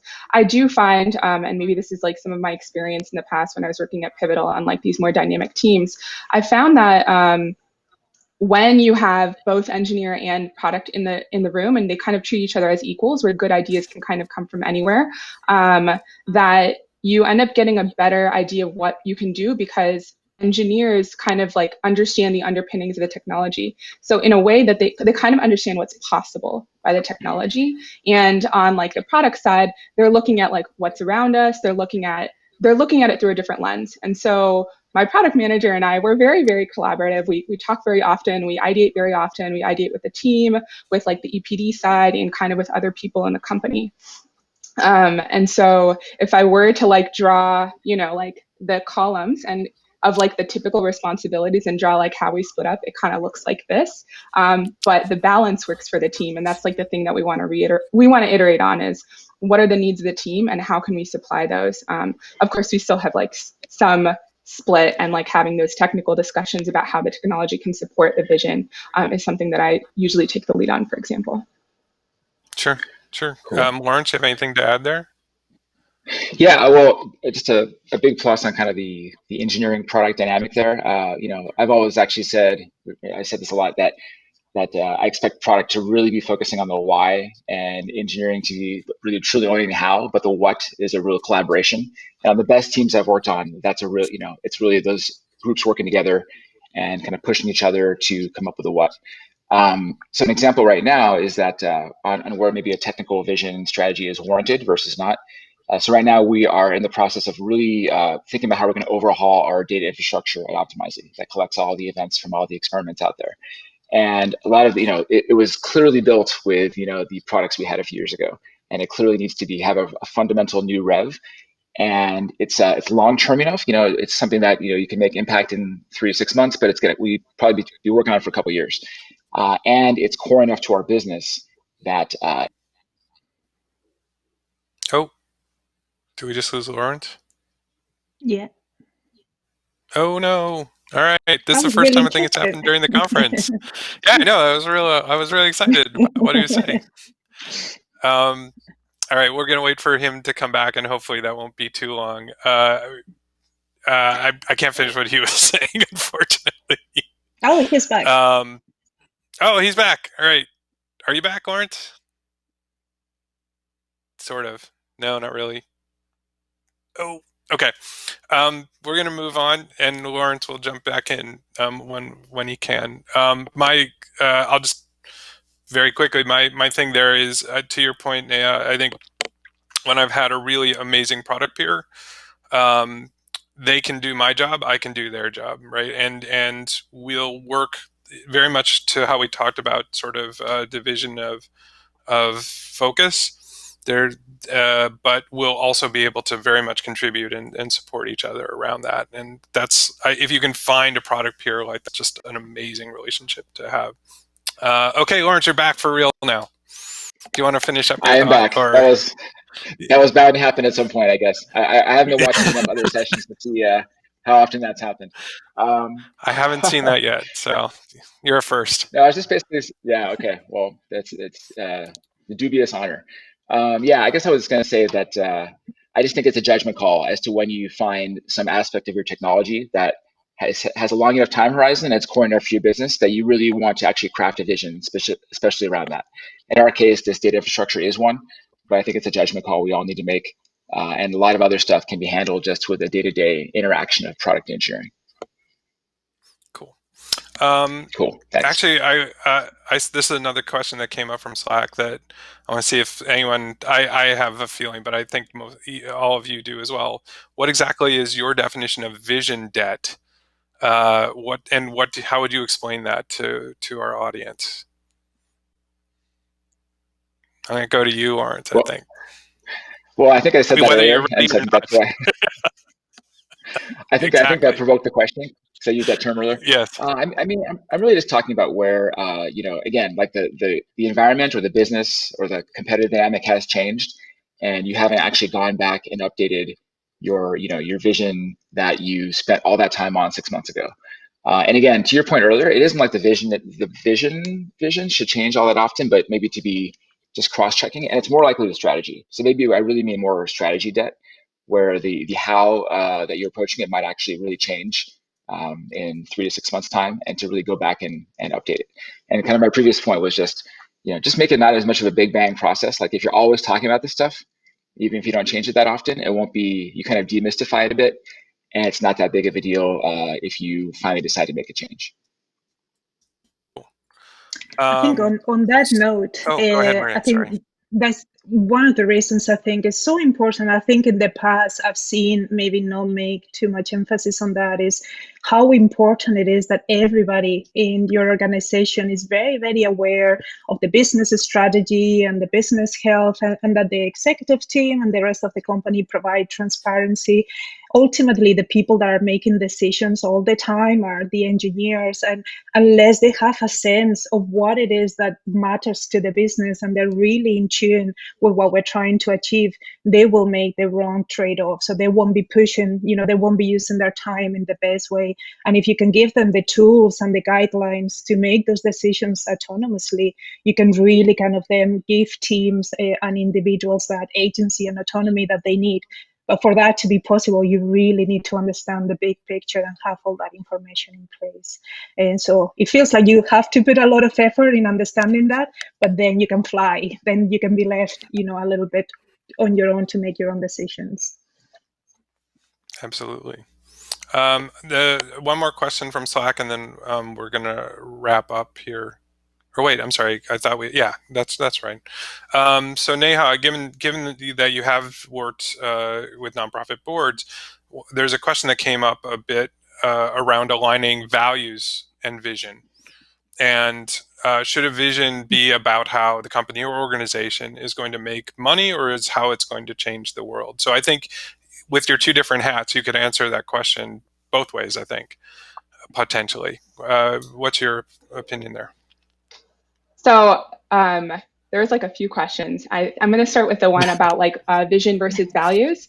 And so to me, there are, I see values almost as like part of one way of like looking at strategy. So vision is kind of like where we want to go and like this big picture, and values are like the things that are the most important to us when we start to make trade-offs, right? So like we always have to make these decisions and like based on our values, and sometimes those values also compete with each other, right? You have to decide like how are we going to make those trade-offs, and ultimately how is that going to influence our strategy, how we're going to get there. So I think there's a strong relationship, and it's really important to align on both vision and values and strategy. But I see that like I see that vision is your end point and values is like how you're going to make those decisions on the way.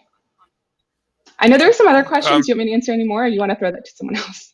No, it was just the idea of around aligning values and vision. But I think you answered that quite well. Maria or Lawrence, do either of you have want to weigh in?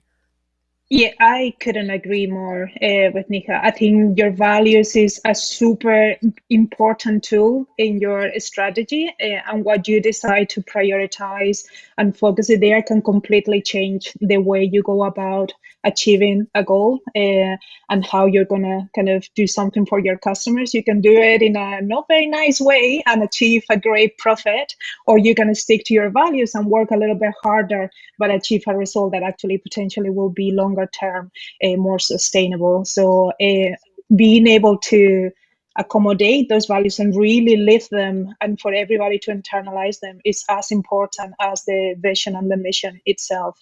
It should be something that every day we're absolutely living by and that we put in part in all the processes in place. Lawrence, anything on this, or do we?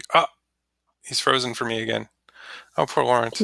I was going to jump in really quickly. I have a really good short Sure. story for this. So I actually, when we were originally on the team, we had established kind of a vision and a mission and a strategy and a roadmap, but we didn't have the values part of it. And so when our product manager came onto the team, that was one of the first things that they kind of wanted to make sure that we aligned on was like these values. And what he noticed from like this outside perspective, which is one of the best things about brand new people who enter the team, is that they notice these gaps and they can address them, is that we had intuited what those values were. Once we got them all on a paper, we realized that we actually had very similar values, but it's so important to have things that are like centrally documented, that we like take the time to write them, and that they're easy to locate. And I think values is one of those great examples. Okay, we're gonna. We've got about 5 minutes left. I'm gonna wrap it up with a final question for each of us. We'll start with you, Lawrence, while we have you. Hopefully, we'll have you through the whole question. Yep. Fingers crossed. Yeah. So what's given this conversation we have had, but just generally, what's the one idea you'd like the folks watching to take away about vision and strategy going forward? Yeah, I think I've said it already, but I'll just repeat it. I think that making it live. I think there's too many times when I've seen these things be worked on in bursts and then they kind of sit on the shelf and once in a while referenced. So the thing that really has worked for me recently, last couple of companies and especially Optimizing, is having this be a living document. And again, it isn't like it has to change all the time, or the details, maybe the strategy beneath the vision can change more often, but having it feel like it's a living, breathing thing that has everybody in there. That would be the biggest. If you can think of in your own company how you can move towards that, that'd be my biggest recommendation. Cool. Maria? I very much align with that thinking. Like if a good vision and a strategy won't just come from you. Is you need to frame it always around problems that you want to solve for a target audience, and that really align with the values and the business mission, and that really leverage the people that have the knowledge, whether it is in the teams with the deep knowledge or the executives that have opinions and influence from the market and investors, etc. Like if you make something that is kind of formed through all the knowledge and the skills that you have in the company, you will always have something way more stronger, and directly with a buy-in that you need to make it a reality and to really execute on it. So involve as many people as you can to make sure you nail it. Great. Neha, your final thoughts here? Yeah, I kind of wanted to talk to the managers out there, and we talked a lot about like interpreting and kind of like setting for your team, but I wanted to talk about the opposite direction, which is influencing upward, right? And so I truly believe that managers and engineers and anyone who's working like on the lower part of the organizational structure, you're the subject matter experts, right? You get to see things happening on a daily basis. You understand the problems that are upcoming, and you have this ability to kind of help the people who are higher up and who are establishing these visions understand what you're seeing. And so I just think it's really valuable to establish those communication networks, figure out who those stakeholders are, what they want to hear about, and understanding your like where you can add value to that, because you have kind of lived in this world. And yeah, I just like strongly recommend you to share it upward. And sometimes that means like seeing if you can schedule a one-on-one with a VP. Sometimes that means asking to be added to a document. But I really want you to trust your gut and know that there's always a constructive way to kind of approach that. And from my perspective, speaking as a CTO, I absolutely love to see that. I love seeing that in the leads from the leads in my organization. So we're at time here, and I just want to thank the LeadDev and White October and White Coat Captioning and everyone that's helped make this conference, this first virtual LeadDev conference, so great. I've been watching both days. I've learned a lot. I love the Slack. Thanks, everyone. We're going to be answering questions immediately after this, so feel free. I know we couldn't answer everyone's questions. We'll be around to answer them in real time. All right, thanks, everyone. Thanks, everybody. As Kevin said, they are taking questions immediately in the Leading Through Crises sub-channel in Slack. Please head on over there. So what we're going to go into next is something that I like to do at every in-person conference, which is a little bit of a reflection exercise. It's very easy to get caught up in so much great content, all these insights, all these different things people are talking about. But taking it back and making it real in our lives is a little bit harder. So let's just take 90 seconds to think about these two questions. And I'd encourage you to grab a Post-it note or a notebook or whatever you tend to write your most creative thoughts on, back of a fag packet, whatever you need, and reflect on these two questions. What's the most interesting or surprising thing you learned either today or yesterday? And what's one thing you're going to choose to do differently, either individually or with your team? And everybody just take 90 seconds and think about that for a second, and then we're going to come back with a bunch more stuff, so don't run away.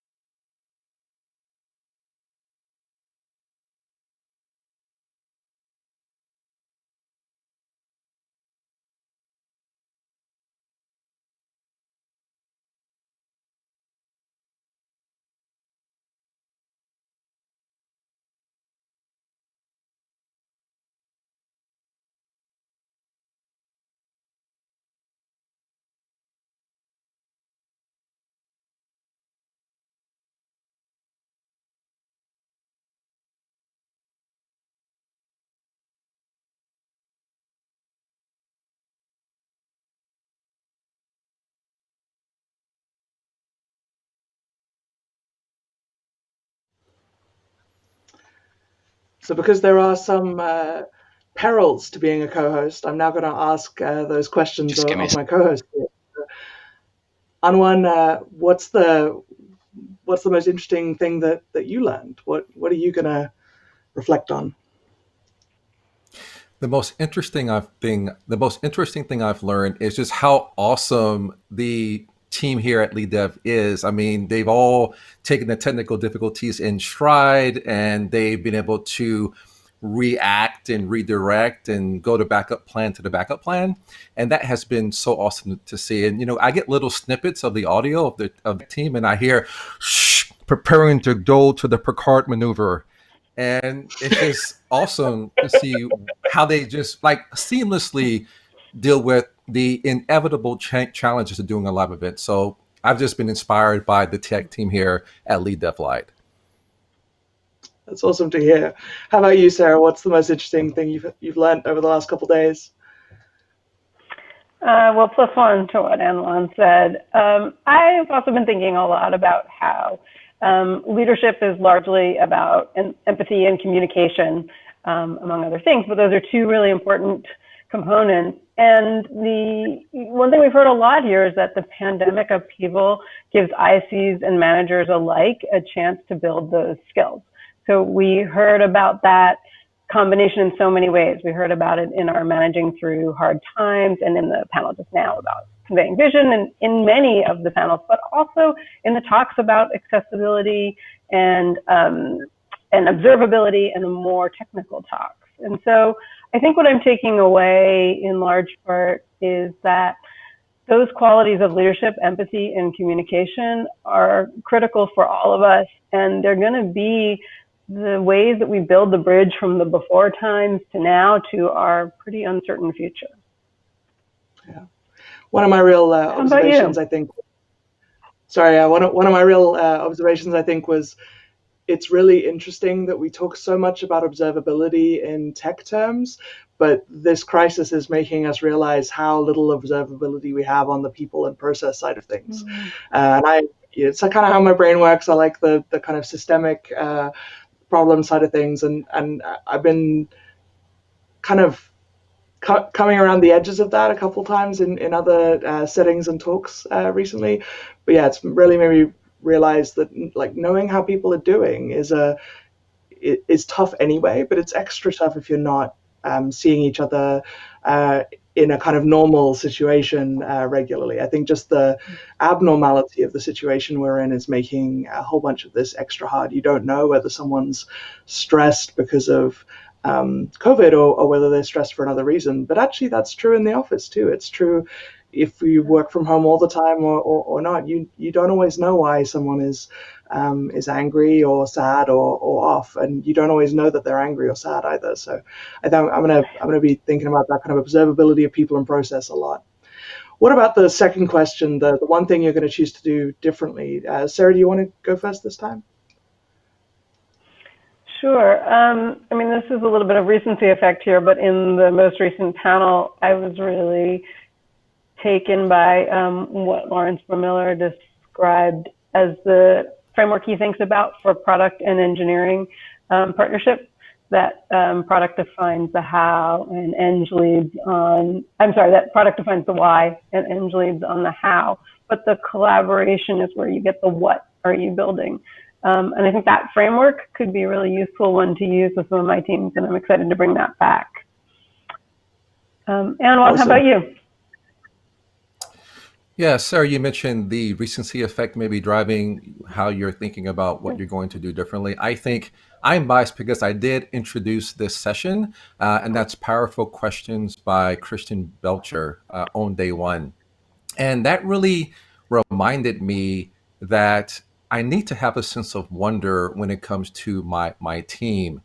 Because we're going through an unprecedented crisis, I've been super keen to do what I can as their manager and coach to make sure that work is the last thing that they have to worry about. So I've been doing a lot of work to get the scope of our work narrowed and to make sure the team has a very clear plan of like for the sprint or this dev cycle, what we're doing. It's a very much smaller set of things. I don't want them to worry about work and what's unknown here. There's so many unknowns out in the world that I don't want work to have a lot of unknowns. And so I'm getting very tactical with my team and asking very pointed questions. And that talk, Powerful Questions, was a reminder that I need to step back and be in wonder with my team.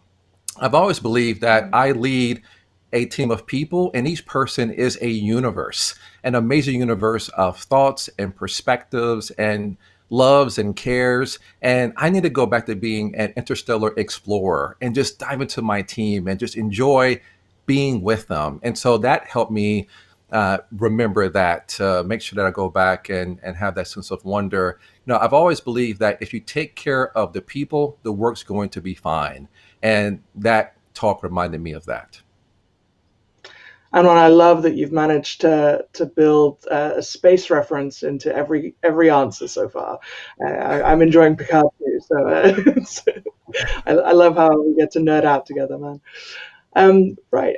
I suppose my thing I'm going to do differently is I reflected a bunch yesterday about how often mental health came up, and I'm actually friends with the guy who runs the mental health first aid social enterprise here in the UK, and it's made me reflect that trying to help some more of the team, and particularly some more managers, get some of the mental health first aid training would probably be a very good idea right now. And I'm wondering if I can help that organization with like a skill swap to help them do some more digitization. They often do this kind of training in person, but they're probably going to face the same challenges everybody else is with in-person training for a while. So that's something that I think I'm gonna go do differently, is help myself and others be better equipped for the inevitable mental health challenges that will come with something like this. If anybody wants to find out more about that organization, I'll post in the Slack and on Twitter as well. I know they are running specific sessions around coping right now in the current situation, and if that's of interest to your team, then I'll try and make that visible to everybody to find out more about. Cool. Thank you so much, Sarah and Anwan, for co-hosting over the last 2 days. It's been fantastic, especially for me to not have to be up all day UK time and all night North America time. So hugely appreciate your energy and enthusiasm and how well you've helped us look after everybody. So thank you both so much. And I'm hoping everybody on the Slack will give you a big round of applause or jazz hands, whatever the best way to do that is. Thank you both so much. And a huge thank you, of course, to all of our magnificent speakers and panelists. Too many for me to name without, very rapidly running out of breath and possibly collapsing, which wouldn't be fun for any of us. But we're so delighted that you were able to join us, everybody. Thank you so much. I know some of you got involved at pretty rapid notice, shall we say. So thank you very, very much for everything you've done.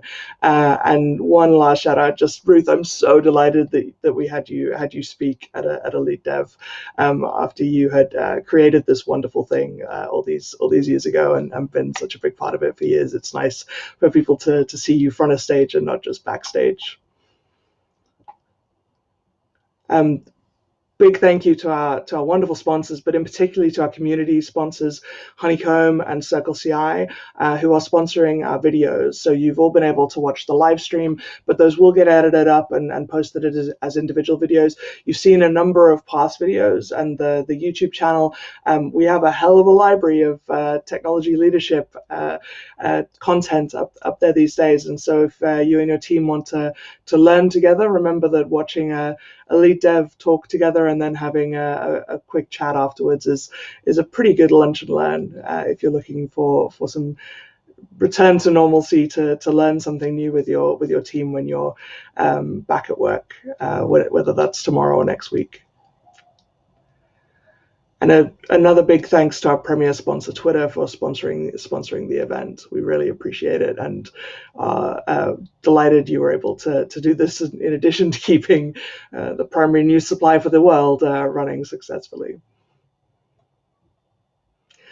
Thank you to the rest of our sponsors: Twitter, Big Nerd Ranch, PepsiCo Ecom, Hired, Launch Darkly, Target, Work & Co, Code Climate, GitLab, Heroku, Carrot, Split, Optimizely, Retool, Squarespace, Salesforce, CircleCI, PagerDuty, Datadog, Honeycomb, Platform.sh, WhiteSource, Intercom, Automatic, and O'Reilly.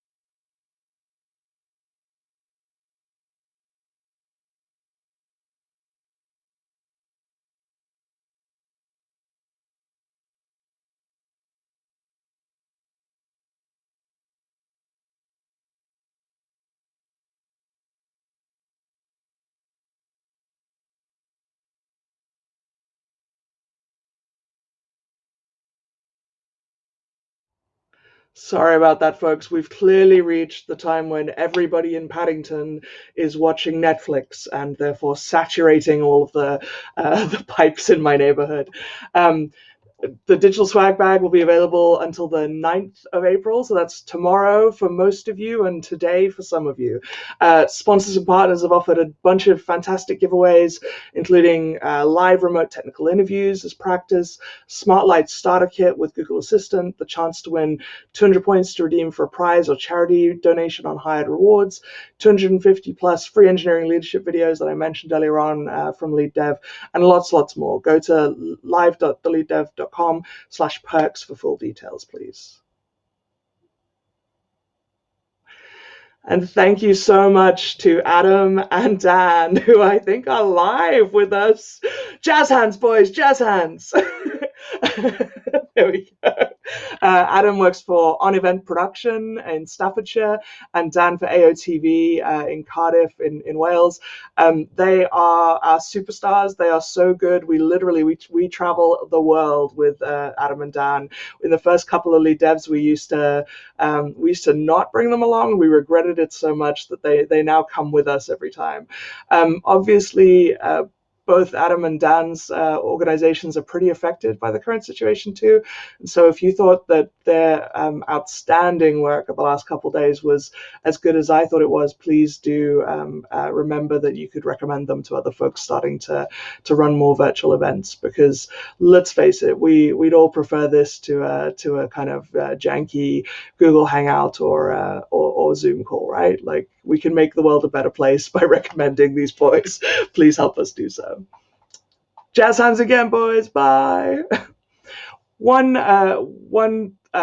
post in the Slack that really caught our eye was this one from David, just saying, he liked that this was free, and he was going to plan to pay what he would have paid for a conference to make a donation to a local food bank. I thought this was a great idea, and I sit on a couple of charity boards. In particular, I'm on Stonewall, which is the leading LGBTQ rights organization in Europe, if not the world. And I think it's of course wonderful to donate directly to things like food banks and the charities that are directly helping with things like COVID-19. But also, please remember that pretty much all charities are falling on pretty hard times right now. If there's anything that you can spare, if you're noticing that couple coffees less a day because you're not leaving the house, or maybe your petrol, your gas money isn't being used as much. If there's anything that you can give, it would really, really help a bunch of these organizations where they're running a little closer to the wire than many typical businesses would. And if you feel able to help any of them, please do so. Regular giving helps them a lot more than typically than one-off. So even if it's a smaller amount, but you can give it monthly, please do consider it. Please do think about it. If there's anything, I appreciate lots of people have got job uncertainty right now though as well. But so you don't have to think of this as if you could afford a conference ticket level donation, even if it's just $5 a month, it might make a real difference if enough of us do it. So please do consider it. We are excited to announce some new activities that are going to be taking place over the LeadDev Slack. We're going to have asynchronous Ask Me Anythings featuring LeadDev speakers answering questions, and a monthly book club called LeadDev Bookmarked, including a Q&A with the author on the first Tuesday of every month. So please do stay with us in Slack, recommend us to other technology leaders that you know, whether they're engineering managers or individual contributors or any other kind of lead. As I said yesterday, I think we all need to be leading and stepping up in this global situation we find ourselves in. In terms of what's coming next, we have Adrienne Lowe taking any of your questions related to her brilliant talk, The Life-Changing Magic of One-to-Ones, on April 17th, which is 9 days away now. We then have a number more coming up. John Riviello did a fantastic talk at LeadDev New York one year called The Critical Career Path Conversation, which is about his moving from very, very senior, hands-on technical and architectural roles, like principal engineer, staff engineer type roles, over into VP engineering director, and back again. This kind of pendulum swing Charity Majors has spoken about before, written about. I think that will be a really fascinating Ask Me Anything. Please do participate. And if you know folks who maybe misunderstood what LeadDev was about, thought it was just for managers and so didn't attend when they should have done, I'd especially recommend that AMA to them. Camille Acey is going to be doing one on making developers on support work for everyone. I laughed so much when she gave this talk in New York the first time around. Encourage you all to watch it and then to come and quiz her. She's hilarious, but also so smart and has such good advice for us all. And then Tom O'Ketch will be talking about observability that matters. And obviously we had a great talk from Liz today about observability. There's a bunch of great content in the back catalog, and Tom's talk is amongst those. So please do check it out. For Bookmark, the first we're going to have is on May the 5th with Karen Catlin around better allies, everyday actions to create inclusive, engaging workplaces. It's a fantastic book. Please do buy it and read it. And I always, whenever I hear the word ally, I remember a talk that Doreti Herpa gave one year at LeadDev, where she said, I don't want allies anymore. I'm looking for accomplices. And so that's where I personally set my bar now. I want to be an accomplice. I'll help bury the bodies or I'll be a partner in crime, not just someone who will stand in the background and be positive. And I know that obviously Karen means the allies term super positively, but let's be as proactive and as active as we can be in our allyship or our accomplicehood. That's probably not the right noun. It's been a long couple of days. Sorry, my English is not English anymore. After that, on Bookmark, we're going to have M. Tamara Chandler and Laura Dowling Greedlish on feedback and other dirty words. Pat Quad on Talking with Tech Leads, his brilliant book where he interviewed tech leads all across the world, across a load of different organizations. And then James Stania on becoming an effective software engineering manager. Stay tuned to the Slack, but also sign up to the newsletter to make sure that you don't miss out on these. Please do, as I said, join the global LeadDev community. But I know I'm preaching to the converted. You're here already. Please help us get other folks that should be here over to come and learn and do more with us. One final thank you from me just to our fantastic live captioner who has been keeping up with all sorts of different people talking and all sorts of rapid accent changes from me in particular. I've been super impressed at how well you've done. Thank you so much for everything that you've done today. And again, everyone, White Code Captioning, they're the best in the biz. Norma and her team are amazing.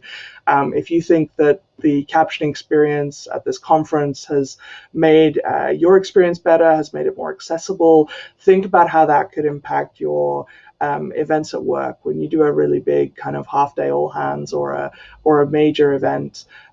Think about whether live captioning could make your events better and more accessible, and please do reach out to them. Again, I'll tweet out everybody's handles so that you know how to get hold of Adam and Dan and Norma and the team. But thank you very much to our captioner today as well. We've really enjoyed having your help.